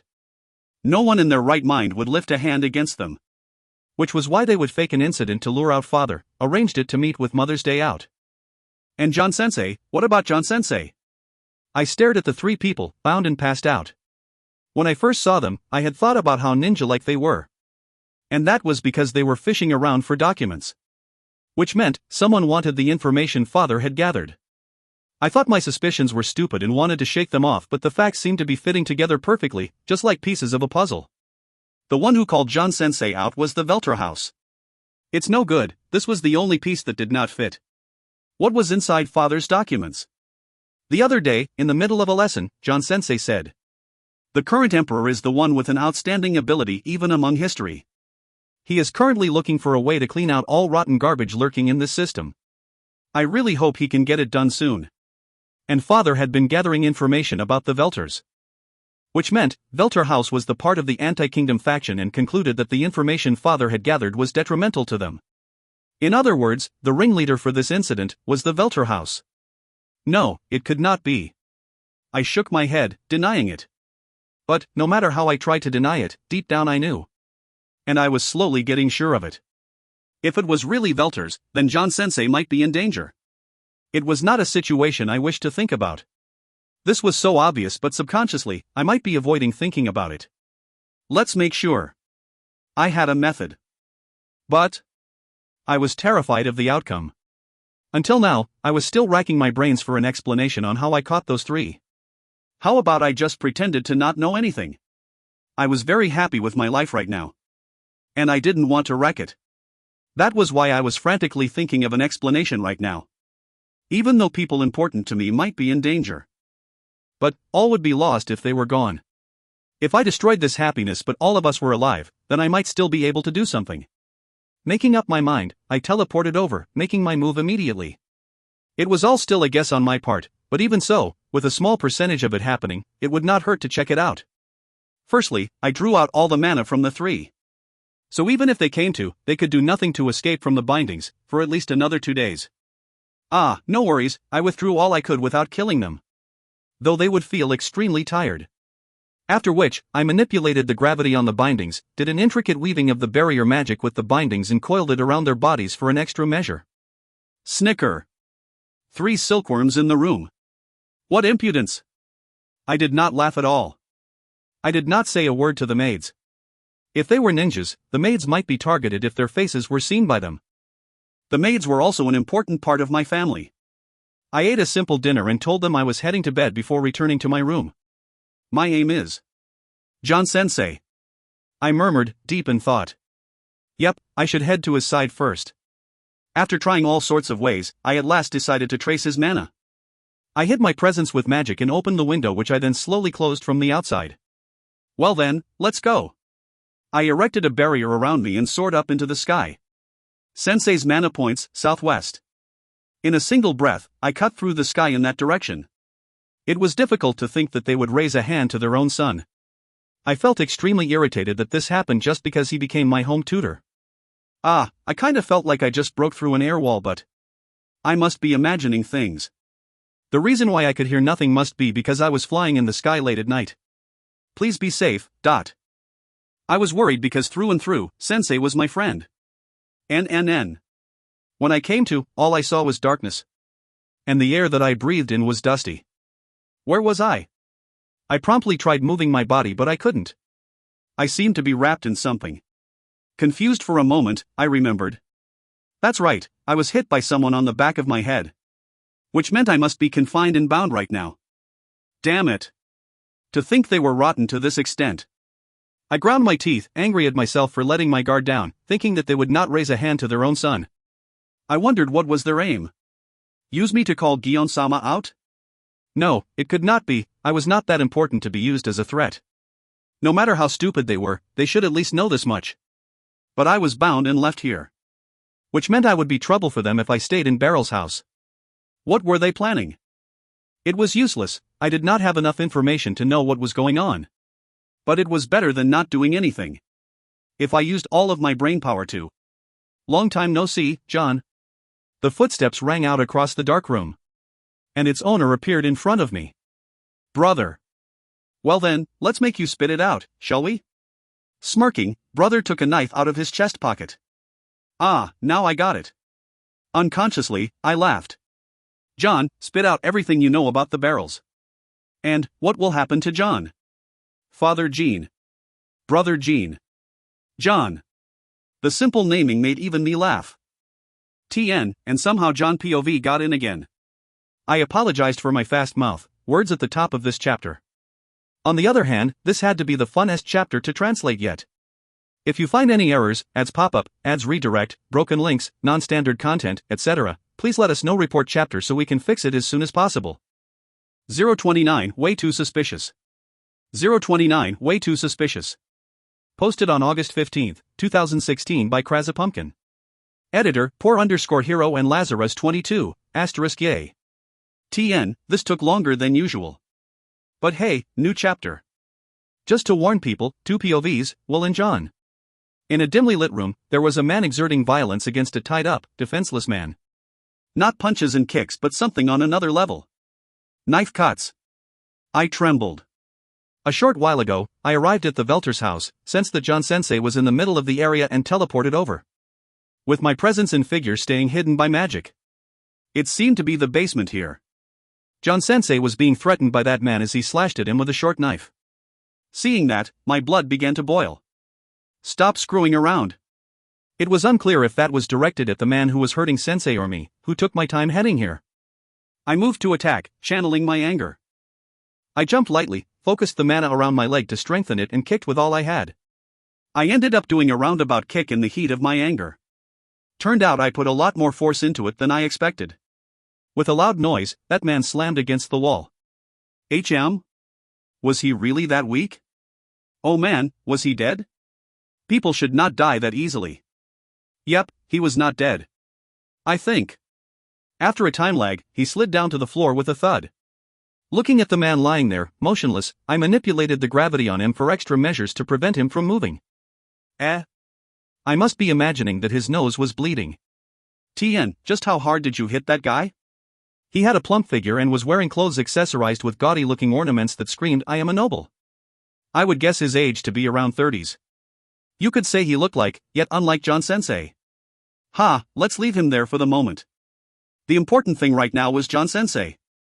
In a haste, I ran over to John Sensei's side. I saw knife marks all over his body and he was currently breaking out in cold sweat. I started regretting after seeing him in pain. That man, I should have hit him harder. John Sensei's face twisted in pain and looked to be on the verge of fainting. The rope binding him looked normal but was actually embedded with magic. Not a problem. What a meaningless spell to use. While questioning the weak magic, I offset it chantlessly. With the rope gone, I lifted John Sensei, who was lying face down on the ground, up. Our eyes met and questions rose up as he registered who I was. With a voice that sounded like he was wheezing every last bit out of his lungs, he said, Will. Why? Rather than that. Cutting off Sensei, I smiled, trying to calm him down. Heal. The reason I chanted it out was to allow John Sensei to understand what magic I was casting on him. Even if I didn't say it out now, I would still have to explain later. That and how I arrived here. Looking at his bare skin through the torn shirt, I saw that, despite being a scholar, he had a relatively well-toned body, somewhat erotic looking. My inferiority complex was acting up, so I casted one more magic on top of it. Shufuku, mend. Sensei's bruises as well as his torn shirt began mending up, and as a side effect, Sensei's face regained his color. Relieved at that, I was glad I made it in time. Smiling, I walked towards Sensei. Who are you? Sensei asked, guarding himself from me as he stood up and backed away.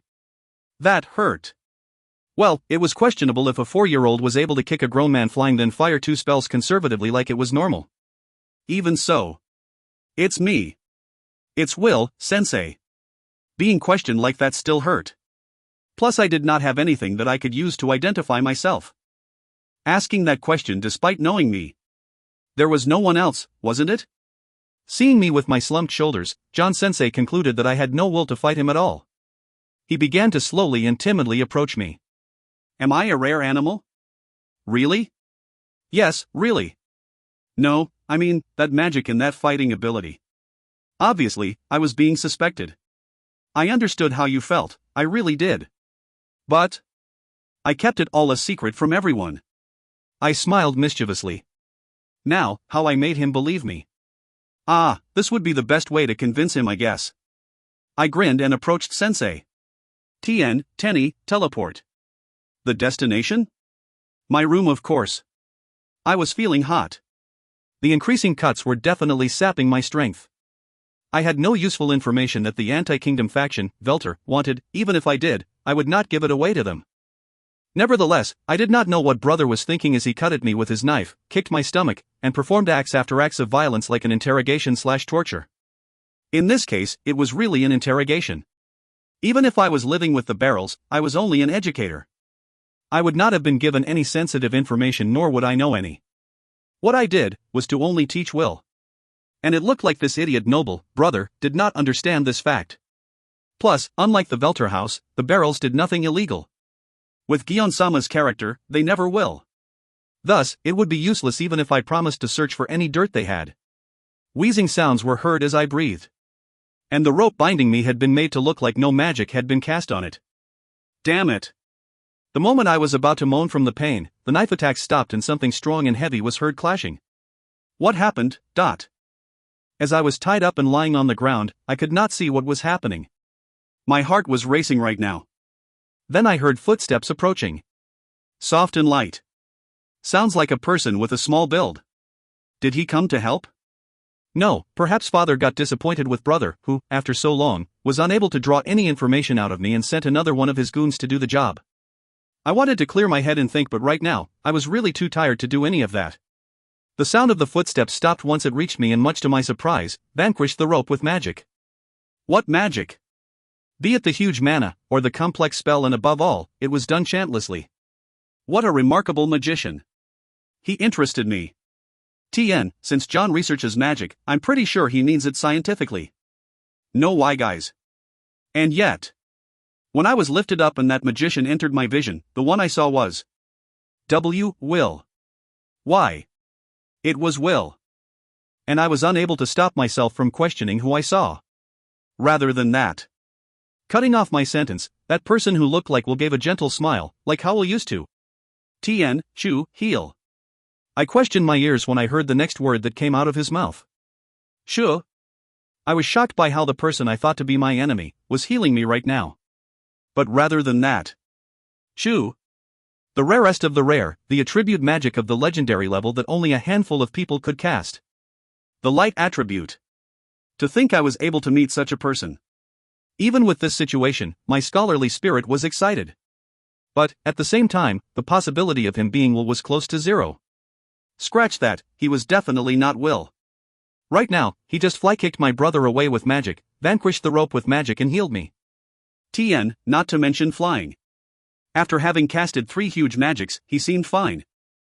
This was not the mana amount a 4-year-old kid would have. To begin with, if a 4-year-old kid had the mana to even activate a single spell, he would already be at the level of a court magician. With these facts, the person standing in front of me was not Will. Then, who was he? I felt thankful for him healing my wounds, but I could not let my guard down yet. But, once again, this person's next move exceeded my expectation. Shufuku, mend. A magic I had not heard before. I readied myself for anything that was about to happen. No. Swishing sounds like cloth rubbing against each other were heard, and looking down at my clothes, I could see them mending itself. What was this magic? A magic not even heard in the royal court. Why did this person know of it? I stood up in full guard, preparing to attack at any time, and yet, I was extremely curious at what I just saw. Who are you? Before I noticed it, it slipped right. I somewhat knew he had no intention to fight me, but... It's me. It's Will, sensei. His shoulders slumped and he seemed down. Till now he was still insisting he was Will. No matter how his behavior was unlike a 4-year-old kid, he should plenty well know that he was quite suspicious. Despite that, to still insist that he was Will, that must mean. True, it was rather hard to prove one's own identity. I could not help but ask again. Really? Yes, really. The way he answered was just like Will. No, I mean, that magic and that fighting ability. I knew now that he was not an enemy, but I still found it hard to believe him. Then he said something that shocked me. I kept it all a secret from everyone. He then smiled mischievously. When had I heard that before? And somehow, I finally believed. This person was definitely Will. I then became aware that the corners of my mouth were lifted up. And yet, Will amazed me even further. When he saw my troubled and slightly sad eyes, he grinned and muttered. Tenny, teleport. This was one spell even I knew. Tenny. The sky attribute. And also a legendary spell. As one would expect from Gion-sama's son. I was already amazed that Will was a double, but to think he owned both the light and sky attributes. A scholar was really greedy, to think I was fully guarded against him a while back, but now, my scholarly spirit was burning with interest. My desires seemed to be read, and for a moment, my vision went dark and the hard floor my soul felt turned into something soft. When my vision returned, what I saw was somewhere familiar. It cannot be. Will's room! I exclaimed in surprise. Even rushing in a carriage at this distance would take about 3 hours. And to think that he teleported 2 persons at once. Will's mana storage must be unfathomable. I suppressed my now raging scholarly spirit and looked at Will. And found him looking at me anxiously. Well. So, Will. Could you explain to me clearly what just happened? I asked in my usual tone. Smiling, I lifted my glasses with my finger. As if hooked, Will smiled too. Ah, I am really lucky. and John Sensei's scholarly spirit. In this situation, instead of being scared or suspicious, he felt interest instead. TN, told you. Longer chapter than usual, about the length of a digest chapter. Enjoy. If you find any errors, ads pop up, ads redirect, broken links, non-standard content, etc., please let us know. Report chapter so we can fix it as soon as possible. 030, A Meeting with Despair. 030, A Meeting with Despair. Posted on August 18, 2016 by Kraza Pumpkin. Editor, Poor_Hero Cohen and Lazarus22. After seeing my magic, John Sensei, who was bursting with interest, somehow managed to suppress his scholarly spirit to have a talk about the events that happened. And so, I went to look for Sensei. Sparing him the details, I explained how I captured 3 suspicious men fishing for documents in Father's office. As well as how I came to the conclusion that Sensei might be in trouble and flew over to check. While listening, Sensei pursed his lips from time to time. I guessed he determined that instead of his spirit of study, solving this situation came first. In the end, apart from interrupting to give his thanks for me saving him, he silently listened to my story till the end. I will want a clear explanation on how you did everything later, John Sensei said, his sharp eyes piercing. No. Please don't dissect me. I believe in Sensei, so please don't go all mad scientist on me. At least don't treat me like a guinea pig. I trembled, and after suppressing my urge to run away, I invited Sensei to continue. As you thought, this had to be the work of the Anti-Kingdom faction. Sensei let out a deep sigh and his face showed a mixture of surprise and worry. His father and brother were most likely weighing in his mind.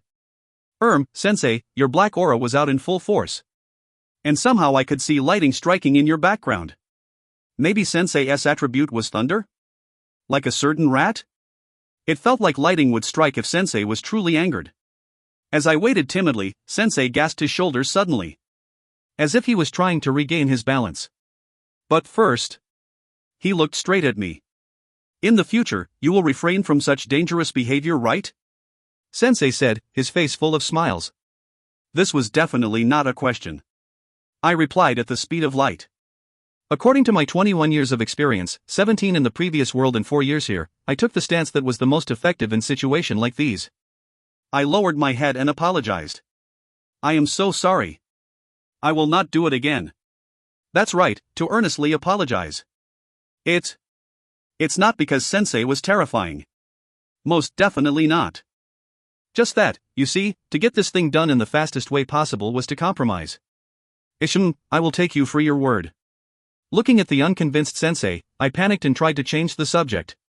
I am not worried about Father, but what about these intruders? It was not only to divert Sensei's attention. I earnestly thought about the safety and public order of the residents. And the best way was to get this incident solved as soon as possible. Yep. And it must be my imagination that Sensei just looked at me with amazement. That's right. It is useless to speculate here. Let us meet with them first, shall we? I had no reason to reject Sensei's suggestion, and so, after agreeing, we teleported back to the office. I had called it as teleportation, but in this world, it was just a normal spell that transfer. That thought crossed my mind when I chanted the spell to teleport us both, and John Sensei understood. But it was really cool how we could teleport at the sound of my voice. I met Sensei's eyes, gave a small nod and chanted. Tenny, transfer/teleport. Pronunciation, Tenai, not Tenai. A short moment after we left the house. Why? Was the first thing I said when I came to. I didn't understand. It was not that I had no memories of what happened, but as a shadow, this behavior was unthinkable. To be speaking on enemy grounds. Even so, I was currently in a situation where I couldn't move an inch. I tried to twist my body, but the intense pain that struck throughout my body made me frown. This time, I stayed silent. As a shadow, it was trained in me to not make a sound no matter the pain. And I followed it this time. But in that same training, I learned how to kill as well. Maybe that was the reason. I rolled on the floor, trying to get a look at the surroundings. No one could be seen apart from us. And as it was, the other two were still unconscious. Nonetheless, doubts started raising. Even if we were unconscious, leaving a shadow alone unsupervised was rather careless. We were professionals. We did possess the skills to break out even the strongest bindings. At that, I tried to move my body and was taken aback. I could not move. Even though nothing could be seen binding us, I could not even move a finger. It felt like my body had turned into lead, as the shadow side of me calmly analyzed while the other side of me felt an unfamiliar sense of terror, causing me to sweat. I convinced myself that the sweats were due to the intense pain I felt. In the first place, this request was supposed to be easy. Our client had lured the head of this house out and left only the maids. We were supposed to sneak into the house, grab the required documents and the child, and that's it. Just that. I did not know who the client was. I only followed the orders we were given by my owner. In the first place, I was given no choice to refuse. I tried many times, using anything to get it off, using any methods to break it off, frantically, over and over. But even till now I could still feel it on my neck. Collar of slavery, a magic tool. In this country, slavery had long been banned, and it was believed that the collar of slavery was out of existence. Till that day. I was an orphan. I could not even remember my parents' faces, but I was okay with it. However, I could not say I was in a happy place. The orphanage I was in was rumored to have underground dealings, and they hardly fed me. The first thing I learnt when I was slightly older was how to sneak out onto the streets. I was in an environment where I was always unreasonably treated. Hostility, ill-treatment, ridiculed at. At that young age, naturally, I accepted it as that was what I was. Because I was obviously different from the other kids. A beast man. Instead of the round ears at the side of my head, 2 furry ears were placed on top of it. But, as I went out onto the streets with a hooded cloak, I came to know that this world was small, yet large. I then decided that I would get out of this place as fast as I could and become an adventurer that traveled the world. But what a short dream it was. The day I set my heart to it was the day I was sold. It was a night like always, and I went to sleep on a hard and uncomfortable bed. Thinking back now, it was unusual that they actually fed me dinner that day. It must have been drugged with a sleeping potion. When I came to, a thin black metal collar was attached to my neck and training started. Training to erase one's presence. Training to endure pain. Training to get used to poison. Training to kill. At first, I desperately tried to resist, but even so, my body would move obediently to the orders. It was like my mind and body were separated. There were a few times where I would start thinking that even if I was dead, my body would move on its own and still execute out orders. As time passed, I gave up on resisting and simply followed orders. It might be because of my blood-stained hands that I felt like I did not deserve to be saved. A shadow's job covered a lot of grounds, but I was usually assigned to assassination or kidnappings. Grouped along with 2 other people, each with different builds, we then executed orders given to us. I wonder if the other 2 had been through what I had too. The tall guy and the average guy hardly spoke at all. And that included me. We had no idea what each other were thinking about at all. Before I realized it, I got used to killing. Did I get conceited with this request, I wondered? No. Never. That would never happen with this collar still on. Even with this collar that forced me to be absolutely faithful, till now I still couldn't move my body. And I still had no idea what just went down. Trained in moving in darkness, we had no need for lighting as we searched around the dark office for the required document. For precaution, tall guy casted, TN, Kage, shadow, that merged our bodies into the shadows. Then all of a sudden, I heard a kid's voice and released my weapon in that direction by reflex. But no sound of metal embedding into flesh was heard, and instead, I lost conscious. Did a kid do this? Don't be silly, I needed to rethink this. I wouldn't be tricked. Even though nothing was going as planned, I stayed calm. And felt slightly happy at how I was resisting the collar's commands to move. It was then I heard the pitter-patter from 2 pairs of footsteps and the lamp was turned on. A black-haired man then appeared in front of me. And following him, an angel-like gorgeous child. And, most likely in the next chapter, this series of incidents will be solved. And it might be the first appearance of, ... If you find any errors, ads pop up, ads redirect, broken links, non-standard content, etc., please let us know. Report chapter so we can fix it as soon as possible. 031, hey, I overcame my surprise. 031, hey, I overcame my surprise. Posted on August 22, 2016 by Kraza Pumpkin. Editor, Poor_Hero Sama and Lazarus 22. TN, you should remember this by now. Once we transferred over to the office, I saw the trio were still nicely bound up and flat on the floor. That's great. That's really great. I was a little worried about them breaking free. Glancing at Sensei, he had a really surprised expression on as he approached the trio. This is, perhaps. His face turned pale as he murmured. He then looked over his shoulder with a force at me, eyes questioning. Are all three of them restrained? I finally understood why Sensei had such a weird expression on. I had forgotten to inform him that I had bound the intruders up. The bindings were weaved out of my mana and barrier magic and coiled up around them with an addition of gravity magic. Just by looking, no physical object could be seen restricting them. I scratched my neck and smiled sheepishly.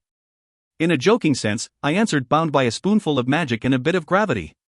But I guess Sensei would not accept that. I then smiled teasingly. I will explain it all to you later. Shifting our attention back to the trio, whose faces were covered with a black cloth, we looked at each other. Where should we even begin? We could not tell if they had regained their consciousness or not without seeing their faces. What should we do? Troubled, I tried to ask Sensei. Yes, I wonder what we could do. Sensei answered, with a troubled look. Oh oi.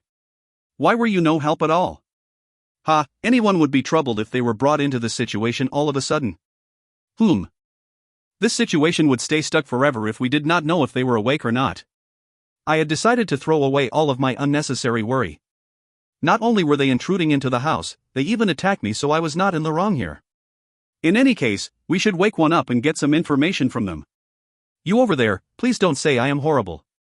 To solve this case, I would be as humane as possible. At least I would not be as bad and use a knife as that guy in John Sensei's case. Observing the trio, I decided to get it out of Mr. Delicate. In terms of physique, he looked easier to handle.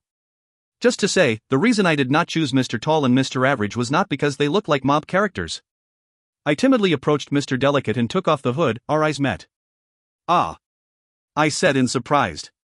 They look like ninjas, so I willfully thought all of them as guys, but it was the face of a beautiful Wani-san under the hood. Although her face was twisted and glaring at me. When our eyes met, she opened her eyes wide and surprised. If I, as an assassin, was caught and the one to come into my sight was a child, I would be surprised too. Relieved, I stood up. Sensei was somehow touching Wani-san's flank. Wait. What were you doing, Sensei? You could not do these kind of things even if you didn't have a girlfriend. Even if Wani-san was gorgeous. Even if she was extremely gorgeous. My inner mind was in chaos, and as I was judging Sensei, at the timing where it was like he heard my thoughts, he looked at me. Frowning. I am sorry. I gulped my apologetic words down and was thankful for that when I heard what Sensei wanted to say. This person's bones are broken. Will, what kind of fighting did you do? According to Sensei, just by touch alone, he had already felt a few broken ribs. I tilted my head, trying to remember, yet nothing came to mind. All I could remember was only giving her a hand chop to the back of her neck. I casted a sidelong glance at Sensei, who began to question Wani-san. What was the reason to infiltrate this estate? Was it the Velters? Question after questions were asked, but all Wani-san did was to glare at us. By then, Sensei was frowning. Will, let us bring her into another room. Saying that, Sensei wanted to carry her up. That heavy? As a scholar, Sensei was not gangly, but even by using his full strength, he could not even move her. I was as surprised as Sensei before I remembered. Gravity magic. It had completely slipped my mind. Perhaps that was the reason why I did not notice Wani-san's ribs was broken. When it came to this. Laugh it off. I undid the gravity manipulation, as well as the bindings, and realized something. This Wani-san was in a state where several of her ribs were broken and yet she could still withhold her silence. Was that not kinda strange? No matter how long it had been, Wani-san had no response whatsoever, so Sensei decided to go on to plan B. I had no idea if the other two had come to or not, but I heard that when separated from one's group, one would talk more easily. Might be due to how their feeling of solitary and uneasiness increased in that situation. I simply thought that it was because they were away from the stress of the other person ratting them out if they talked. It was fine to think simple. I nodded, left the other two in the office, and teleported the rest of us back into my room. It was better not to reveal my hand to the enemy. I did it chantlessly, just in case. Instantly, the view changed into one of darkness. I could feel softness under my feet, so this should be the place. As my eyes were not yet used to the darkness, it somehow seemed darker. When I switched the lamp on, we found ourselves standing on top of my sofa in my ridiculously large room. I wondered if it was safe to unbind her without checking first. This kind of ninja-like person usually had concealed weapons, don't they? I jumped off the sofa and was heading towards Wani-san but found that Sensei was already searching through her clothes. Oh. Since I had the same intentions, I would not misunderstand Sensei's action this time round. But, this might be a bit too much for my eyes. But, I didn't think I would be scolded if I turned my eyes away. Did Sensei do it because of me? No. If he could read my mind, then I would not be this troubled as I was right now. This was not the thoughts of a 4-year-old kid. Whatever. Anyway, Sensei reached out for Wani-san's neck as he spoke up. As I predicted, this person is a shadow. Shadow? I tilted my head at the unknown word. Yes. Shadow is the fixer of the underworld. As long as there is a request, they will do anything, even assassination. They are the organization that operates in the dark, with no one ever seeing them before. Judging from what was said, till now, she had not made a single sound, which meant she was truly a professional, Sensei murmured as he felt round her neck. At the back of her high-neck collar, there was a clasp which Sensei undid. Ink. It opened and her clothes fell down. This is... Sensei exclaimed in shock and directed his eyes, filled with doubt, at me. Well, it's as I thought, the situation is unfavorable. Sensei frowned as he gave a deep sigh, and glanced at Wani-san, who was still glaring at us. This item that is attached at her neck is mostly likely the collar of slavery. Collar of slavery was, as the name implied, a collar that once attached, forced a person into slavery. Once an order was handed down, they would be given no choice but to obey. Orders like kill the person in front of you would be fulfilled even if the person himself lost conscious, as their body would move on its own, as commended by the collar. Hearing that, the hair on my back stood straight up. Luckily, Wani-san could not move due to almost all of her bones being broken, but otherwise, she would continue to move until she turned into mincemeat. Was that not the same as a zombie? Sensei deduced that the reason why Wani-san was not making a sound was because of the collar. Who made something like this? Anger rushed up, and at the same time, an unfamiliar emotion that was very close to fear was felt. This was insane, the act of a devil. But the problem was, this collar could only be removed by the person that attached it on. Wani-san is a shadow? I asked, looking into her eyes.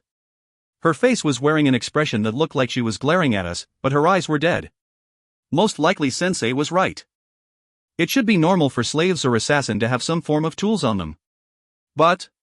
even so, I wondered why Sensei was extremely shocked when he saw the collar of slavery. I looked at Sensei and he answered. Slavery was banned decades ago. The manufacturing method of collar of slavery was ceased, and it was said to be a taboo magic item. I see. No wonder he was surprised. I stared fixedly at the collar, observing it. Sensei said that only the one who put it on could take it off, which meant some kind of magic might be imbued into it. So, there was a possibility that Wani-san was working against her will. Sensei. I whispered into Sensei's ear and tentatively had his approval. Even if I held Wani-san's collar, she did not move one bit, so there was no worries there.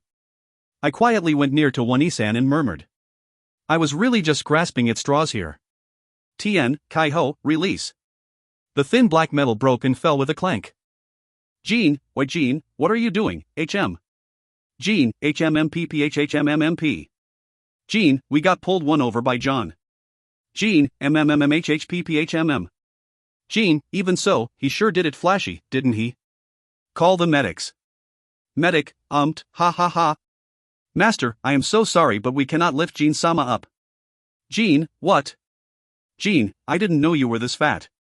Jean, GUUUHHHHUMUMMMTP, it's not me. TN, my sides. I can't. This had to be the funniest chapter 1 translated yet. Enjoy. If you find any errors, ads pop up, ads redirect, broken links, non-standard content, etc., please let us know. Report chapter so we can fix it as soon as possible. 032, my work can't seem to finish. 032, my work can't seem to finish. Posted on August 25, 2016 by Kraza Pumpkin. Editor, Poor_Hero-sama and Lazarus22. I had no idea what the heck just happened. I was simply trying to bear my pain by glaring. Then suddenly, in the middle of everything, the scenery changed and I seemed to be sitting on top of a sofa. I thought they tried to ask about my identity a few times, but I was beginning to think that the reason I could not move might be because the collar was broken. That thinking/hope only lasted for an instant before disappointment crashed in. Tien, she heard or knew it was because of her broken bones. Before I realized it, the cloth around my neck was unfastened and my collar revealed. Then, the angel-like child walked over and without even asking anything, started to murmur something. A warm manna then wrapped around me and around my neck area, a sound was heard. My understanding couldn't catch up. Why? The word just slipped out. I had a feeling I said that before. But right now, my cracking voice exposed my emotions. My clouded world just suddenly became clear. Unable to process all of this, my vision went white. Wani-san, who came to recognize that her collar had been taken off, looked at me with eyes filled with questions before passing out. The control from the collar was broken, which allowed her to faint from the pain. Sensei, what do you think? Before she fainted, the expression that she had made me felt like she was no longer our enemy. By my voice, Sensei seemed to have come back from his thoughts. How many times do you want my heart to stop? Sensei, who was sighing, sounded happy despite his words. It was going to be hard after this. But really, I was only grasping at straws just now. I am not a guinea pig, you know? I was going to try my upturned eyes attack. This was super embarrassing, but I would do anything to protect my mental health. My life was precious to me. In the end, Sensei snickered at me.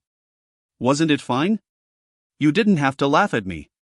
But just a little. I was relieved that Sensei was still Sensei. I had been afraid that our relationship would fall apart by me using my magic. I was embarrassed at myself for thinking about this. And so, is this Wani-san our enemy?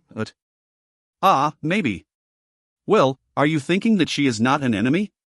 Yes. It is just my intuition though. John Sensei heard the last part. One murmured. My intuition is telling me the same thing, but without anything concrete. He said, troubled. Sensei, who had a troubled look, looked at Wani-san. With dusk lighting framing the both of them, they looked picture perfect. Damn. I was so jealous of their beautiful faces. For a moment, I stood there, hanging my head, before managing to continue the conversation. But, having the collar attached means that it is very likely Wani-san has no idea who her client is, right? That's right. Of course, in the best case, the person who attached the collar was the one who ordered this job. But they had went through the trouble to attach the collar onto her, which meant the owner would not want the client to control them easily. Which was why it was most unlikely that it was the client who attached it. I agree. Well then, let us wait till she regains her consciousness, shall we? I am sure Master will return by tomorrow as well. Sensei said, nodding at me. Catching his meaning, I chanted. Tien, Chiyu, heal. And another on just in case. Tien, Buki Tanchi, weapons detection. I chanted as I imagined if any weapons were found hidden on her, even with her clothes on, would emit a red glow. Her arm and leg glowed. I removed the pointy knife-like weapon and passed them over to Sensei before he carried her over to the bed. I then remembered the other two and gave them the same treatment as Wani-san. By then, it was so deep into the night that the sky might just be getting bright soon. Somehow today seemed to be extremely tiring. I had unknowingly tensed myself up all this time, and when I relaxed, a strong wave of sleepiness swept over me.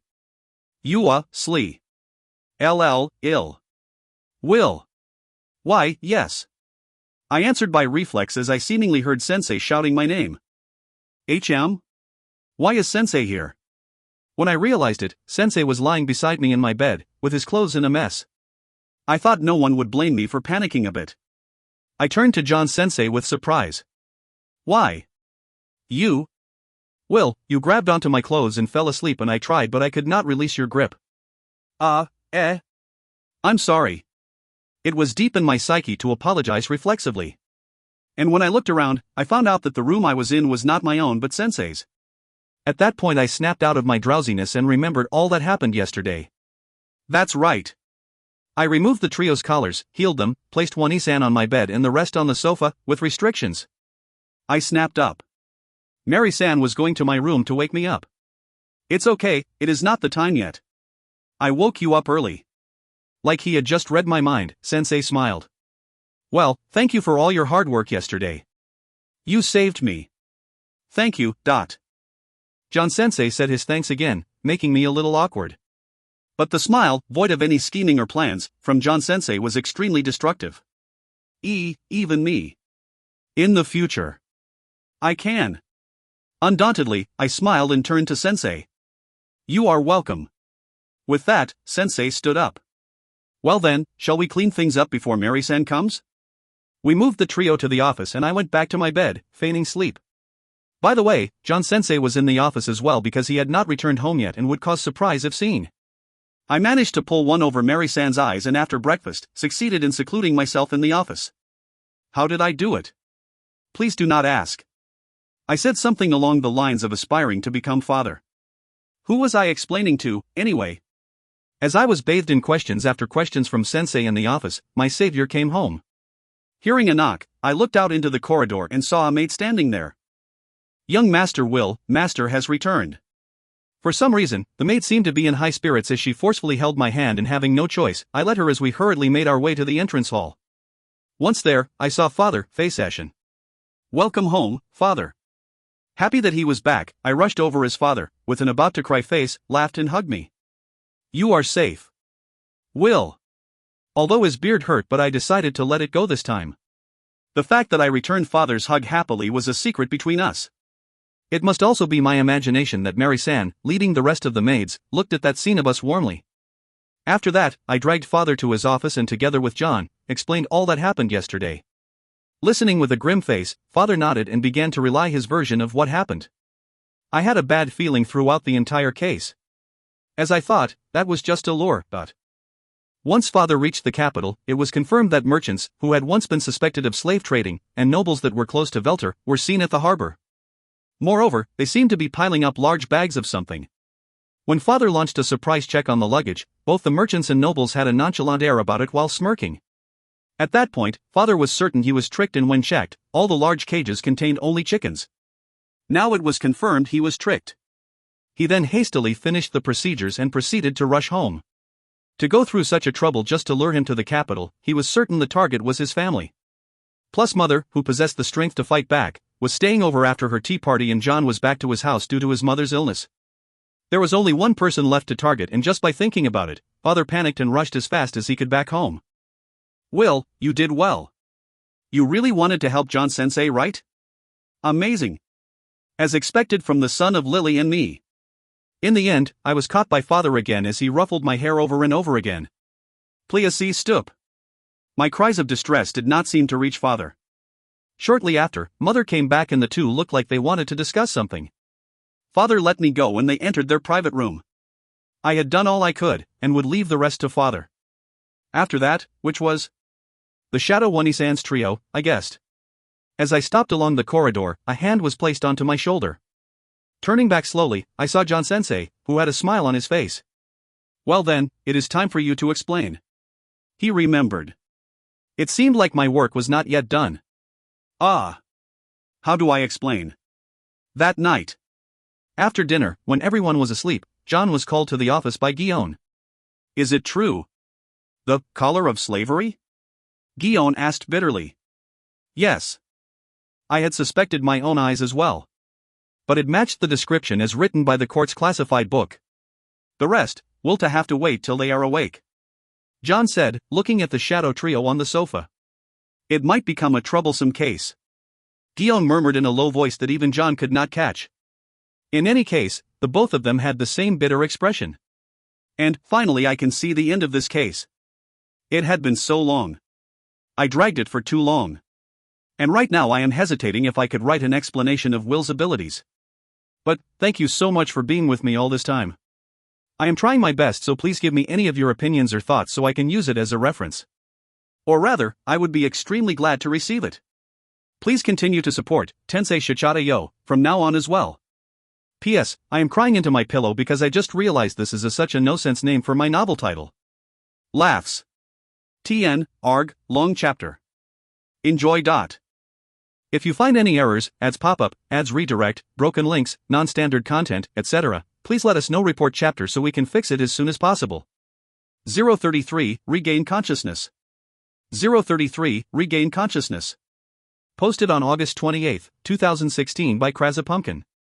Editor, Poor_Hero, Persona 5. And Lazarus 22. As for the incident, they could finally deal with the anti-kingdom faction nobles that had caused much troubles for the emperor by exposing their crimes all at once. Nobles included Velter, of course, as well as people who collaborated and were close to him. That was fast. Father, you were too amazing. Who were you, really? As for the captured shadows, it was covered up by saying that father had laid a trap and caught them. Ah, that was not a complete lie. Trap equals me. For me, I would wish to avoid increasing any troublesome matters coming my way, and if an incident like this ever happened again, I could act as the hidden card, and mostly, I wanted to live normally.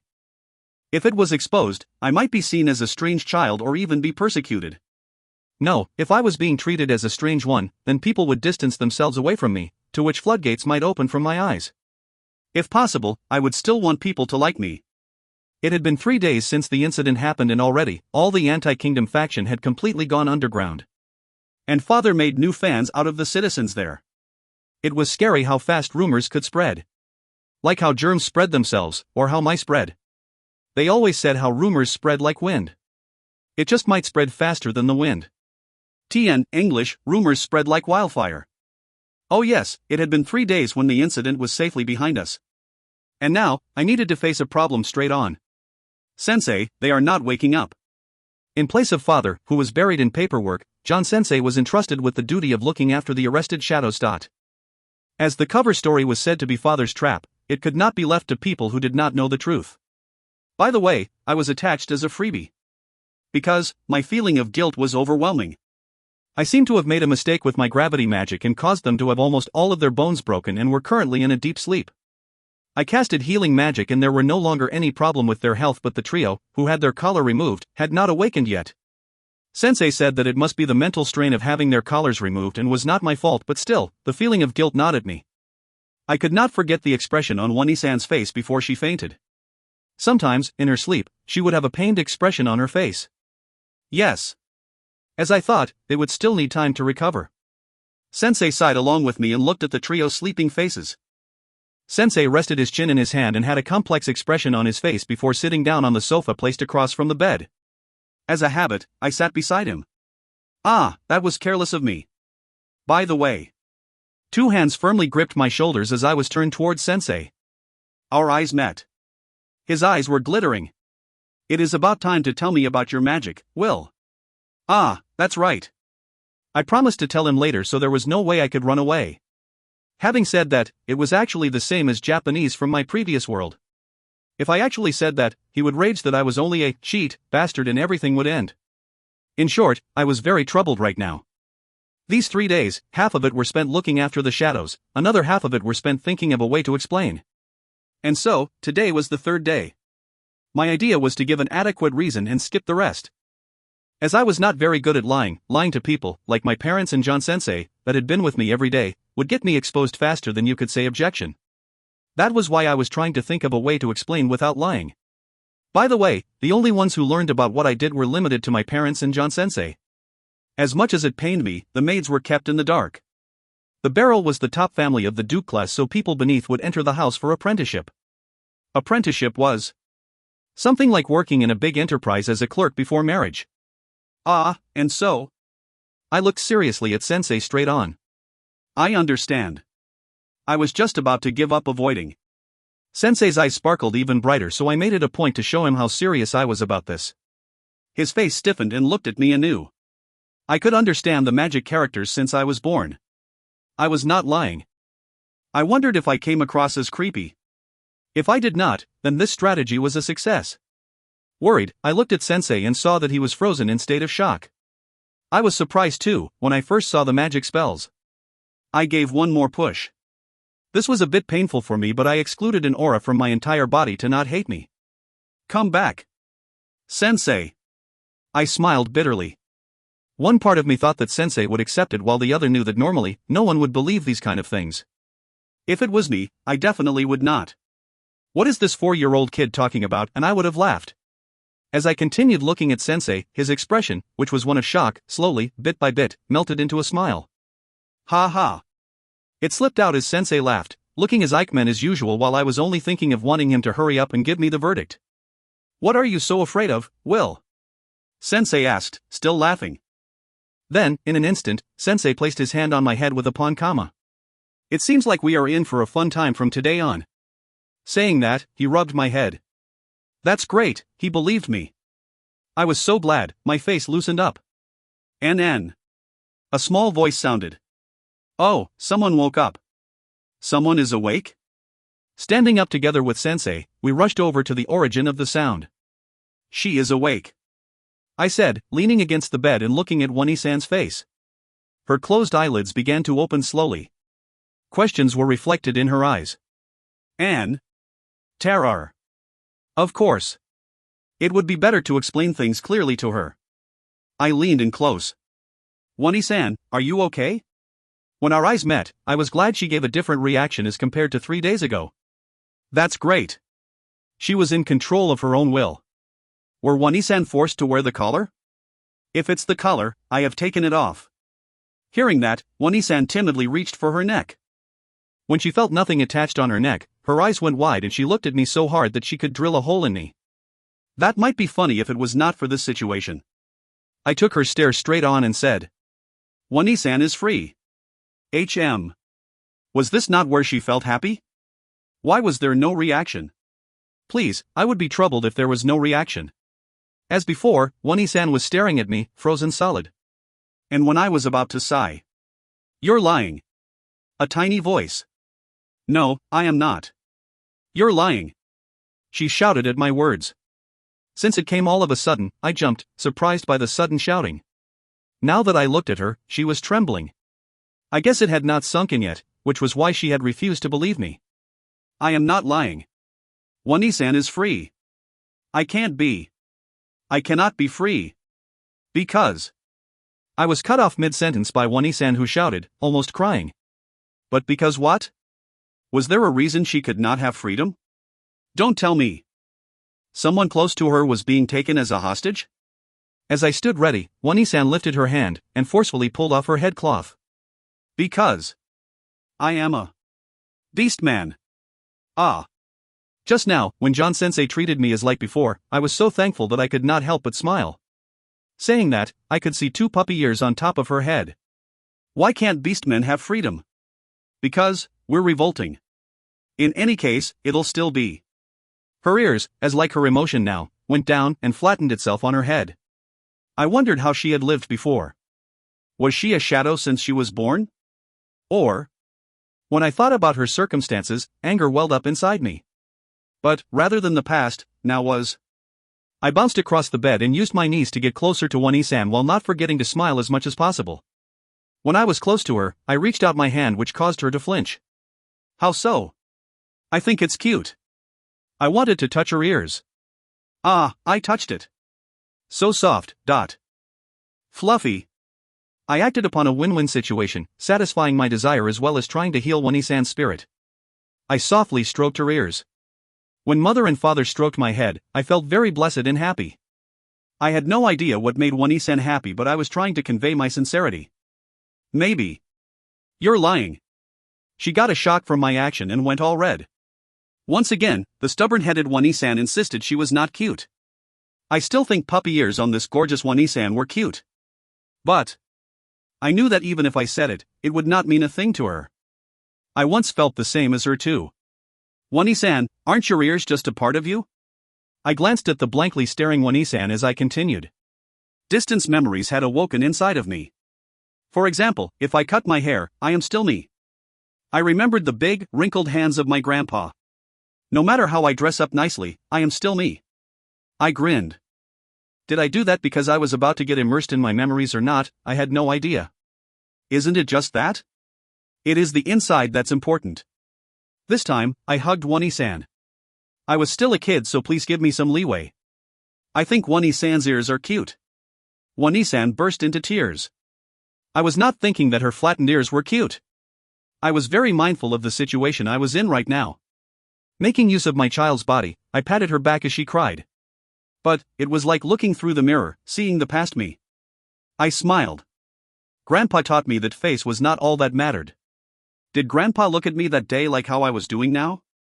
I smiled again, and as I was looking at Wani-san, I felt someone staring. John-sensei. Ah. I forgot all about him. Don't look at me smiling like that. Don't look over here. Ah, came to think of it, I said some really embarrassing things. Now I really wanted to jump into a holy TN, I added our lovely puppy ears Wani-san in the profile page. She's cute. Please take a look at the profile page, located at the end of the main page. I included 3-4 years old cute wool too. Yes, I like puppy ears instead of dog ears. Although she looks like she had fox ears instead. If you find any errors, ads pop up, ads redirect, broken links, non-standard content, etc., please let us know. Report chapter so we can fix it as soon as possible. 034, The Future. 034, The Future. Posted on August 30th, 2016 by Kraza Pumpkin. Editor, Poor_Hero and Lazarus22.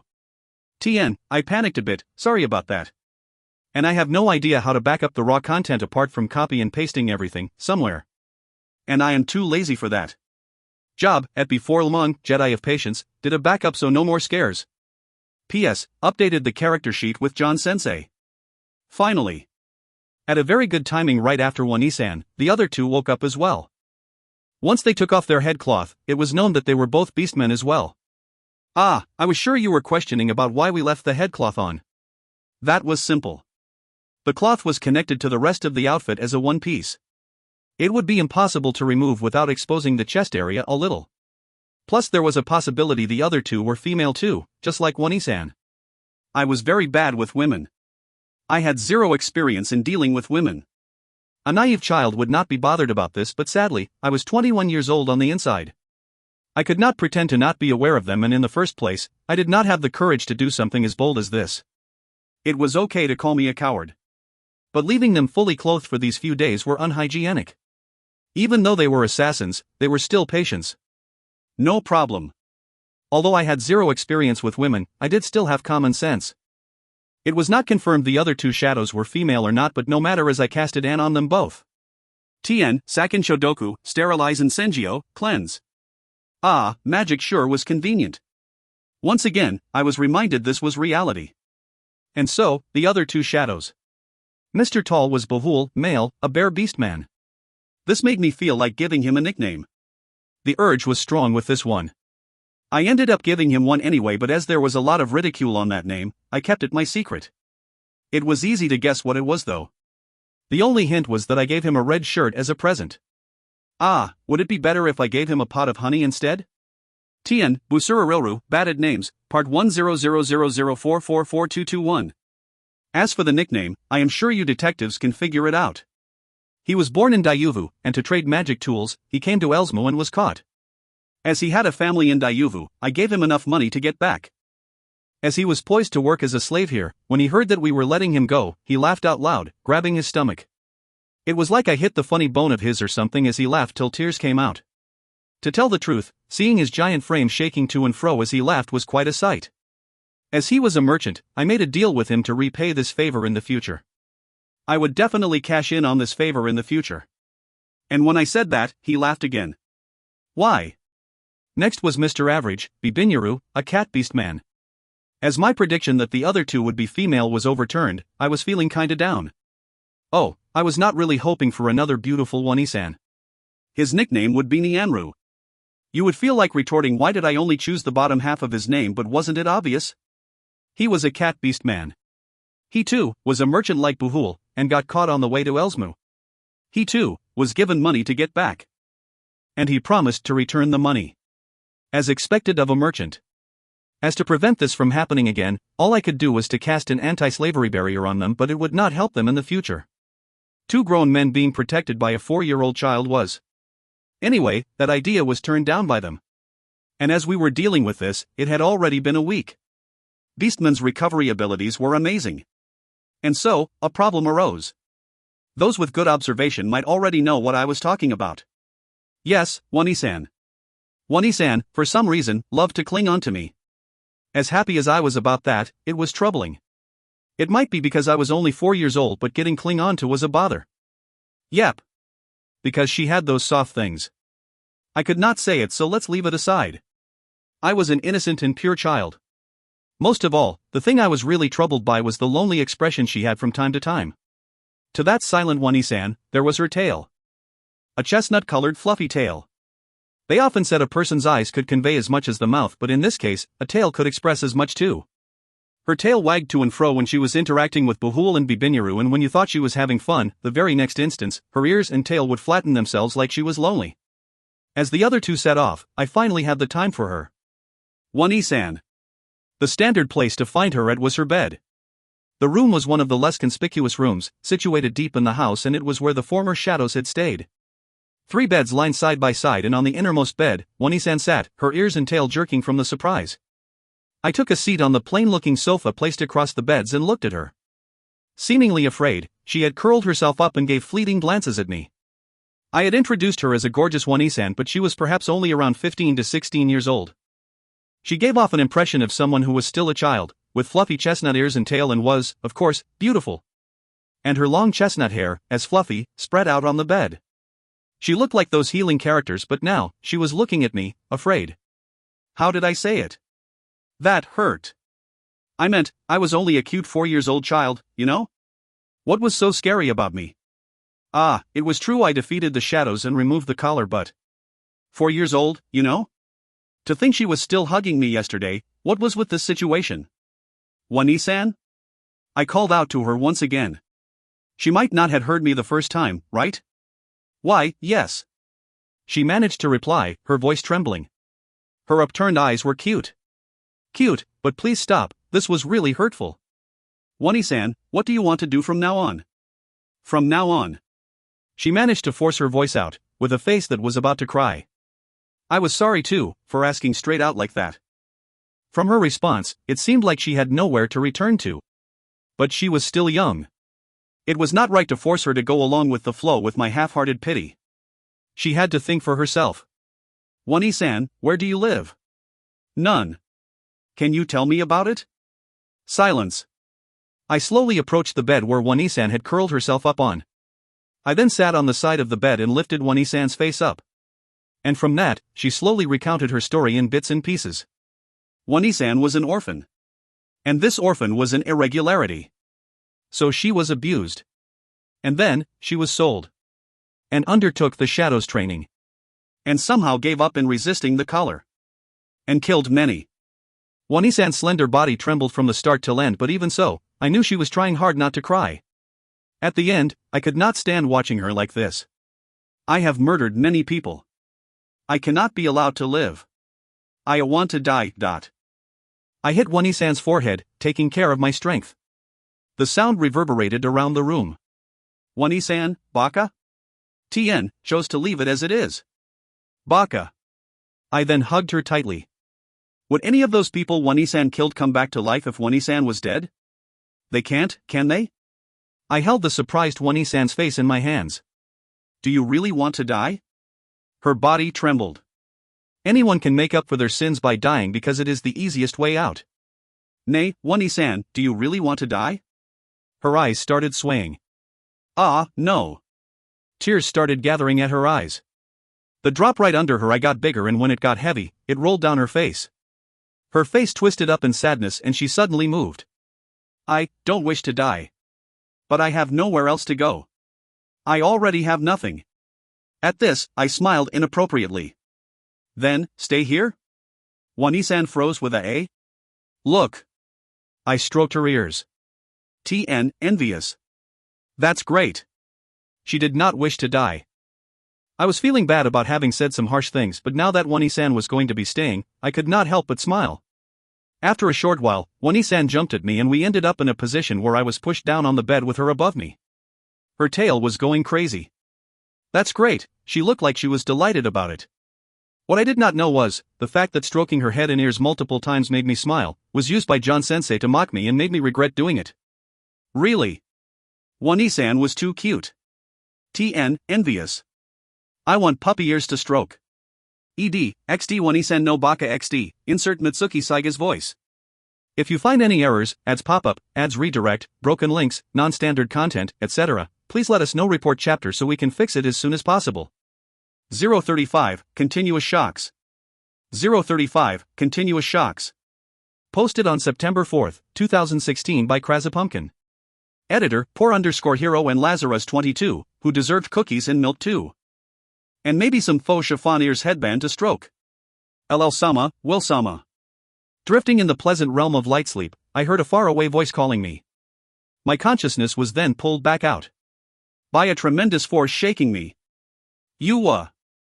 Ah, it's chiffon. Morning, Will-sama. Morning. Chiffon. Such energy in the morning. This person had just come flying over as she jumped on my bed and was currently sitting on top of my abdomen. Sigh. It must be my imagination that something felt like coming out. Then, as though she sensed it, Chiffon, with the same energy, leapt off the bed and stood by it, her tail wagging furiously. Her ears, as soft and fluffy as usual, stood up on her head and were pointed towards me. Damn it. So cute. I could not be angry at her even if I wanted to. I let out a sigh before gently smiling, beckoning her with my eyes and hands to come over.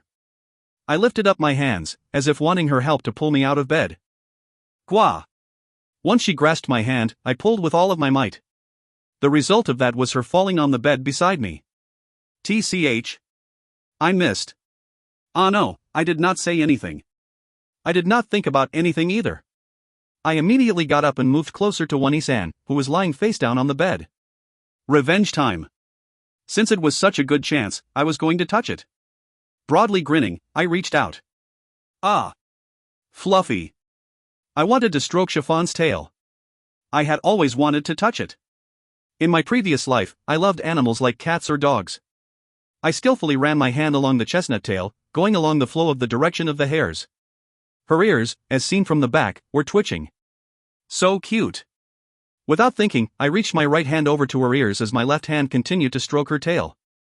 Please wake me up gently next time, okay, Chiffon? I lowered my voice, leaned close to her ears and chided her. I knew she was just playing, but I could not yield on this. Because for a moment there I felt like my life was in danger. I am sorry. Jumping up forcefully, Chiffon avoided my eyes and turned red as she apologized. Was touching her tail that embarrassing? I shall restrain myself next time. Why was I not stopping? I could not. Once you had a taste of the addictive tail-sama, you could never stop. Beside Chiffon, who jumped from the bed and stood back facing me, I peeled myself from the bed and began changing. I thought you knew who Chiffon was by now. One of the shadows, the Wani-san.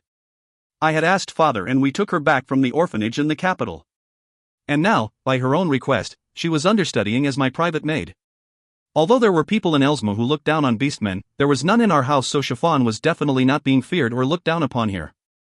And Mary-san was treating her as her own daughter, guiding her along strictly.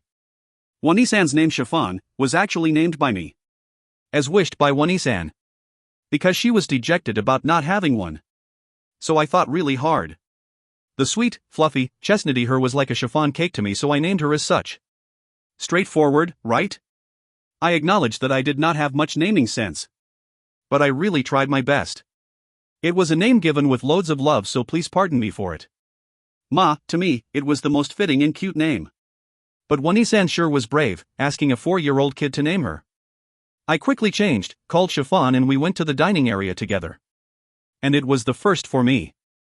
When she wanted to hold my hand, I stubbornly refused. Mary-san was still fine as she was around my mother's age, but Chiffon was still young. A young maiden. Nasto pizzo embarrassing. So recently, I walked, finally steadily, on my own as Chiffon, the young maiden, followed behind me. She was really cute. Just like a dog. And so, let us study magic today. Sensei, his eyes sparkling, was seated across me with the table in between us. It was our first lesson after a long time. Because John Sensei had to run around, dealing with problems that popped up from the aftermath of the incident. The problems. To put it simply, Welter. Because of the series of incident, Jean and Jean were, of course, arrested and thoroughly stripped of their nobility, but John Sensei did nothing illegal. He was actually the victim. No, you could say he was one of the people who solved the incident. Even though he had abandoned his name, he was still a Welter. As a viscount, the land of Welter household was as big as the position. In simpler terms, the land was too small for the court to place its direct control on it, plus it was a little too far from the capital. So in this case, it was given as a reward to people who helped in the incident. Even without this problem, the land, together with the position of the head of Welter House, was still likely to be forced upon John Sensei. But John Sensei, who used to be a royal court scholar, was working as a home tutor for William's barrel. Plus he himself had said that he didn't need it.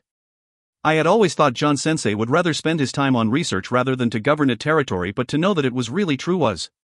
John Sensei was too amazing. Because of that, and in a sense that he kinda brought it upon himself, he was busy running here and there to deal with it. In the end, the management of Velter's land was given to the barrel, acting as the representative. My father had said Velter's citizen have been coming over anyway, so there is not much of a difference. So there should not be a problem. Instead, this kind of situation reconfirmed the fact that father was amazing. Who was he, really? Working as the governor of his territory, working behind the scenes such as this case, working as the captain of the knights, etc., etc. The workload was so huge that you could not help but wonder how many of him there was to handle it. No matter how fast he could do his work, it must still be hard. The least I could do was to help. Although I could never say it out loud cause it was embarrassing. And so, today's lesson was the first day in ages that I finally had the chance to speak with John Sensei. Yes. What exactly would we be doing today? John Sensei looked at me with awe, and an amused look appeared on his face. You changed your way of speaking. TN, explanation time. Well, used to speak in hiragana, which is a pain in the arse to read. Now he apparently changed to kanji, which is loads easier. Children in Japan usually starts learning kanji when they are of a certain age, so I guess the author is trying to convey that. Please don't retort, Sensei. I only managed to speak this clearly after loads of practice, to get rid of the lisping that came with me being at my age. This was embarrassing, so just stop. I was already very embarrassed after being seen by Sensei when I was with Chiffon, now he just said it in a way that sounded like I lisped on purpose. Because I am about to turn 5 years old. I managed to answer. Sensei looked shocked. TCH, how terrible. Don't tell me he forgot about my age? I mean, people did not usually easily forget about these things. That's right. Will is already 5 years old. Not yet, but I did not feel like retorting. John Sensei, who was completely shocked, had his maliciousness-mocking aura taken from him. Sigh. Turning 5. Unbelievable, right? Time passed. It was unbelievable that it had already been 2 years since I first met Sensei. Just as I was submerged in emotions like Sensei, he opened his mouth, having suddenly thought of something. In that case, it is about time to think about schooling. Schooling? Yes. In Elsmu, going to school has become an obligation. Become an obligation? Wow. Even to the extent of compulsory education. You really could not make light of this country. Still slightly shocked, John Sensei had begun to explain all about schooling. It was as my previous world. Even though the ages were slightly different, the period of compulsory education and the education system was about the same. Except for one thing. You were allowed to skip grades. The previous me who were envious of America was happy about this point. To put things simply, the lowest academy would be like a primary school, with children of 10-12 years old studying for 3 years. Mid-academy would be 13-15 years old, as like a secondary school. High academy was for 16-18 years old. You might think that it was an equivalent to high school, but it was only attended by people who were exceedingly good at magic or were very clever and wished to work as a researcher, so it would be closer to a university. By the way, John Sensei attended High Academy as a means to escape from his family. From that reason, being able to become a scholar was a feat in itself. After graduating from High Academy, most would work for the court as a knight, magician, or scholar. Or return to their territory as the head of the family. It was just like how university graduates would become a civil servant or to work in a large company. How long is the compulsory education? As well as a noble, till middle academy. There is a difference for a commoner? Yes. They only need primary academic education as it provides all the knowledge they need for their daily lives. Sensei nodded and absent-mindedly murmured to himself. Even so, it should be made compulsory for nobles to attend till High Academy. If not, they would be made light of. If I were to guess, in high society events where nobles gather, they would go, did you not go to High Academy? How cretinous. And be made fun of. These kind of stuff happened in my previous life as well. All in all, these events only existed to show off. Skipping of grades. The reason I wanted to study was to be able to lend a helping hand to father as soon as possible. In noble society, it was a settled deal for one to attend High Academy for things to go smooth, and I wished to reach my aim as soon as I could. The best choice was to skip grades. Unintentionally, I said what I was thinking out loud. But even so, the level for this country was ridiculously high. If the studies I was doing now were aimed for kids, then this level was already in the same level as high school from my previous world. I started to worry if I was able to do it or not. You do not have to worry that much. What I was thinking seemed to have been written on my face. I was praised by Sensei. When I was about to say thanks to sensei, he continued, stunning me into silence. We have already studied the materials for High Academy. Oi, please tell me you are joking. I took a few minutes to recover from that unfathomable joke. It seemed that I was neither praised nor was sensei making a joke. Nobody would be angry at me for feeling a sudden surge of anger. Return back my exhausting effort and all the time I spent. I honestly felt like crying. Even if I was not in a child's body, I felt like crying. Sensei just went along with the flow of things and proceeded on. To hell with just. Why would you even give a child High Academy's materials to study, you bastard? I looked up at sensei with reproachful eyes, but thinking of the punishment that might come, I forgave him. It was true that thanks to him I could reach my goal sooner. As an educator, he certainly did his job. But there was something called being prepared for it. Wasn't it fine to inform me in advance about it? Wasn't it too Spartan? He was definitely a Sparta-S. Next time onward I would call him Spartacus.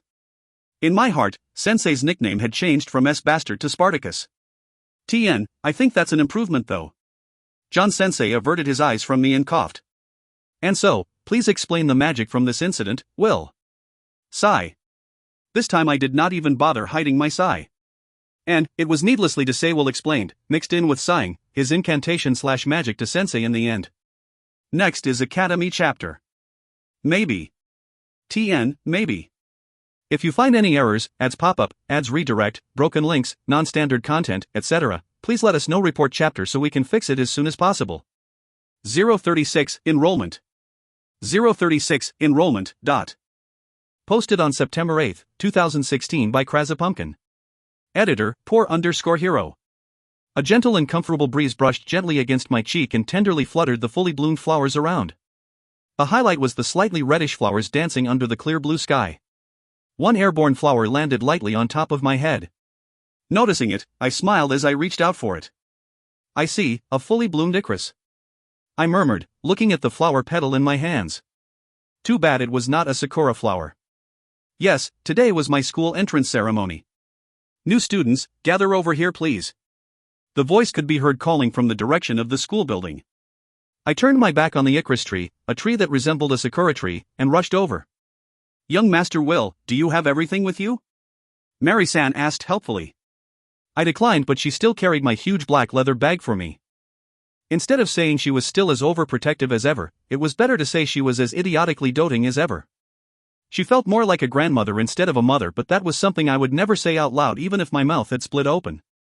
Will Samaea. The one calling my name over and over while sobbing was none other than Chiffon. Chiffon. To think I had only just met you. What's the matter, Chiffon? I am worried about Will-sama. I laughed, looking at the easy-to-understand, hiccuping and slightly shaking Chiffon, who was trying hard to stop crying. She said she was worried, but I guessed she was just lonely. What are you laughing about? If Mary-san was not around, I would most likely get beaten up by Chiffon. Pacifying her, I gently stroked her head, which had completely become a habit of mine. I was regretting that I was not tall enough. It's okay. I still had a bright future ahead of me. I was in the peak of my growing period right now. As I encouraged myself silently, I took my coat from Chiffon. You have already known this for 1 month, haven't you? I put my arm through the sleeve of the coat, glancing at Chiffon, smiling. Plus it is not like we will never meet again. I will come home during the holidays. Even so, Wani-san is worried. Chiffon murmured, head hanging down. I finished putting on my coat and turned to Chiffon, grinning. Rather, wouldn't it be better if you worry about yourself first? Will. Ha ha ha. Laughing aloud at Chiffon, I walked out of my room. It had been 2 years since Chiffon came. She had grown accustomed to this house and even seemed to have a dream for the future. To be my private attendant. My dream was to become the head of Duke class. To become my attendant, apart from having a good rapport, she would need to be able to handle my guests as well as being able to handle herself in various politic events. On top of that, she would need to have the skills to be my personal maid, secretary and bodyguard. Chiffon knew all this and she had aimed to be one. Chiffon had never even been to a primary academy. Since she had been here, on top of her maid duties, she had been studying the materials of primary and mid-academy under me and sensei for these 2 years. Having looked at her all these, I knew how hard she had worked. and it seemed that she was currently studying for the entrance exam of the High Academy.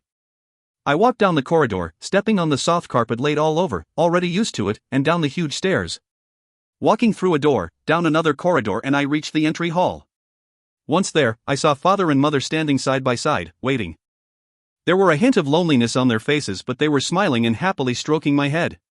Even though it was slightly embarrassing, but things that made me happy did still make me happy. My son is amazing. Bursting with excitement, father rubbed his cheek against mine. It had a while since he did that, but it hurt. Hurt. So embarrassing. I used my older body to hit against him, but against father's toned body, it was useless. Damn. In the end, everyone directed warm gazes at me as I was carried out of the house by father. You, damn. Only till today. I promised myself to live strongly in the academy. I knew father did not do that out of malice. Instead, I could feel his affection strongly, so I could never hate him. Not that I felt happy at that. Definitely not. I mean, I was already 8. I was no longer a kid. It must be my imagination about someone saying that I was still a kid. Father carried the wailing me out all the way to the carriage, prepared and standing by. Even the coachman was smiling at the scene of me and father. Take care of your health, mother said, stroking my head. I showed an honest joy at that. No, I did not have a mother complex. I will. Smiling, I nodded and climbed onto the carriage. Remembering something, I turned back. Do your best, Chiffon. I skillfully stroked her, as I would not be able to meet dear Tail-sama and Fluffy Earsan for a while. This time I really got into the carriage. Opening the window, I waved to them. I will be going now, I yelled, as the carriage started moving. Take care. Chiffon, who was bouncing. Mother, with her bright smile. Father, who looked like he was about to cry. And the gently smiling Mary-san. I stared at them for a short while till they disappeared, and I settled down on my seat. Phillis Academy. TN, thanks Miv dear for the suggestion. Situated near the capital, it housed all primary, mid and high levels, and thus being the ideal place to be for people like me who aim to skip grades. By the way, both father and John Sensei graduated from there. 1 month prior, I sat for an examination as so to skip grades.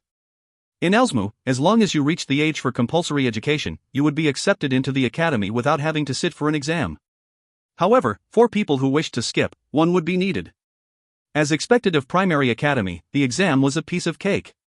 Let's keep it a secret that at the same time, my anger towards John Sensei reared its ugly head again. To reach Phillis Academy from Barrel's residences, it would take about 4 hours.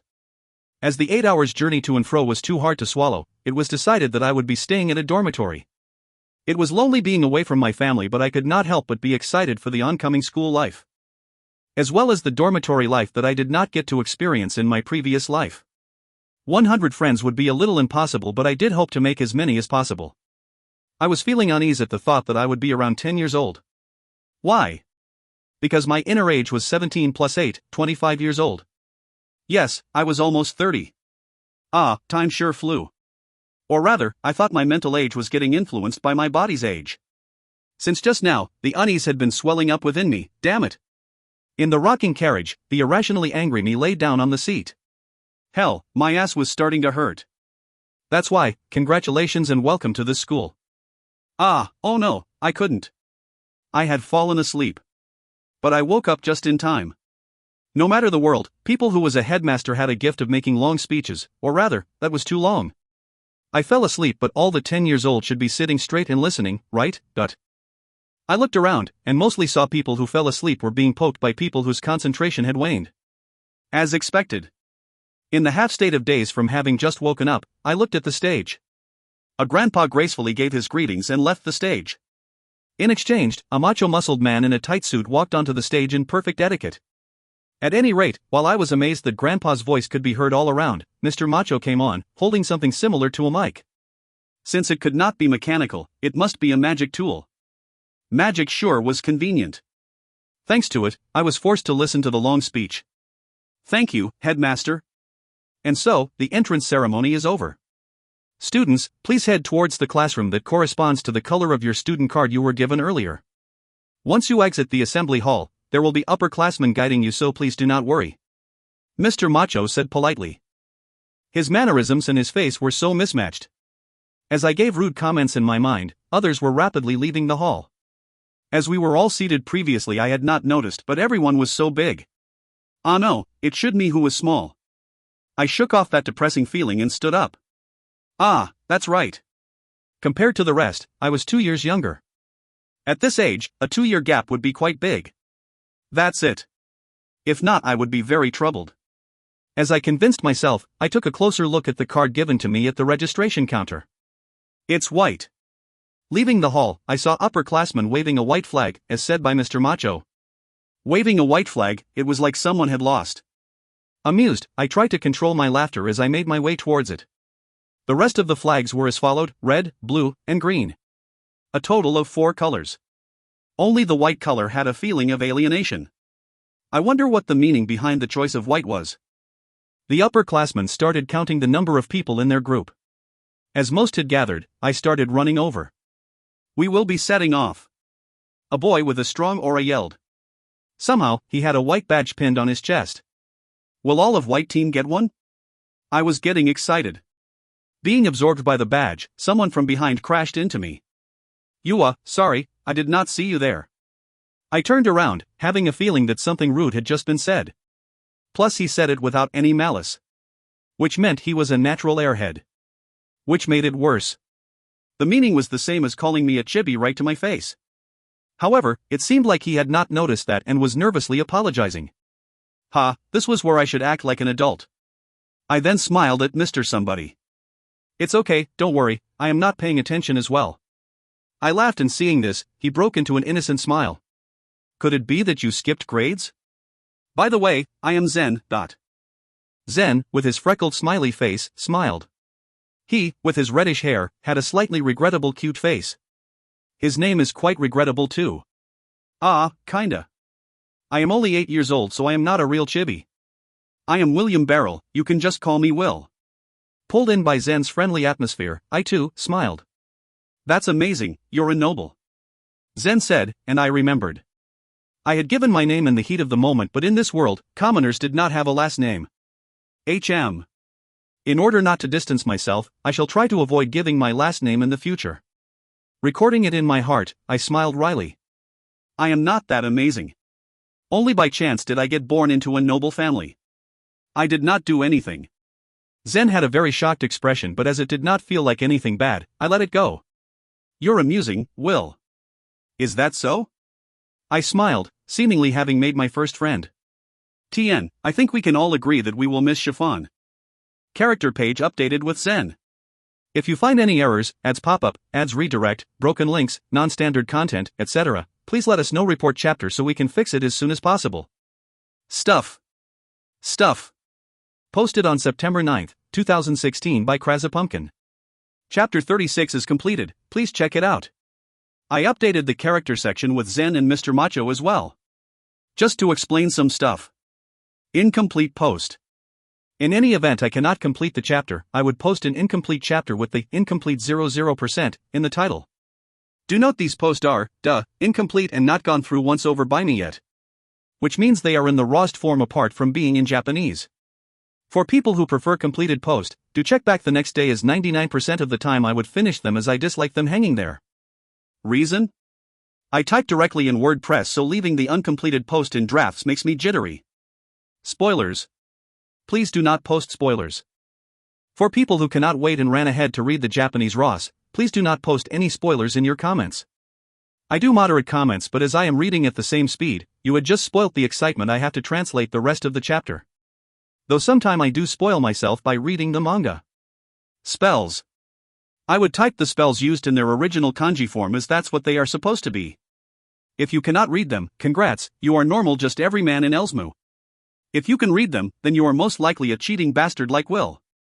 Anywho, readings and meaning will be written beside, and isn't it nice to learn something once in a while? He. If you find any errors, ads pop up, ads redirect, broken links, non-standard content, etc., please let us know. Report chapter so we can fix it as soon as possible. 037, the usual. 037, the usual. Posted on September 12, 2016 by Krazapumpkin. Editor, poor_hero. TN, this officially marks the beginning of the Academy arc. And the beginning of missing Chiffon symptoms. And I'm changing the writing into somewhat present tense. Maybe. I don't know. The school buildings in Phillis Academy are all made out of thick, solid stone and look like castles built in mid-Europe-ish. Along the dim corridor, students dressed in the same uniform are being led by the senior, a scene familiar to a certain magic academy. Ma, regrettably, this is not a magic academy where only the chosen attend but everyone in the country due to compulsory education. Regardless, I still feel excited. And why won't I be? This marks the start of the long-awaited school life that I have yearned for. You look so happy, Will. I am laughed by Zen. Now is not the time to be laughing at me. Children that have just been born not long ago might not know it, but compulsory education is a wonderful thing. It might be because he has not been to other worlds, but thinking about magic lesson has already made me so excited that I feel like dancing. Ah. I cannot say my true feelings out loud, so I just give a vague smile as a reply. I am just looking forward to the dormitory life. Eh? Really? Will too? I am living in a dorm too. Delighted Zen is baited into the conversation. Then, ahead of us, a loud booming voice is heard. We have reached your classroom. Don't fight. By then. Who will fight on their first day in school? Energetic till the end, the senior leaves coolly without any self-introduction. Don't run along the corridor. I yell in my heart as I stare at his distant figure before entering the classroom. It has a large wooden door that looks imposing. You can feel the history of the academy from the darkish stone buildings paired with this kind of door. Once entering, the very first thing that I notice is, oh, long desks.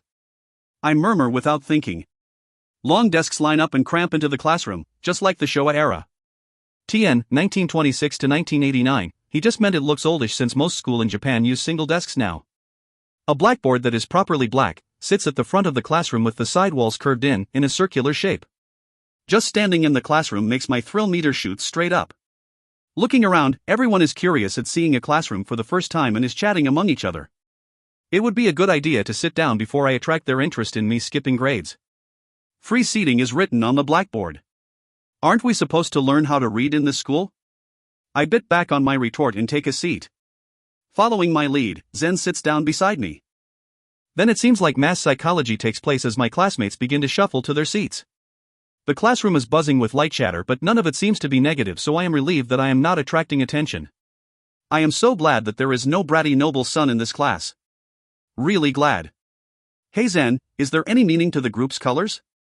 Since the teacher is not here yet, I decide to get some answers to the questions that have been on my mind. Ah, yes there is. As expected. There isn't. I am just about to answer Zen before stopping mid-sentence and look at him. There is? Eh?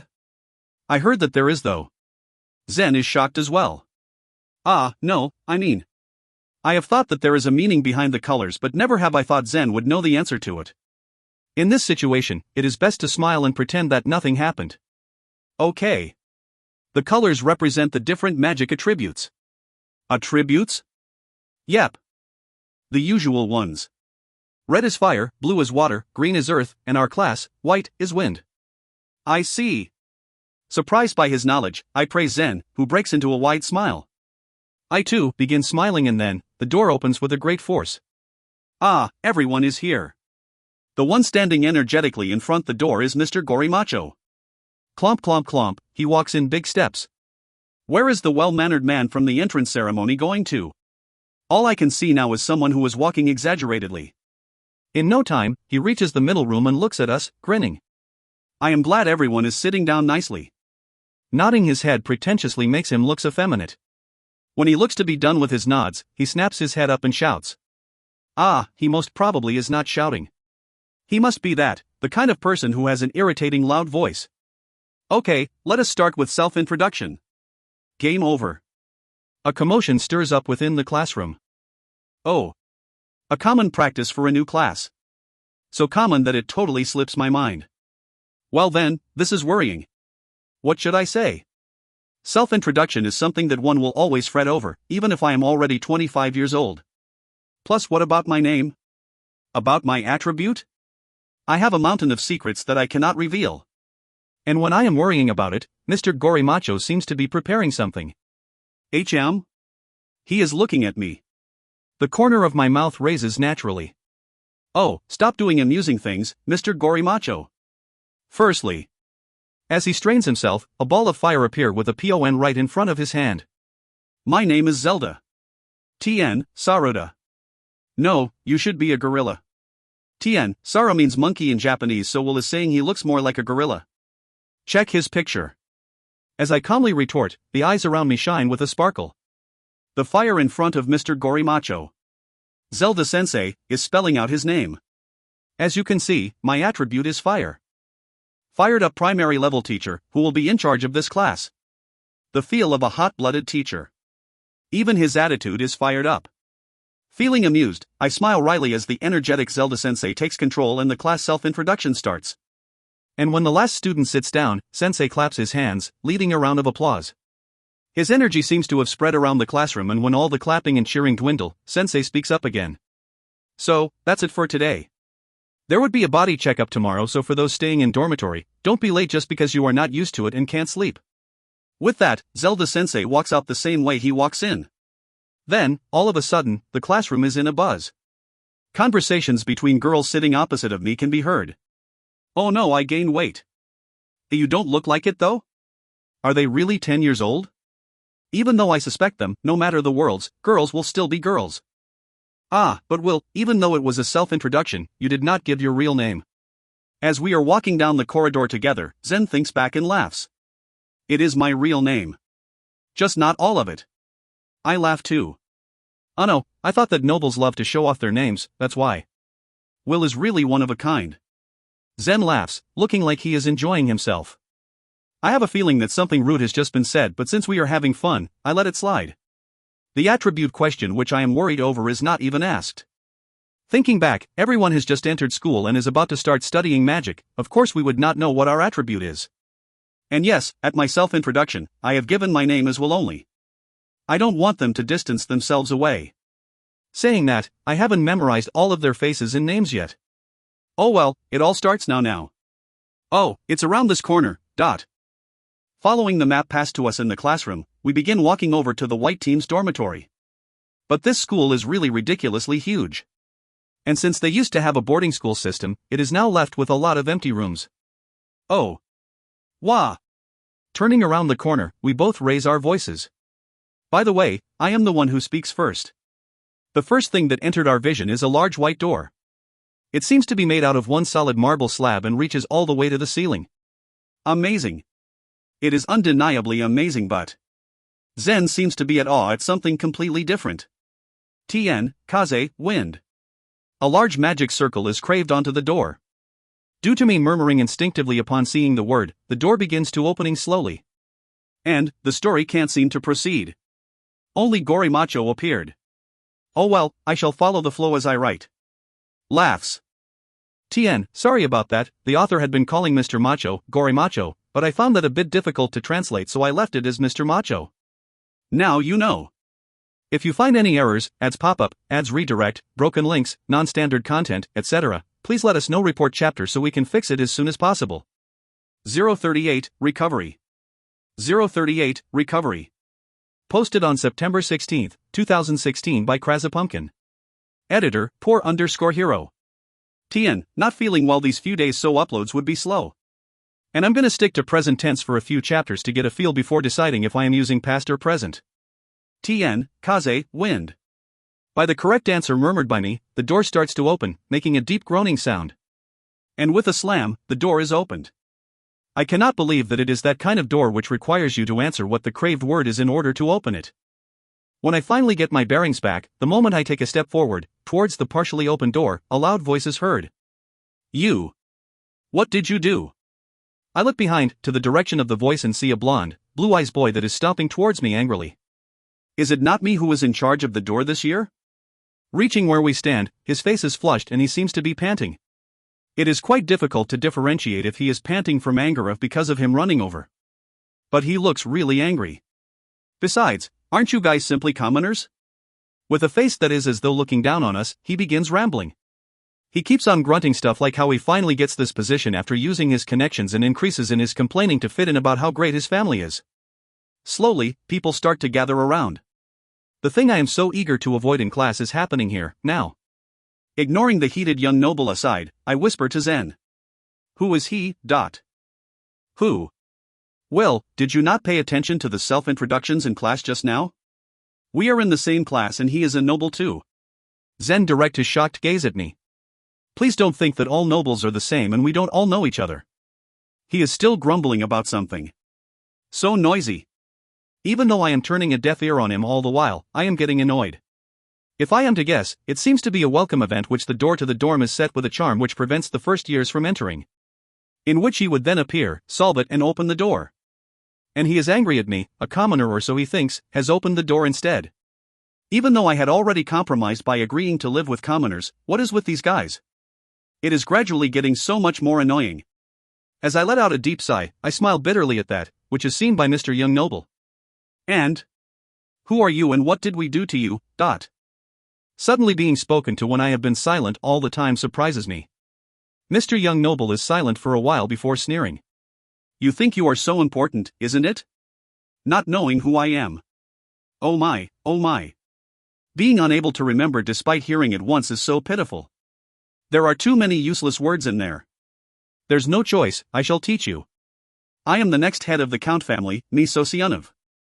He says proudly while I am extremely troubled. I think he says something about his status but whatever. Me Sosyanov. Tn, me Sasharunofu. I tremble, trying my best to suppress my laughter. Me Sosyanov. Miso Shirunofu. Miso Sironofu. Tn. Miso Siro is miso soup and fu a kind of wheat bread. What is that? Announcing your name in such a proud way. That name is too unique. I can't.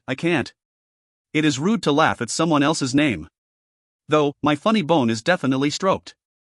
And when I hang my head down and tremble, it is being mistaken for something as I hear an exaggerated laughter from above. Ooh, are you scared? It can't be helped, you, who did not know, shall be forgiven. When I show him a smiling face, he is surprised. I thought no matter the status, everyone in school studying is a student, am I wrong? Smiling even wider, I give a graceful and shallow bow. Since you specially introduced yourself, it would be rude of me not to. I am the next head of the Duke family, William's Barrel. Nice to meet you. Smile. Dark. He is finally silent. And, this is really short. So sorry. But I wanted a punchline. So the rest is not needed. I kinda do love this kind of development. I thought I would take another 2 days since I took a day off to rest yesterday, but, short chapter. Enjoy. If you find any errors, ads pop up, ads redirect, broken links, non-standard content, etc. Please let us know. Report chapter so we can fix it as soon as possible. 039, Welcome Party. 039, Welcome Party. Posted on September 19, 2016 by Krasapumpkin. Editor, poor_hero. I leave the stunned Sosyanov by his own and walk away. When we are captured by him, the rest of the boarding students already go in. Even though we come first, our time get wasted. What a troublesome thing. This is my lesson to him. Status is nothing and it would be good for him to learn that. But he seems like a guy who is going to repeat his mistakes. Looking at him, I direct a cold look as though asking if he is that stupid or not. With that over, Zen and we step into our dorm. Welcome to the White Wind dorm. We are welcomed with enthusiasm. Looking closely, many seniors are gathered at the entry hall of the spacious dorm. Thank you very much. Thank you very much. We give our thanks at the same time and do a quick bow. By the way, Zen is the latter. I am not nervous at all. I am 25 years old after all. Then, from the crowd, a sharp-eyed Onyechan steps out. Oh, he is the one who brings all of us to our class. I see, you are the door duty officer this time round. He speaks when I am stuck reminiscing about the time I first meet him. Still as forcefully and energetically as ever. This school sure has a lot of hot-blooded types. It seems he is talking to me instead of Zen. Door duty officer. HM? You didn't know? When I return with a question, I am approached at a great speed that I instinctively take a step back. People are laughing, saying something like don't go scaring small kids like that, Kiro. I see, this hot-blooded young man is called Kiro. Rather than that, I think I hear something rude being said about me being small. I want to think it's my imagination. Let's do that. Pulling myself out of the depressing thoughts, Kiro nods at me. Is that so? Then why did you open the door? At first he is observing, but his curiosity gradually wins and he asks happily. Will skipped grades. Zen, standing beside me, still very nervous, answers even he does not need to. Instantly, all eyes are on me. I let out a sigh internally and speak up. I had a little practice in magic circles. With that, everyone comes to an understanding. Kiro then shouts, "Is everyone present?" And the dorm's welcome party starts. Where is Miss Sosianov? Right when you step into the dormitory, it looks just like a hotel lobby. The room of the dormitory manager is facing the entrance as well. The dining hall seems to be right inside. Sofa, chairs, tables are placed in there for everyone to enjoy a light meal. Today, it will be where everyone staying in the dorm are gathering. Contrary to expectation, the dormitory is not separated into males and females. The top floor belongs to the girls while the lower floor is where guys stay. Then, let me start by introducing myself. By Kiro's words, everyone cheers. I am Kiro, obviously a third year. The leader of the white team as well as the dormitory leader. Come find me if you have any trouble. Attributes Earth. By the way, I am still single. That's all. With all different kinds of meaning, he is rather amazing, this guy. White team leader. Does this academy have some sort of teams events going on? Kiro is blonde and blue-eyed but is also blessed with light brown skin color, and coupled with the way he speaks, he simply exudes a wildish feel. His hair, different from Sosianov, is short, might add on to the feeling as well. I am currently suppressing my urge to simply call him Mr. Miso. I'll have you know I am really trying hard. Kiro then hits the back of the boy next to him, as if asking him to introduce himself next. That hit looks painful though. I am Kalius. Third year, the vice dorm leader tentatively. Attributes wind. Interest is observing. His name sounds like calcium, let's put that impression aside. As compared to Kiro, he does not speak all that much. Most likely in his future, he will be called a cool beauty by others. Blue-eyed with long white hair that has a bluish tint, tied it up in a low ponytail. Another Eichmann. Instead of that, his interest is observing. How scary. Please do not say that without any expression on. I'm Freya. As you can see, I am a lively and energetic girl. I am also currently the vice team leader. My attribute is fire, please take care of me. To the left of Kalius stands a girl. And she has just introduced herself in an earnest tone despite what she says. Lively and energetic girl. No, I would like to believe in that. Freya is actually a beauty. Deep blue hair with gray eyes. Depending on the angle, her eyes would sometimes look like some gold is mixed in as well. What a wondrous beauty she has. Oh well, I am not a lolicon, so I am not that infatuated with her. Japanese, or Mo about her. And now, I am extremely troubled. Why? Because that Freya is sitting right next to me, to my right. Next is this year's door duty officer. I am urged on by Kiro when I am feeling flustered. In the first place, I am pulled by Kiro to sit over here. I wonder what I need to say. Let's just give a simple self-introduction. I am Will, first year, and I kinda opened the door. Why are you questioning us back? You definitely opened the door. I am completely retorted back. Saying that, I have no idea what door duty is, which is why I want to ask. But as I think, in this world, the vague expressions Japanese love to use do not work here. But being a former Japanese, it still comes as a shock to me. Then, the girl sitting next to me slowly raises her hand. Leader Kiro, maybe Will does not know what door duty is and is currently troubled at how to answer. My meaning gets through. And when I am thinking that Freya is smart and thoughtful, I see everyone around me nodding. It seems like it is only Kiro who does not get it. Regardless it is being Noble's culture or Japanese's culture, things are usually not said straight out, which is why learning how to read the meaning behind is an important skill to know. Having bathed in both culture for 25 years, I have already gotten used to it. That's great. That's great that the meaning gets through. Relieved, I smile as Kiro, seemingly embarrassed, starts explaining. Sorry. Door duty officer is what we call someone who is in charge of the door. In this dormitory, we have a welcome event where door won't open, everyone troubled and flustered, let's help each other out and open the door. Kind of thing. But as recently there is situation where no one could open the door, which is why someone who heard about it from a friend will act as the hero, door duty officer. Ah, it can also be said to be a pre-arranged performance. I see. I think Misosionov is shouting about something like that just now. Looking forward to being a hero, he must have been very angry to find out that the title has been robbed from him. So that's why, since you are the one who opened the door, you are called the door duty officer. Ha ha ha. Laughing unlike a 12-year-old, Kiro uses his eyes to urge me to proceed with my self-introduction. I see. It is great that I did not make any trouble for opening the door. I smile, relieved, but somehow, someone besides me lets out a snort. Don't laugh. I am only a first year, so it is fine for me to know these, isn't it? Don't tell me it is common sense. A sense of shame started spreading within me, so I hurriedly continue. I am Will. As to why I opened the door is as I said just now, I have a bit of practice with magic circles. The reason is I want to skip grades.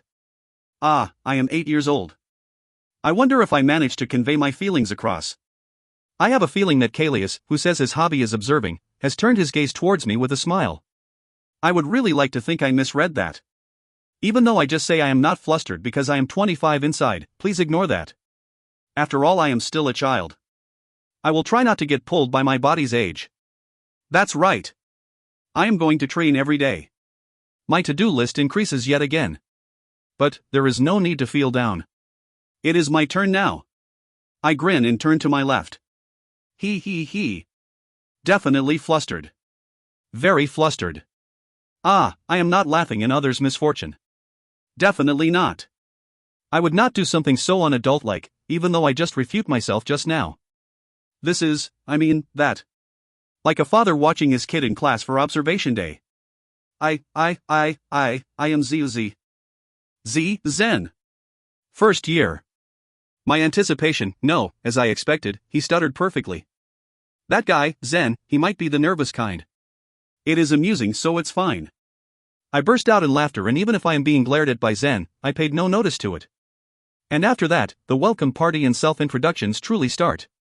And, because I wanted Will to give a proper self-introduction instead of the one in the classroom, I had him do it here. TN, you don't say. If you find any errors, ads pop-up, ads redirect, broken links, non-standard content, etc., please let us know. Report chapter so we can fix it as soon as possible. 040, Dormitory Mates. 040, Dormitory Mates. Posted on September 22, 2016 by Krasapumpkin. Editor, poor_hero. TN, sorry for the slightly late update. I had been addicted to Suki ga Michibiku Isekai Ditchu and cannot stop reading it. I had also recently just gotten Microsoft Universal Folding Keyboard, so now there's no need to turn on my computer to translate. iPad for everything. The residents in White Wind Dorm, from counting by my site, are around 30. It seems like they get about 8-10 people entering per year. My class is about 20, so it makes sense that about half would be staying in the dormitory. While I am on this subject, 11 of them are girls. 3 are first year, 5 are second year, and 3 are third year. As expected, there are fewer girls staying in the dormitory. I am not dejected. I am just thinking that it would be nice to have some flowers amidst the thorns, that's all. The number of guys? There is no reason for me to count them, is there? Ah, it's not that I like girls better. Nope. Just that I can count them when we head towards our room, so there is no need to do it now. Yep. Self-introduction begins in the order they are lined up in. I'm Remy, first year. I am Louise. Same year, I am Brutus. First year. The 3 after Zen in a row. Remy, Louise, and Brutus, who have just introduced themselves as first years, seem to know each other based on their attitudes. From the right, red, yellow, and green are just like a traffic light and so easy to remember. Their personalities seem to match the colors as well. What colors? Their hair colors. You might be doubting if it is blonde or not, but in this world, hair colors are expectedly bright and colorful. Yet still not unnatural like dyed hair, which makes it so strange to me. The mystery of life. I wonder if it would be like the novel I read, that the color of hair/eyes has a relation to their attributes. Up till now, I still cannot find a pattern to it though. Ah, but the silver hair and peridot eyes me is all attributes. Black hair and eyes would be. Let's just say it is not to the expectation. Brutus. What an easy name to remember. Is it just me who feel that his nonchalant attitude and his name are mismatch? Next is. I look over. Let's pretend I never get excited. I am Yuria. Third year. TN, using old man talk for some reason. Washi wa Yuri Ajaya. Sananjaya. Low. Lowly. No, she said she is a third year. Which means at max 12 years old. At that, I suddenly remember. Can it be that she is the same as me? By the way, Yuria did not skip grades. I am a real 12 years old, so be careful. Kiro laughs at that perfect timing. It cannot be. I stand there stunned, watching how Kiro was being beaten up by the lowly.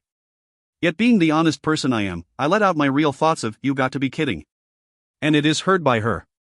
Yuria, who hears that, jumps around in anger, yelling that she is already an adult. It would be better not to tell her she looks more like a kid right now. But because of this, I come to understand something. A child who insists of being an adult will always be seen as a child. My things to take note of increases. And Yuria looks even younger than me. No matter how I look at her, she looks to be about 6 years old. With long red hair, that is quite close to black, up in a half ponytail and big round reddish brown eyes. Oh, pretty, I don't think I need to explain that pretty includes cute, right? By a certain person's voice, the currently rampaging Yuria senpai freezes. Yuria-chan? It belongs to the cool beauty, whose hobby is observing, Kalius. Yuria senpai, who is just nice, is right in front of me, lets out a tiny shriek and strangely hides behind my back. She is even trembling. I am extremely interested in what happened between the two. But it is better not to meddle in it. Just by looking at the smiling Kalius makes me nervous. How shameful. He has an unknown, mysterious aura that feels like once you step in, you cannot ever back out. Such is Kalius. The self-introduction from Kiro's batch continues, but to tell the truth, I am not listening. First, smiling silence. TN, turn and you'll forgot about him. Then, bouncing lowly. What is this development? Someone please help? I turn to Freya, troubled but is ignored by her splendidly. Why? It seems like she is not helping me this time. The first year and second year boys seem to have finished their self-introduction. It is time to get myself out of this situation. I look back and smile. Placing both of my hands on Yuria senpai's shoulders. You are kidding. I hand her over, not at all minding her tears. I will not be deceived by appearance. I believe that Yuria senpai, who is an adult, can handle her troubles by her own. Peace comes back. Now I can finally pay attention to the self-introductions. Smiling, I focus my eyes on the next person who is about to start. HM? It comes to her turn, but the girl remains silent. The girl who stays silent starts to exude an aura as if saying even them. First year girl. Would you introduce yourself? Kiro, who is unable to let it go like that, asks politely, but her sullen aura increases even more. What makes her feel that displeased?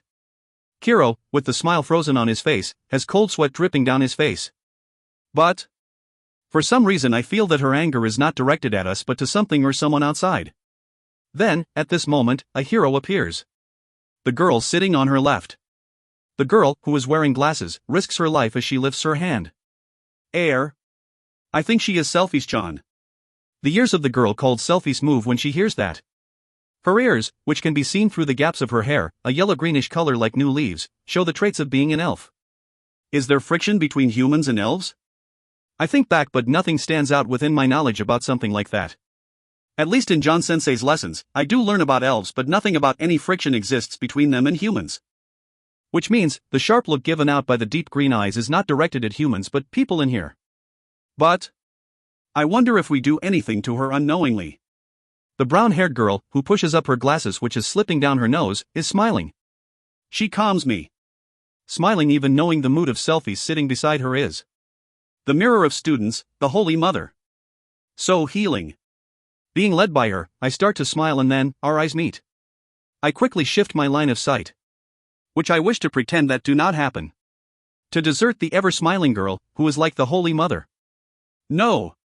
Don't be depressed. If I give up here, then I would stay the same as I am in the previous world. This is only a small matter.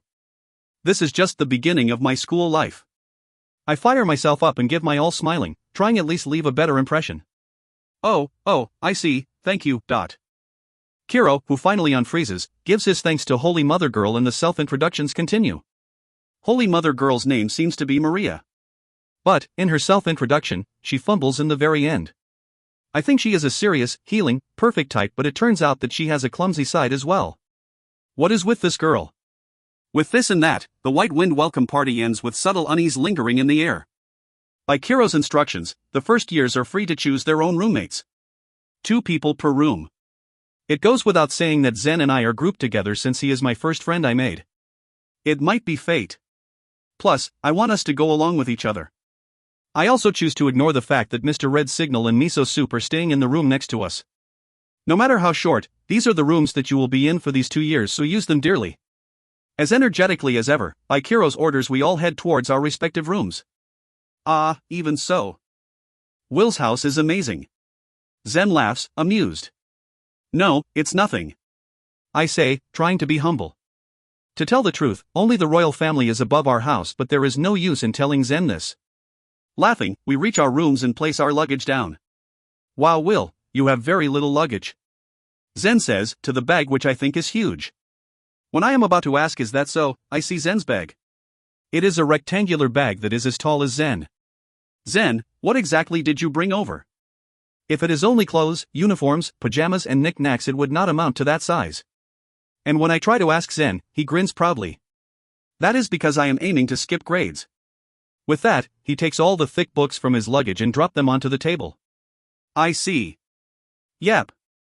Are you not going to take the exams in September, Will? Ah, of course I am.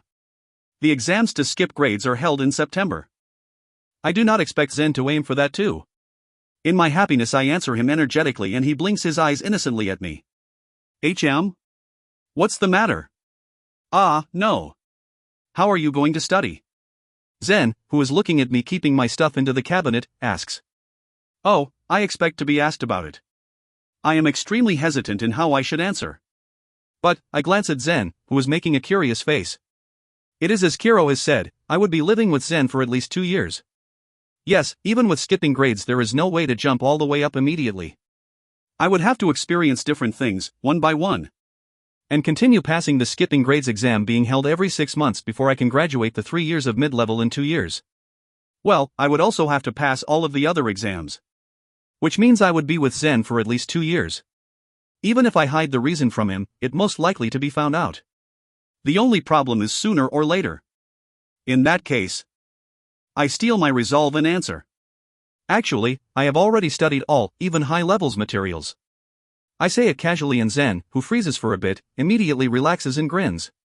Look at you go, still pretending. Just honestly say you forget and I can lend you. This guy. He has taken the choice of not believing in me. I do predict this to be one of the responses, but to be given it so bluntly. My mood sours. How unpleasant. To be looked at with pity by a kid younger than me. It's true. I yell. Yep, I understand, so it's okay, Will. That's why. I am not lying. Yes, it's true. Don't worry, I will teach you properly. This guy. He is definitely understanding nothing. Even though I know I am digging a deeper hole by yelling like this, but I just cannot help it. I finally understand Yuria-san's feelings. How frustrating. If you find any errors, ads pop up, ads redirect, broken links, non-standard content, etc. Please let us know. Report chapter so we can fix it as soon as possible. 041, what should I say about this? 041, what should I say about this? Posted on September 27, 2016 by Krazapumpkin. Editor, poor_hero, pie for you. Yes, even I would somehow expected it. This. Let's turn time back to dawn. Oi, wake up. I wake up to a loud noise accompanied with shouting. As I groggily get up, I see an amused face peeking through the gap between the double-story bed. As well as a boy with dull blonde hair standing at the doorway. It seems that Kiro has opened the door and comes to wake us up with that huge voice of his. Then, I feel a jolt coming from the bottom bunk, follows by a yelp. Ouch dash. Looks like Zen has bumped his head. Kiro, who stands at the doorway, snickers at that. What they are doing this early in the morning, I wonder as I look at that malt brown skin and dazzling white teeth sleepily. I forgot to tell you yesterday that the cafeteria breakfast timing is till 7 a.m. There would be nothing for you if you are late, so take note. Saying that, Keto leaves for the next room swiftly. Almost next to immediate, a loud voice shouting wake up. Could be heard. What a sense of duty. To go around all first year's room to inform just because he has forgotten the day before. No, there are only 6 of us. Which means 3 rooms. So that isn't that big of a deal, I think, and smile while climbing down the ladder attached to the bunk bed. Morning, Zen. Tien, Ohio, Zan, you need to know this. Ohio-san. It is a title of a drama in my previous world that I let out a small giggle. I just make a pun without expecting it. Thanks to the bump on the head, Zen is completely up. Mumbling a soft morning, he climbs out of his bed. I let out a small sigh as I open the cabinet. About 1/3 of it belongs to me. It goes without saying that the rest of it is taken up by Zen stuff, especially his books. Putting my uniform on for the second time, I smile at the silkiness. Phillis Academy has a unified uniform. The orthodox shirt that looks like a pseudo-Japanese stand-up collar uniform. A slight grayish coat that fits nicely along the body shape, it feels just like a slim version of the Gakurin. Tien, Japanese stand-up collar uniform. You know, those black uniforms that Yankee always wear in mangas? On the left breast area, 2 badges are pinned. The school badge and the class badge, one on the top and the other below. The school badge has a design of a Western shield, separated into 4 colors by a cross. Clockwise from the left is red, blue, white, and green. With the word Phillis across. So cool. The class badge is made with silver. Might be because we are the white team. A motif of Icarus, a sakura-like flower, and wind is beautifully carved in full detail, looking like a work of art. You would not think it is a school badge. I tap on the shiny badges and head over to the wash basin. The happy thing about this dorm is that each room is fitted with their own shower room and wash basin. Although it is slightly regrettable that there is no bath attached, but we are given 2 tables, a huge cabinet and a bunk bed. It is a nicely equipped dormitory. I wash my face, smoothen my bed hair, and when I walk out of the toilet, I see Zen putting on his uniform sluggishly, his face looking sleepy. You are going to miss breakfast, you know? Zen jumps at my words. How about washing your face first? Passing the lobby, we walk to the cafeteria. There is already quite a crowd there, around 20. But I have no inkling on how the cafeteria system works. As I stand at the entrance, troubled, I feel someone behind. Turning back, I see Callius coming out to meet me. Are you okay? He asks, with a face full of sleepiness. It seems like even the vice dorm leader is not perfect. I have no idea how the system works. Zen says, with a dejected face from behind me. Are you that hungry? Ah, still so young, so young. Puberty sure is amazing, I thought. Then. Growl. A thunderous roar resounds. Callius and Zen burst out laughing. Don't laugh. That roar is made by no other than the worm in my stomach. Well, sure has a huge worm in that stomach despite having that kind of face. Someone says from behind me as I go red with embarrassment. Yuria appears, grinning with amusement. Her face and eyes seem to be saying, how's that? I see, this must be revenge for yesterday.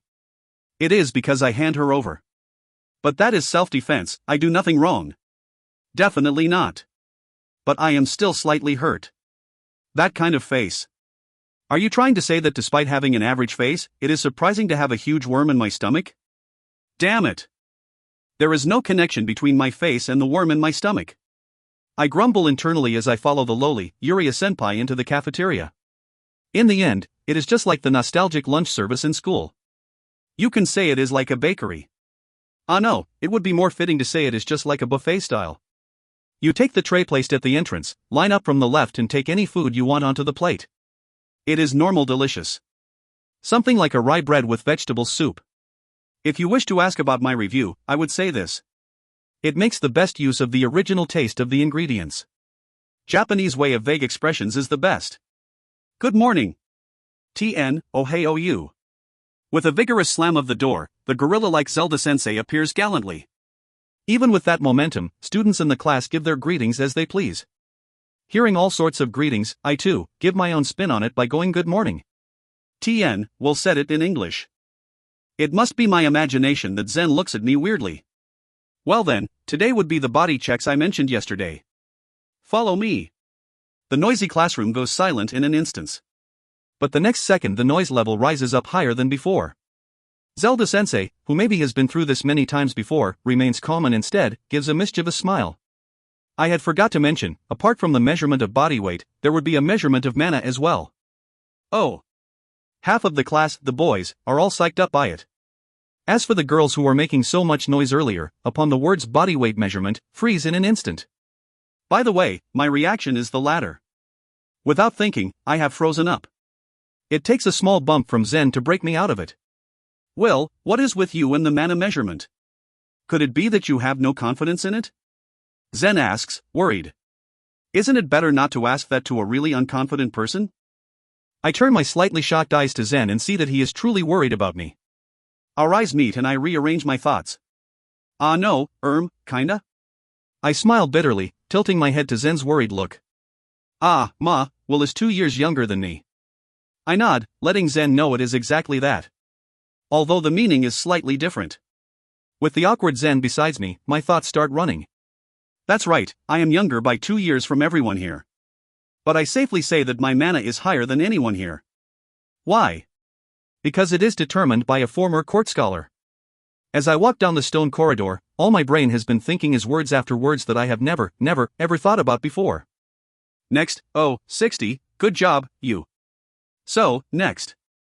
After that common body weight measurement as I've experienced before in the previous world, it is now the mana examination that just speeds through students. The tool to measure mana is, again super orthodox, a crystal ball. Placing your hand to it would show the mana existing inside as a number. And that number is recorded by Zelda-sensei in the body measurement column. At the same time, the crystal ball would be recording each student to their respective mana. And for those who finish the examination, they would be handed a card. Might be something like a student handbook. Regardless, everyone is excited and having fun at the same time. On the contrary, my excitement level is just like the next person going to be called by sensei, down. My heartbeat raises as my turn gets nearer. This is the first time I have even been so nervous. I do not even get this nervous for my high school examinations. At the same time, a different memory surfaces up. No, it's fine. Ignore it. Yep. I nod to myself and it is then I feel Zen's gaze. I feel like it looks irritated, but that is all gone now. Next. It is Zen's, who is in front of me, turn. 70.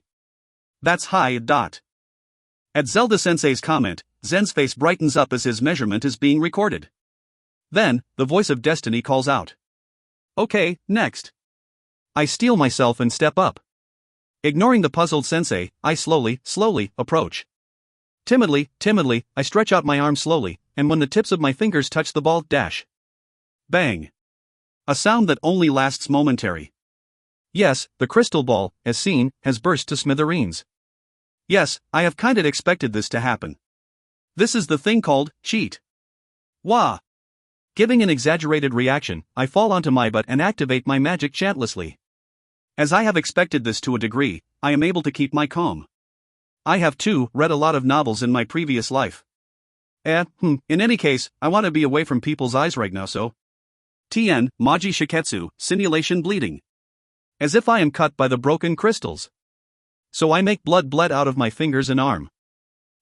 It doesn't hurt, by the way. Sensei, who stands there shocked by the sudden turn of things, notices my situation and rushes towards me in an instant. I am feeling guilty looking at him being so worried, but it cannot be helped. I shall apologize for it later. I am going to bring Will over to the infirmary. The rest of you just wait here silently, okay? Leaving the rustling class, Sensei brings me over to the infirmary. Sorry about this, Will. To think the crystal ball would explode. Is it our miss in checking?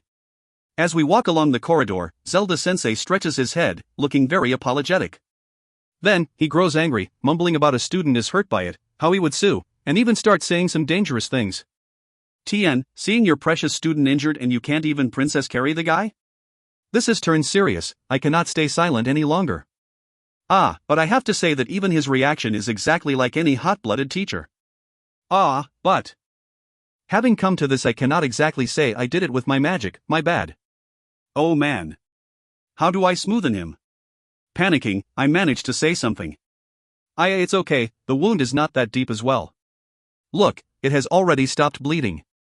Saying that, I take my handkerchief out of my pocket and wipe the blood away. Sensei is stunned at the crusted wounds for a second before reverting back.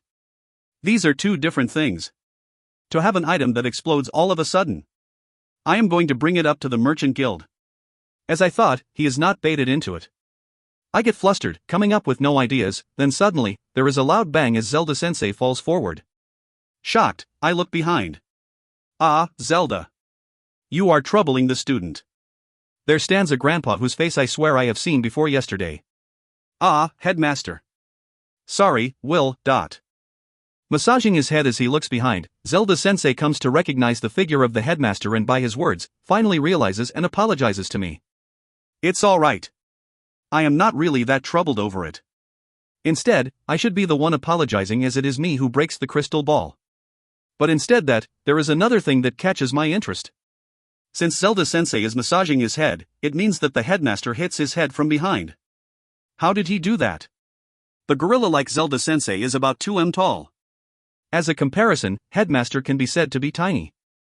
Against the 8-year-old me at 130, cm me, he can only be said to be slightly taller. Plus that sound. As expected of the headmaster of the biggest school in the capital. But since his speech is so long and dull, it seems that he is not perfect as well. And he also looks like he has a fetish. And, what happened? Headmaster asks, after observing Zelda-sensei. Yes. The crystal ball exploded when it was Will's turn. Thinking back, Zelda-sensei grows angry again. Murmurs headmaster as he meets his eyes with mine. At that instant, an awkward smile appears on my face and the headmaster seems to have realized it. In that case the class should be in chaos. Zelda, you return to the classroom, I shall take over from here. Yes. But to bother the headmaster about this. With the crystal magic tool exploding and hurting a student, it is the problem of the merchant guild as well as the school. Which means it is under my jurisdiction. Hearing that, Zelda-sensei bows to the headmaster, accepting his orders, before rushing back to the class. It looks like he has not fully accepted it, but as the crystal ball does indeed blow up, he listens to the headmaster. Well then, let's not stand around here talking. Would you mind coming along to the headmaster's office? Headmaster says, smiling, his eyes sparkling like a kid who has just found a new toy. Surprisingly, the headmaster's office is smaller than expected. Even though he is the headmaster of such a huge academy. I have prepared myself to see a ridiculously grandiose, sparkling room that it is a major letdown. As if noticing how I feel, the headmaster responds with, "It's because this is my private room as I feel it would be more comfortable." And laughs. It seems that usually guests and students who are called would be led to another office that is as I have expected, as not to lose the dignity of the school.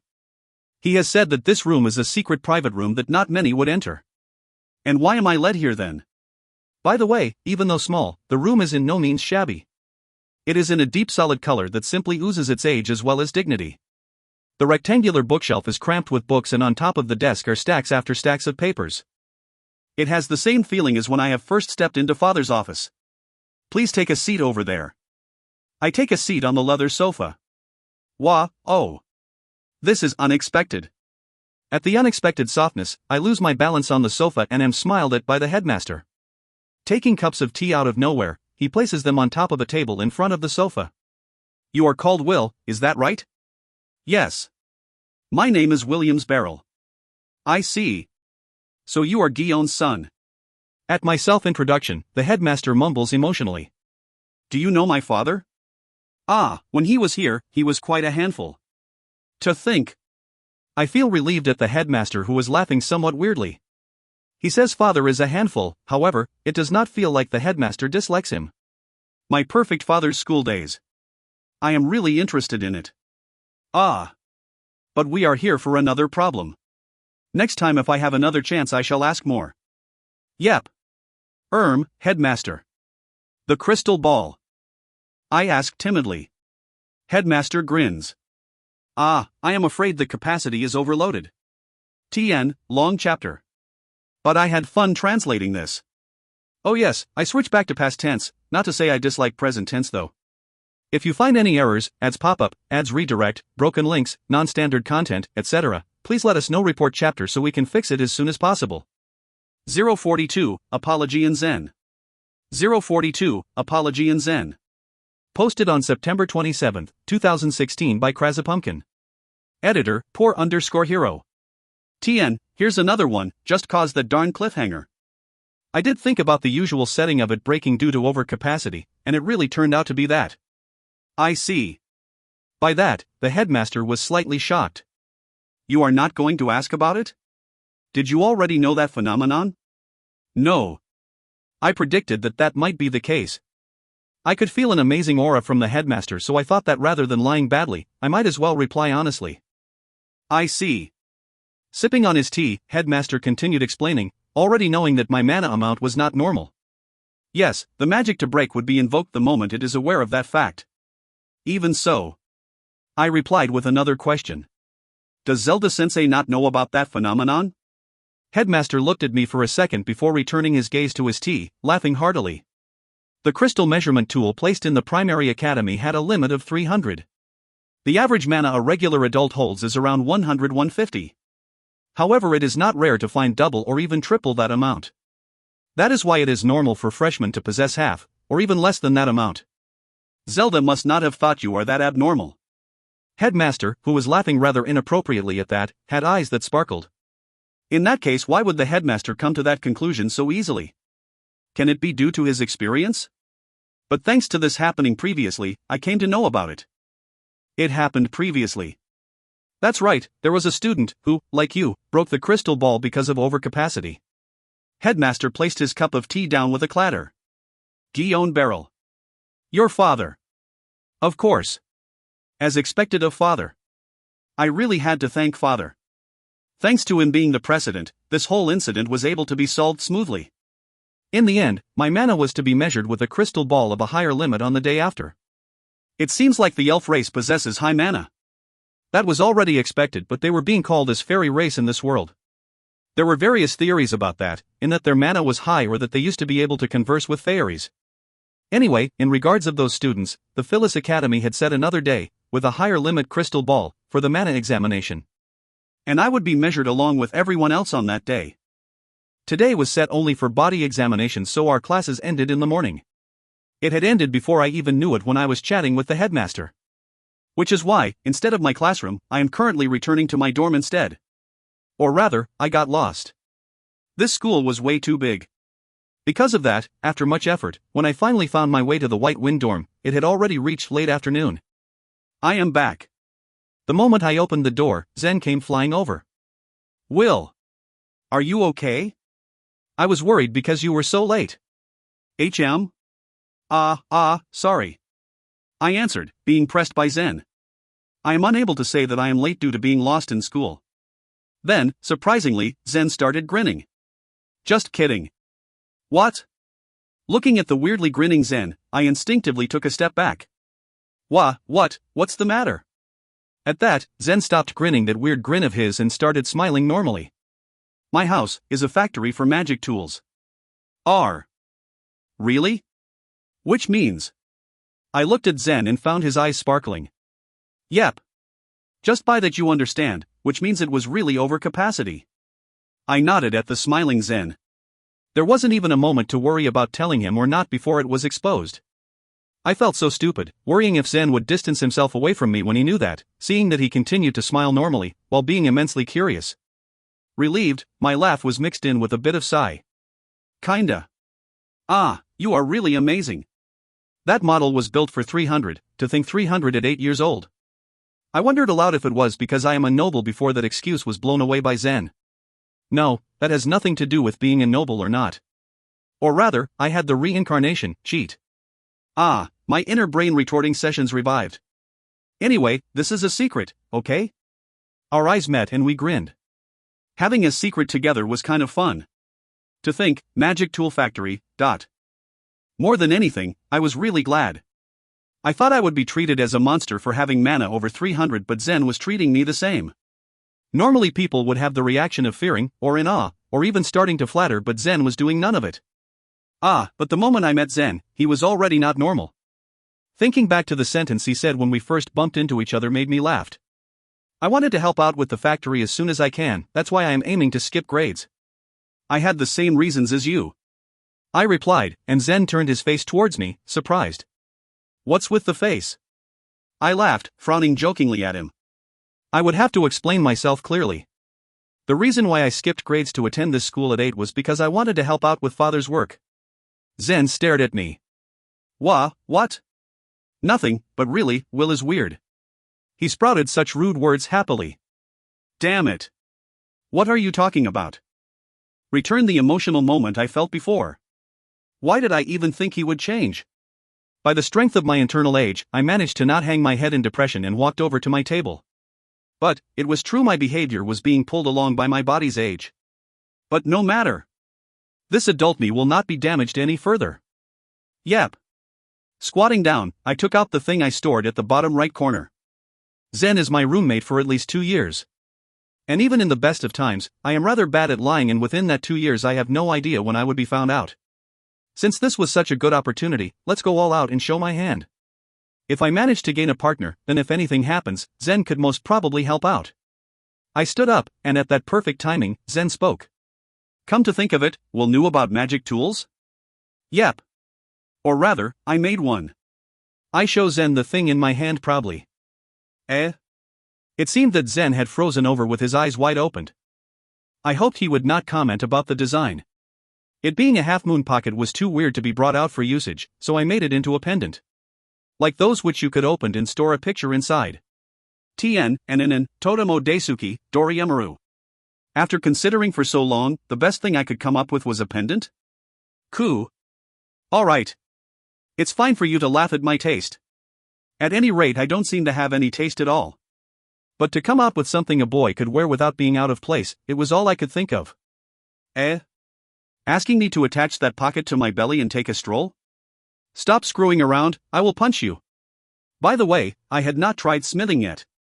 No, it was not that I do not yearn to do it. Rather, I want to. As I am talking to myself, Zen took my pendant in his hands and was curiously observing it. How do you find it?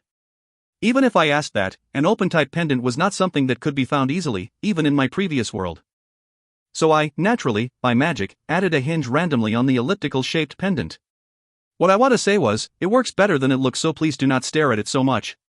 It's embarrassing. You made this, Will? Zen looked at me with doubt in his eyes and I smiled wryly. Normally, any changes done on metal would be by smithing. To think, an 8-year-old smithing. Everyone doubts that. But I had decided to reveal everything, which was why I brought this tool out. Give it to me. Taking my pendant back, I opened the clasp. Thrusting my thumb and index finger into the pendant, I retrieved a thick book out. Zen's eyes grew wide. Yes, this kind of magic tool. As you can guess, the dim Shanket. I passed the retrieved book over to Zen, smiling. Zen, do you know magic? I think there was no need to explain what book it was. Magic that even monkeys understand elementary. This is my treasure, you know. I am so sorry for saying you are annoying, Mr. Author. I had used this book intensively. To put it bluntly, I can use all attributes. I said it casually. To tell the truth, I was as nervous as giving a confession to my first love. To a party younger than me, this is pitiful. But without thinking, my expression turned serious. Zen, no longer smiling, looked at me. You are not lying? No. I then looked at the space above us and Zen followed by line of sight. Then, to make it easy to understand, I chanted. Tien, here we go. Hai, fire, sway, water, kaze/fu, wind, dew, earth, hikari, light, yami, darkness. Pon pon pon. Following the cute sounds, balls of different attributes floated up. Zen stared, shocked. I then placed my hands on his shoulders. Eh? What is it, all of a sudden? Sorry. I had to apologize first. Having said too many things at one go, Zen cannot seem to catch up. I am so sorry for confusing you. But if I leave these things till later, I would definitely regret it. That was why I needed to explain it clearly. My house is rather high up, in the ranking. Which is why I often get targeted. Before this I even got kidnapped before. Which is why there might be situations where Zen would be involved. I should have told you this before we moved in, so, sorry. Really sorry. Tien, since when did you get kidnapped, Will? I raised my lowered head. Which is why I want you to understand what my abilities are. Which is why, if it is not too serious, I would be fine. There also might be situations where Zen might need to use your magic. I would like you to understand this. Rather than my mana being 300 and above, this was more urgent. It sounded ominous, but there was no choice. And I was about to give up on the frozen Zen. Amazing. Zen came back. He came back with sparkling eyes. His eyes looked just like John Sensei when we first met. How did you do that? That magic. I want to do it too. Zen, who was bouncing about excitedly, did not even notice my smile. TN, now you know why Will hides it. He's his father trap, remember. I do like it that he does tell people though. If you find any errors, ads pop up, ads redirect, broken links, non-standard content, etc., please let us know. Report chapter so we can fix it as soon as possible. 043, Zelda's Troubles. 043, Zelda's Troubles. Posted on September 29, 2016 by Krasapumpkin. Editor, poor_hero. TN, and another one. Just cause I am darn curious about Will's school days and it haven't even started yet.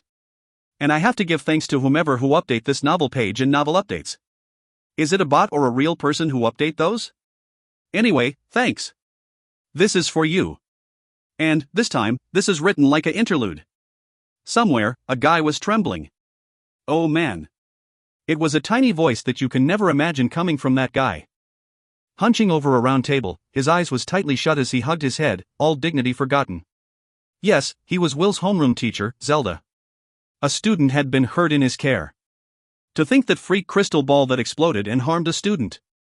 Right now, Zelda was in anguished and anger about his uselessness and that darn freak crystal ball. And to add to everything. Plus on to the fact that it had to explode when it was the Duke's son's turn. Zelda felt his anger boiling again. The hot-blooded Zelda was never perfect. Young and slightly rough around the edges, he had charmed the headmaster with his passion and enthusiasm and was given the opportunity to conduct the school entrance ceremony. And just when he had the trust of headmaster, this incident happened. It was really normal for anyone to get angry. Zelda depends on this job for his livelihood. Luckily, Will does not seem to mind, but the problem lies with the barrel house. Against the famous throughout the entire country Gion-sama, what can a mere teacher do? Various scenarios ran through his mind as he let out a deep sigh. And it was at that exact moment. Asterisk chimes. A crisp note sounded, and at that, Zelda jumped straight up. Here it comes. Making a face as though he had just swallowed a bug, Zelda readied himself. Then, he walked towards a magic tool hanging right next to the wall. The magic tool that just made the sound was something like a pager. It was capable of receiving up to 4 letters. Although it was not pocket-sized, in this world where science and technology doesn't exist, to have functions such as this was amazing. And, by this tool, 4 cruel words for Zelda were reflected. To my office now. He really did not want to go. However, this was from the person who hired him. There was no way he could defy the orders from someone that was the top of the school. Forgetting his anger and being depressed instead, he walked out of his room. Take a seat. At the headmaster prompting, Zelda sat on the ridiculously large sofa enough to even sit 4 people, timidly. He was currently in the headmaster's office, of course, the public one. The magic tool, that had just called Zelda out to hell, was actually made up of 2 parts. The main and the extension. The extension was for receiving while the main was for transferring. As the main was situated at the public headmaster's office, if any teacher received a message from the extension tool hanged at their room, they would naturally head towards the headmaster's office. I have something important to tell you. Trying his best to calm the trembling gorilla in front of him, the headmaster gave his best smile. And, once again, he brought tea out of nowhere and placed them on top of a coffee table-like table. But Zelda was too caught up in his own emotions to notice. The smile headmaster had on his face to calm Zelda down was having an opposite effect. At the mysterious smile, Zelda felt even more fearful. It is about Will. As if knowing how Zelda was feeling, headmaster tried to go straight to the point. TN, is he even trying? At that, Zelda's buff body stiffened. In the first place, there was no need for a teacher to have much a muscled body, but Zelda himself often insisted, before trying your best in studying or playing around, produced muscles first. Anyway, that huge frame now had curled itself up. Where had that hot-bloodedness went? Usually, that high energy from him had helped people. Right now, this Zelda currently was feeling like buckets after buckets of ice water being poured onto him. Of course, it was a situation where it came was the most appropriate. Without say, it was not the positive it came. As even his heart started cold sweating, Zelda was truly worried. Of this incident, the result of the barrel house blaming us. TN, not trying. Zelda gulped. Is 0. Zelda was stunned at the words coming out of the headmaster's mouth. Yeah? Z is 0? Headmaster laughed at Zelda's mumbled speech. It appears that Headmaster had purposely phrased his sentences that way. Zelda had the talent to be an amusing entertainer. But it was hard on Zelda's heart. Why are they not blaming us? Zelda, do you know anything about overcapacity? Headmaster replied Zelda's question with a question. Due to the suddenness, Zelda honestly answered while having doubts in his mind. It is when the mana is too much for the magic tool and it explodes. It seems that Zelda had figured it out as he was answering. It can't be. His eyes held that question as he looked at the headmaster, who nodded, eyes sparkling. Is the headmaster saying that the crystal ball exploded due to overcapacity? Zelda could not believe it. Yes. Zelda blinked with surprise at the simple response. By no means. A 10 years old only has mana half of an adult, not to mention Will being only 8. How could it be possible? Headmaster laughed, amused, seeing Zelda's common sense crumbling. You might not believe it, but there was a precedent. At that word, Zelda stopped. That's right, the headmaster would never say anything without basis. Thinking about how he behaved till now, he went red with embarrassment. An adult usually would not show their emotions to this extent, but Zelda was an extremely frank person. The headmaster was having a blast of a time looking at Zelda's various expressions. The student who did the same thing was Guillaume Barrel. Headmaster said happily. And on this day, Zelda learnt that one cannot place the barrel house on the same level as others. I will be counting on you. Yes, please excuse me for now. Sent off by the smiling headmaster, Zelda walked away from the office. Sigh. Once he left the office, Zelda let out a deep sigh, all energy gone from his shoulders. He had been nervous the entire time. A guy like Zelda had always felt uneasy in the grandiose office, plus there was the pressure of Will's incident as well. It was impossible not to be nervous. And then, the headmaster. Without saying, there was pressure from him being his boss, but to Zelda, no, almost everyone, that was not the main point. The huge magic power excluding from headmaster. Not even hiding it and letting it all leak out, anyone in front of him would be pressured. It would most probably be the same with Guillaume, but being an ex-adventurer, he had the technique to hide it. Not doing that would lure monsters to him. On the contrary, there was no need for the headmaster to practice hiding it, rather, he was using that as his weapon. Which was why Zelda's heart almost gave out back there. It was like beef in front of a lion. A cow would still be able to run, but for a piece of beef, that would be impossible. By the way, even if Will had mana higher than the two, Headmaster and Guillaume, due to him having his previous memories, he had subconsciously kept it hidden. TN, read too many web novels? But that was not all of Zelda's stress. In the end, the headmaster said another thing. Oh, as for Will's injury, that was magic, so don't worry about it. Although it was a magic Will used just because he wanted to get away from that scene, it was an immense shock to Zelda. It was as though the entire world has gone black and he was standing at the entrance to hell. To think the cause of all that worry was a magic spell. No one would blame Zelda for wanting to retort the headmaster to tell him that at the start. But thanks to that shock, it was lucky for Will that he had forgotten to ask what magic it was that Will used. With only 1 HP left, Zelda walked down the corridor in strides half of what he usually walked. Today, he was requested by the headmaster to not reveal to anyone about Will's mana amount as well as to hold the special mana examination on the day after. In the end, Zelda was still Zelda. Thinking about all the future trouble his student might go through, he readily agreed. Already having the determination, one can never underestimate the hot-bloodedness of Zelda Sensei. And, next chapter, the heroine for the Academy arc will appear, Will, Zen, you are annoying. Zen, EEHHH. Why? Why did the readers say that? I'm not, am I, Will? Will, no. HM. From the start, no, it's nothing. Zen, you're so mean. Will, it's not that I hate it, that line. Zen, you are praising me, right? As the author, I quite like the gag, but it had received quite severe criticism from the reader, so I had included a version where it is okay not to read it if you don't like it. This had nothing to do with the main story at all. TN. Turns out there's nothing in this chapter about Will's story in school. Asterisk deep breaths, in and out. Relax, slow tempo is good. Is good. The good thing about reading at the same speed as you, I will get curious and translate faster. The bad thing, I don't know which chapters actually makes a difference to the story. That said, the author really took her time derailing from the main subject for this entire chapter, isn't it? There is so much useless chatter in this chapter that I felt like giving up halfway through. I need ice cream. If you find any errors, ads pop up, ads redirect, broken links, non-standard content, etc., please let us know. Report chapter so we can fix it as soon as possible.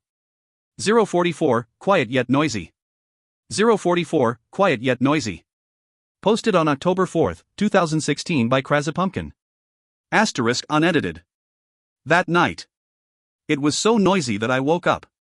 But once I woke up, the only sound I could hear was Zen snoring. The dormitory was silent as well. Why did I think that it was noisy? Could it be a dream? There was no way to get an answer anyway.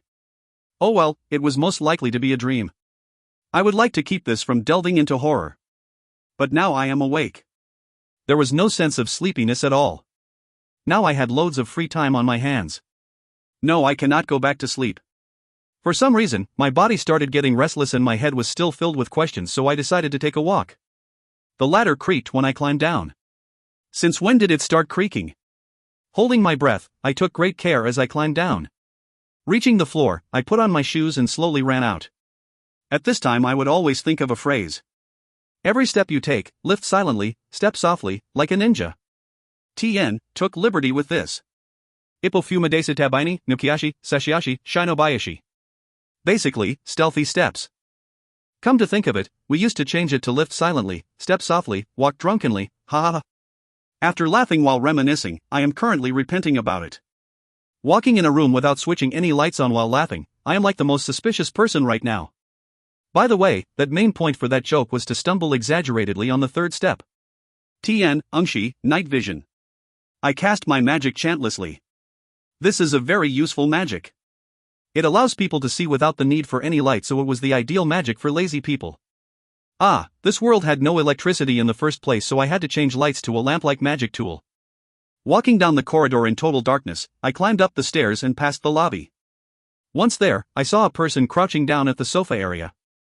That person was trembling and muttering something at the same time. I wonder what was wrong. Worried, I got closer to her. So noisy, freaking noisy. Shut up, dot. That person who stood up shouting was the elf who skipped her self-introduction by being angry at that time. Now, what did I do? If my ninja steps were being complained as too noisy, then I can't even breathe, can I? That's not it. She should not notice me being here in this darkness. But there was only me in this lobby right now. Who or what was she yelling at? As I continued watching her, she squatted down again. At the self-introductions, she was clearly showing her anger at her surroundings. And me, who saw that? Yes, at that time I felt that her anger was not directed at us. And now, thinking back, either her head was wired wrongly or she can see something we cannot. I strongly want to believe that it was not the former. Let's go with the latter. I decided to speak up. Are you okay? The girl jumped at my voice. Trying not to scare her, I chanted. TN, Hikari, light. Because having a guy suddenly appear right next to her in darkness was a standard in horror movies. The light ball that appeared bathed the lobby in a soft light.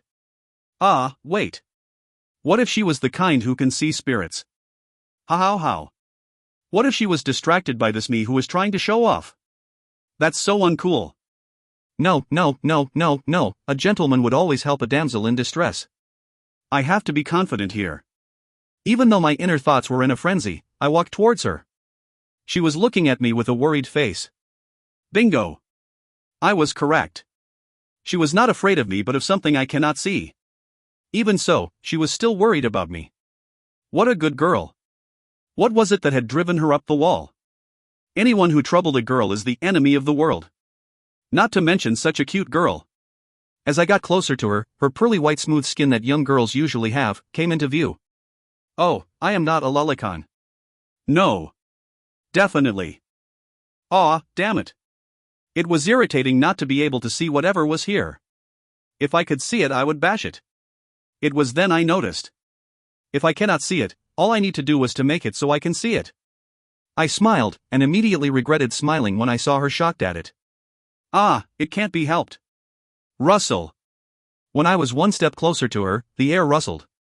Could it be that this was the cause that woke me up? Thinking about it, I casted it chantlessly. Tian, Kashika, visualization. Suddenly, something appeared in front of me. Taking a step back due to shock, I bit on my lips as I smiled. As I thought. Various fake human shapes appeared in the room. No, it would be more apt to say they were already in this room when I became able to see them. So they are the ones who troubled her. Tien, Koitsura to Kaiwa, being able to talk to them. I cannot hear their conversations, so I focus my mana on my ears and cast. Oh. Suddenly, it overflowed. Voices, voices, voices. Without thinking, I covered my ears. Is she hearing this all the time? As I began to get used to it, I could pick up on several conversations. Oi, this human seems to be able to see us? Don't talk crap. There's no way he can. That's right, but he did take a step back, didn't he? It's your imagination. There is no way a mere human can see us fairies. I can. I stopped the self-important grandpa voice in mid-sentence. The voices grew louder, like they were bewildered. But above all, it was really noisy. I frowned and lowered my voice. You are troubling her, would you mind shutting up? At that, the voices grew louder again. But instead of bewilderment, it sounded like mocking instead. As I waited for a reply, finally a self-important one replied me. To think a low mana mere human dares to commend us. Okay, negotiations fail. I see, so in the fairies' world, the one with a high mana rules. In that case. I grinned. In short, you guys would abide me if my mana is higher? Ha! Is your brain melting, human? As if any one of us would lose to a human. To compete with us. I let out a little of my mana that I usually stored inside of me. Father had once said that just by leaking 20% higher than what one normally would give out would really be effective in intimidating people. Since I am a cheat, it would be enough to just release 10% to get these fairies to yield, ha ha ha. To tell the truth, I am quite irritated. There was no need to feel bad for these guys who forced such a cute girl up the wall. Smiling all this while, I slowly approached the proud one who spoke just now. The fairies, who were so noisy just now, were so silent that you can hear a drop of water. Tat tat tat tat. The only sound in the lobby right now was my footsteps as I finally stopped in front of that guy. Would you abide? Wah! The fairies shuddered. This reaction hurts a little. And I did not even release 20%. What am I, a rare beast? I frowned unintentionally and all the fluttering fairies lay themselves at my feet. Yes, they are doing Dejiza. Tien, lay flat on the ground, goggle it. I abide. Please, forgive us for all the impolite things we had done. That all-important grandpa was desperately shouting. Am I that scary? Even though I was shocked and a little hurt by that, at least that's one problem solved. That's a good thing. Is that so? That's great. Would you mind leaving this place then? My speech was slightly a mess, but it cannot be helped. I smiled, and they dispersed like ants. Tien, spiders in Japanese, how rude. To not even apologize for causing this girl so much trouble. Oh well, I will get them to properly apologize the next time. Ha! I get out of breath as I kept my mana back in. As I approached the stunned girl, she pulled back a little. Her eyes reflected surprise and doubts. I was worried if I scared her, but it looked like I did. Even if I did predict it, it still hurts. But the girl was not to blame, I was the one who moved on my own. Sorry. I sighed and laughed at the same time, scratching my head. I did not mean to scare you, are you okay? Saying that, I crouched down to where she was. Her eyes avoided mine. Yua. It seemed like it's my fate to have women hate me. I began to hate God. But it was also due to this power, cheat, that I have the strength to help people so. I had complicated feelings about this. As these thoughts went through my mind, the crouching girl seemed to have frozen in her spot. Then she began to speak, a bit reservedly.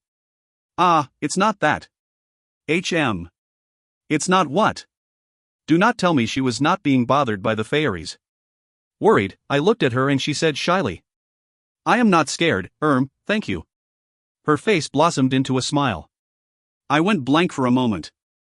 Up till now I had only seen anger or an emotionless face. That smiling face was a critical hit. My God, this girl is super cute. This Oniai-chan will look forward to your future. It's not that I am a lolicon. It was just a pure thought. Just a thought. I was only thinking that she really belongs to the beauty army. My eyes met her deep green eyes and immediately she avoided it. Wah! No, she did said she was not afraid of me, so it might just be her habit of not meeting people's eyes. Yep.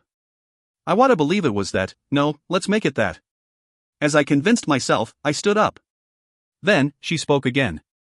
But. I looked worriedly at her. Who are you? I was asked a difficult question. She might be asking if I am a sage's disciple or not due to my mana, but sadly, my real identity was nothing like that. In that case, a noble and a student of this school, will that do? But with the flow of this conversation, to state I am a noble was kind of weird, plus you would already know I am a student since I am in the dorm, in that case. I'm Will? I said, tilting my head, and she burst out laughing. Wah dash. Don't laugh. There is no answer better than this. Then, who are you? Embarrassed, I asked her back. I am Selphy's. She said happily. For some reason, we started laughing. Chiffon, ha. For some reason my sixth sense is tingling. Will is being. Mary, are you saying young Master Will is in danger? Chiffon, I feel like a bug had been attracted by Will. Mary, that's bad. TN, there you go. Since this is the month of Halloween, this chapter feels slightly appropriate. If you find any errors, ads pop up, ads redirect, broken links, non-standard content, etc., please let us know. Report chapter so we can fix it as soon as possible. 045 Development. 045 Development. Posted on October 7, 2016 by Krazapumpkin. Editor, poor_hero. And, thanks to you, access rate is over 200,000. Thank you so much. Wah! Sigma, degree winky face. I can't believe it. Unbelievably. This is all thanks to everyone. Thank you. Please continue to support me from now on. This chapter will start from Will's father POV. TN, oh yes, Krebert, thanks for that lengthy advice. I am trying to follow it, trying. 3 years had passed from that incident. That incident, the one where the anti-kingdom faction had kidnapped Will. My blood ran cold that time. But, once I got back to the house, Will had already settled everything using his magic. Moreover, in an absurd and reckless way. My son was really out of the norm.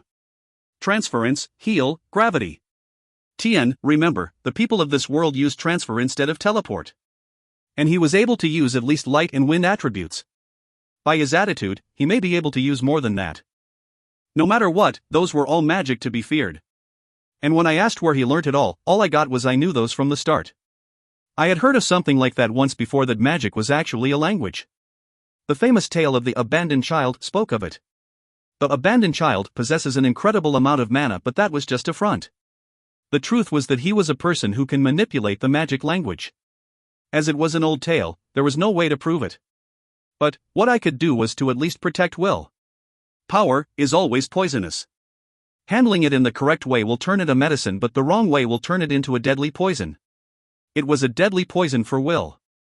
If he ever indulges in it, he will lose himself. Plus he is my son, a duke's son. Right now he has both the power and the status. Moreover, that much power will be feared and avoided by people. I was worried, but now, it had become needless. Even though Will is still young, I had a feeling he knew what he was doing. He was never proud nor went about flaunting his status and power. His actions told me that he knew how scary power can be.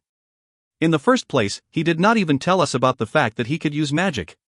TN, that was because he wanted to wow you. I see that he succeeded. The uneasiness and anxiety I felt might be because I was lonely, but at the same time, I can't help but be proud of my son, Will.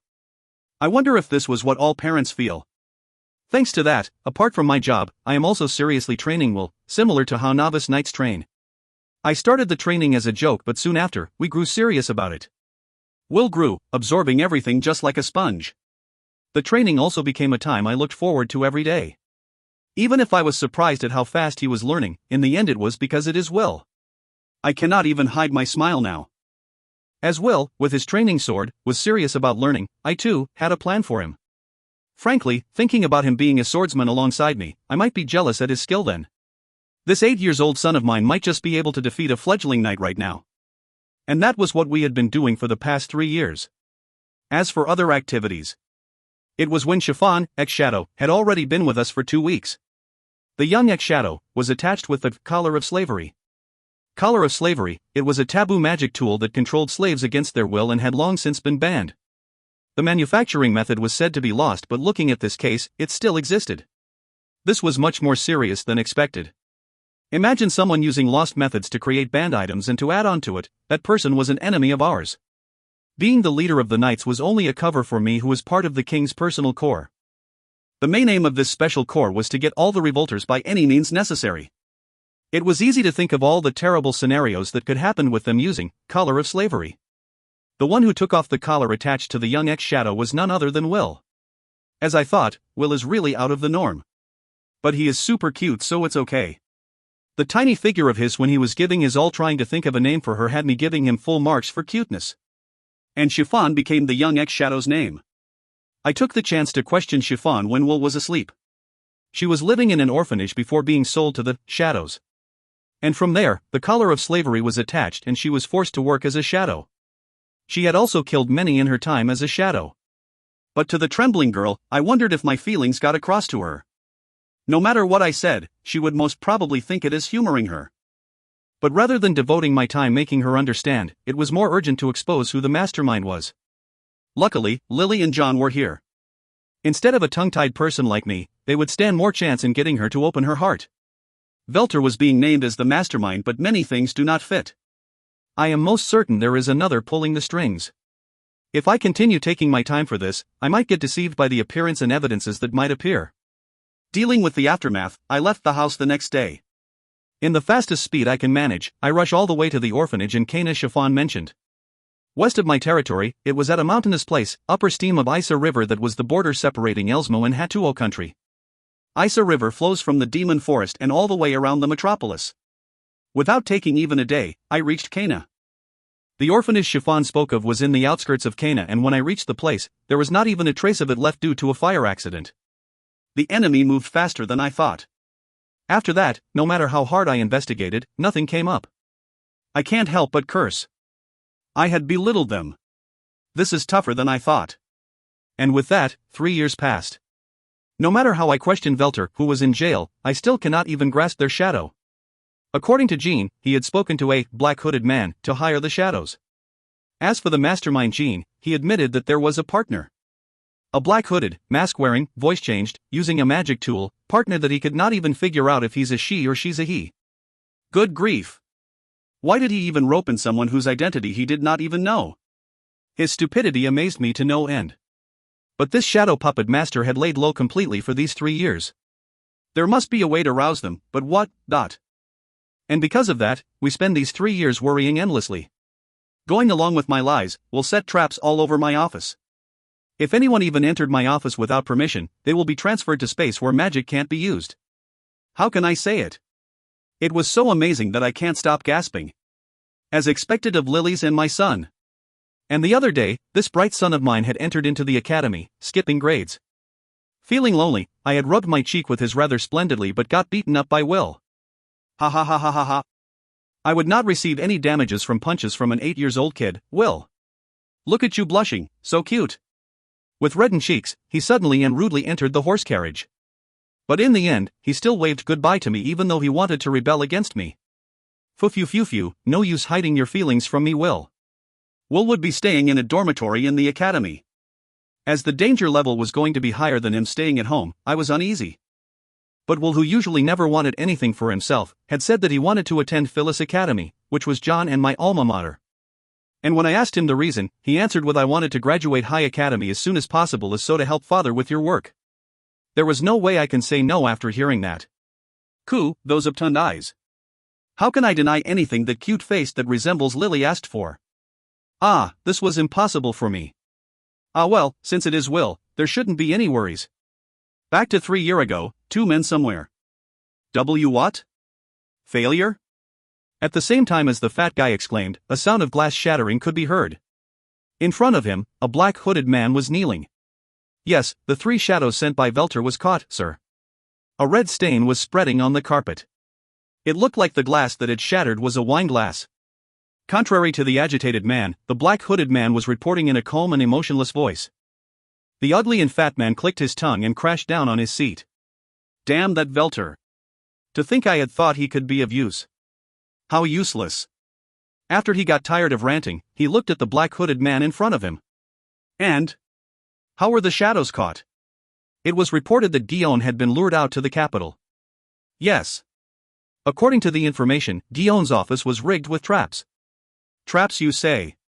The fat man raises his brows and grinned. Something smells funny. Take care and do a background check on William's barrel. I don't mind how long you take. Make sure it is thorough. TN, wow. Cliffhanger. At the start I wasn't expecting much as it wasn't a chapter of Will in school, but it turned out to be really exciting. Enjoy. If you find any errors, ads pop up, ads redirect, broken links, non-standard content, etc., please let us know. Report chapter so we can fix it as soon as possible. 046, First Lesson. 046, First Lesson. Posted on October 11, 2016 by Krazapumpkin. Editor, poor_hero. TN, here we go. Sorry for waiting. My master was not to be underestimated. The man snickered. Iron Fortress, Guillaume. It was natural to think he would lay traps around in his office, but to think the shadows, who were pro in this field, were caught so easily. Plus there was something unnatural about the way this news was presented. No matter how I sniffed around, I could not seem to even get a single bit of information. The only thing I found out was that somehow, Guillaume had been running around. And even that was an unreliable bit of rumor from the streets. To think Guillaume Barrel managed to keep such a tight lid. But now, just by poking a little, the seams fell apart and information could be easily gotten. It was as if he was trying to hide something else. And my master, whose appearance was easily looked down upon, was actually a sharp and able person. To get that fact confirmed again, the black-hooded man. No, the masked man laughed. My master had picked up on this tiny clue and gave his instructions quickly. To think I had decided to investigate it myself had he not say anything. I had plenty of time. And I waited for 3 years. Finally my time had come. Will William's barrel had entered the academy. Even if I still had to wait for 2 more years till Will graduates, this was still an unexpectedly good news. The mansion and Guillaume's close proximity were too dangerous. The risk of me being found out was too high. And right now, both of those were a far distance away from Will. Now is the best timing. Lowering my hood and deeply covering my face, I cackled. I had a dream. I dreamed that I was summoned by God, Gramps, and I laid all my dissatisfaction on him. To give me a cheat ability that I did not even ask for. Did he know how much troubles I had because of him? But it was also thanks to that, I managed to help Selfies and most of all, to be able to protect all the people I hold dear from now onward. I should be fine if I hide my abilities to prevent being feared or looked upon as a weirdo, and if it really did get found out, I can only resign to my fate. But that Gramps. He was definitely not reflecting on his wrongdoings. To prevent the incident that happened to me happening to others, he should at least shave off his beard. If he ever appears in my dreams the next time, I am going to pluck all of it out. Ah, don't mind that too much since after all, it was only all a dream. But it did make me think. Even if I received this cheat, I am still living as now I want it to be. My first aim is that. Yep. To be loved by people. In other words, to be popular. As I renewed my determination, the alarm sounded. I peeled myself off the bed and climbed down the ladder. Oi! Zen! Wake up! UNN, 5 minutes more. Leaving the mumbling Zen, I quickly washed up and got ready. Sorry Zen, I don't want to miss breakfast. Brushing the lint off my uniform, I opened the door. Since it was still early, I leisurely strolled down the corridor and heard bustling behind me. Will, don't leave me behind. Zen. As he had rushed out in a hurry, his bed hair was still sticking out all over the place and his collar stood up too. Since it was amusing, I shall keep quiet about it. I then grinned. I woke up on time though? But what if I am late to class?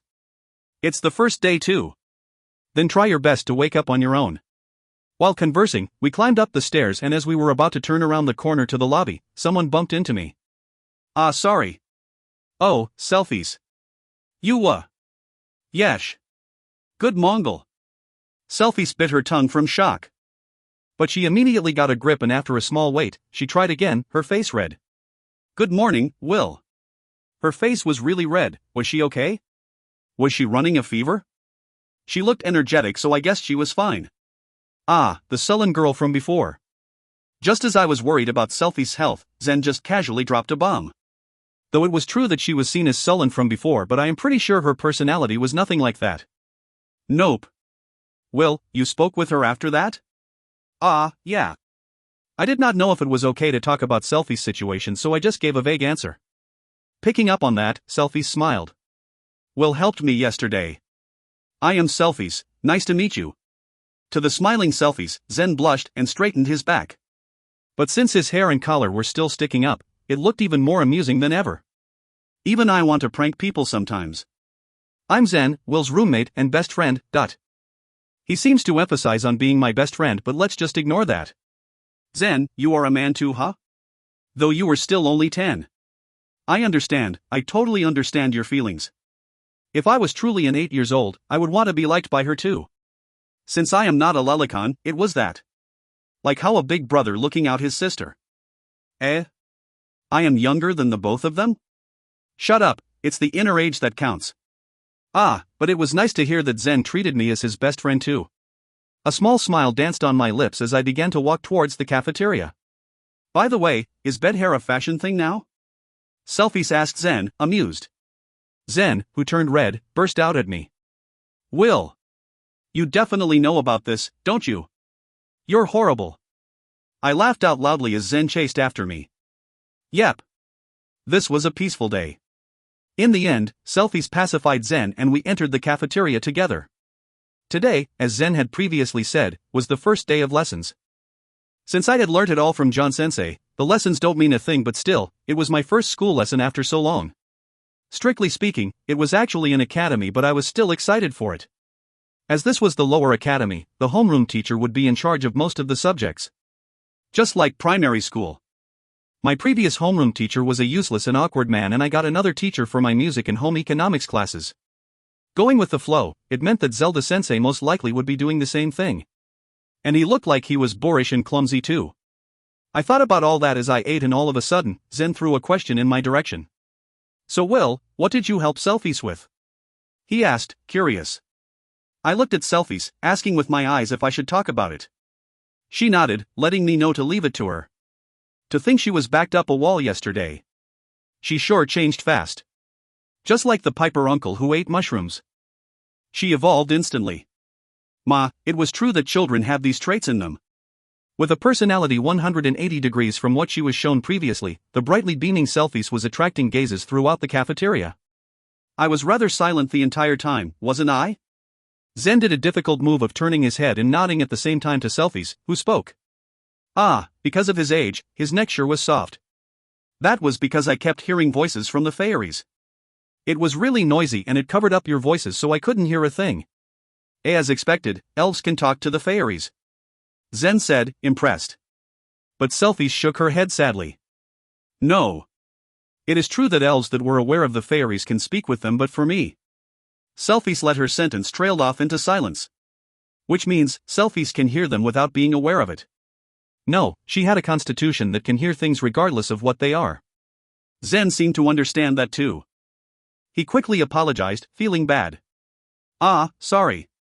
I didn't mean that. Selphys panicked at his apologies and said that it was okay.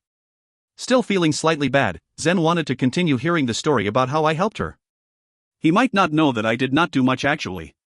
Will saved me from those noises. Selphys, with her eyes sparkling, turned towards me.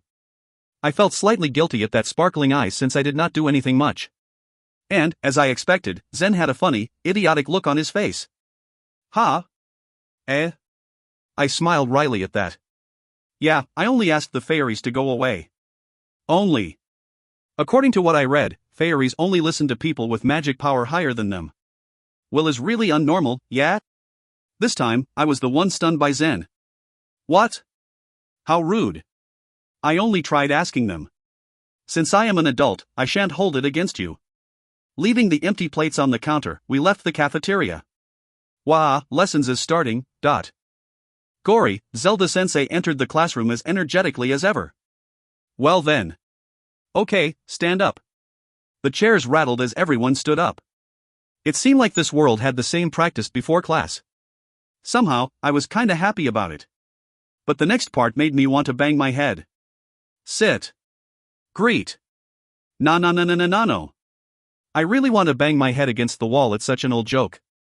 And I had no idea if it was done on purpose or not, as Zelda Sensei just passed the entire thing with a bright smile. And so, class started with a sloppy start. Since it was the first day, we were learning about writing. but expected of 10 years old. They had all memorized the alphabets before coming and was taking the lesson just because, and in the end, the lesson went smoothly. But as I soon became bored, I started sketching instead. Next was mathematics. The 4 fundamentals were easy. Tn plus dash x divided by. I was so bored that I finished all the questions. So I am very free now. Was there nothing else to do? I looked around the classroom.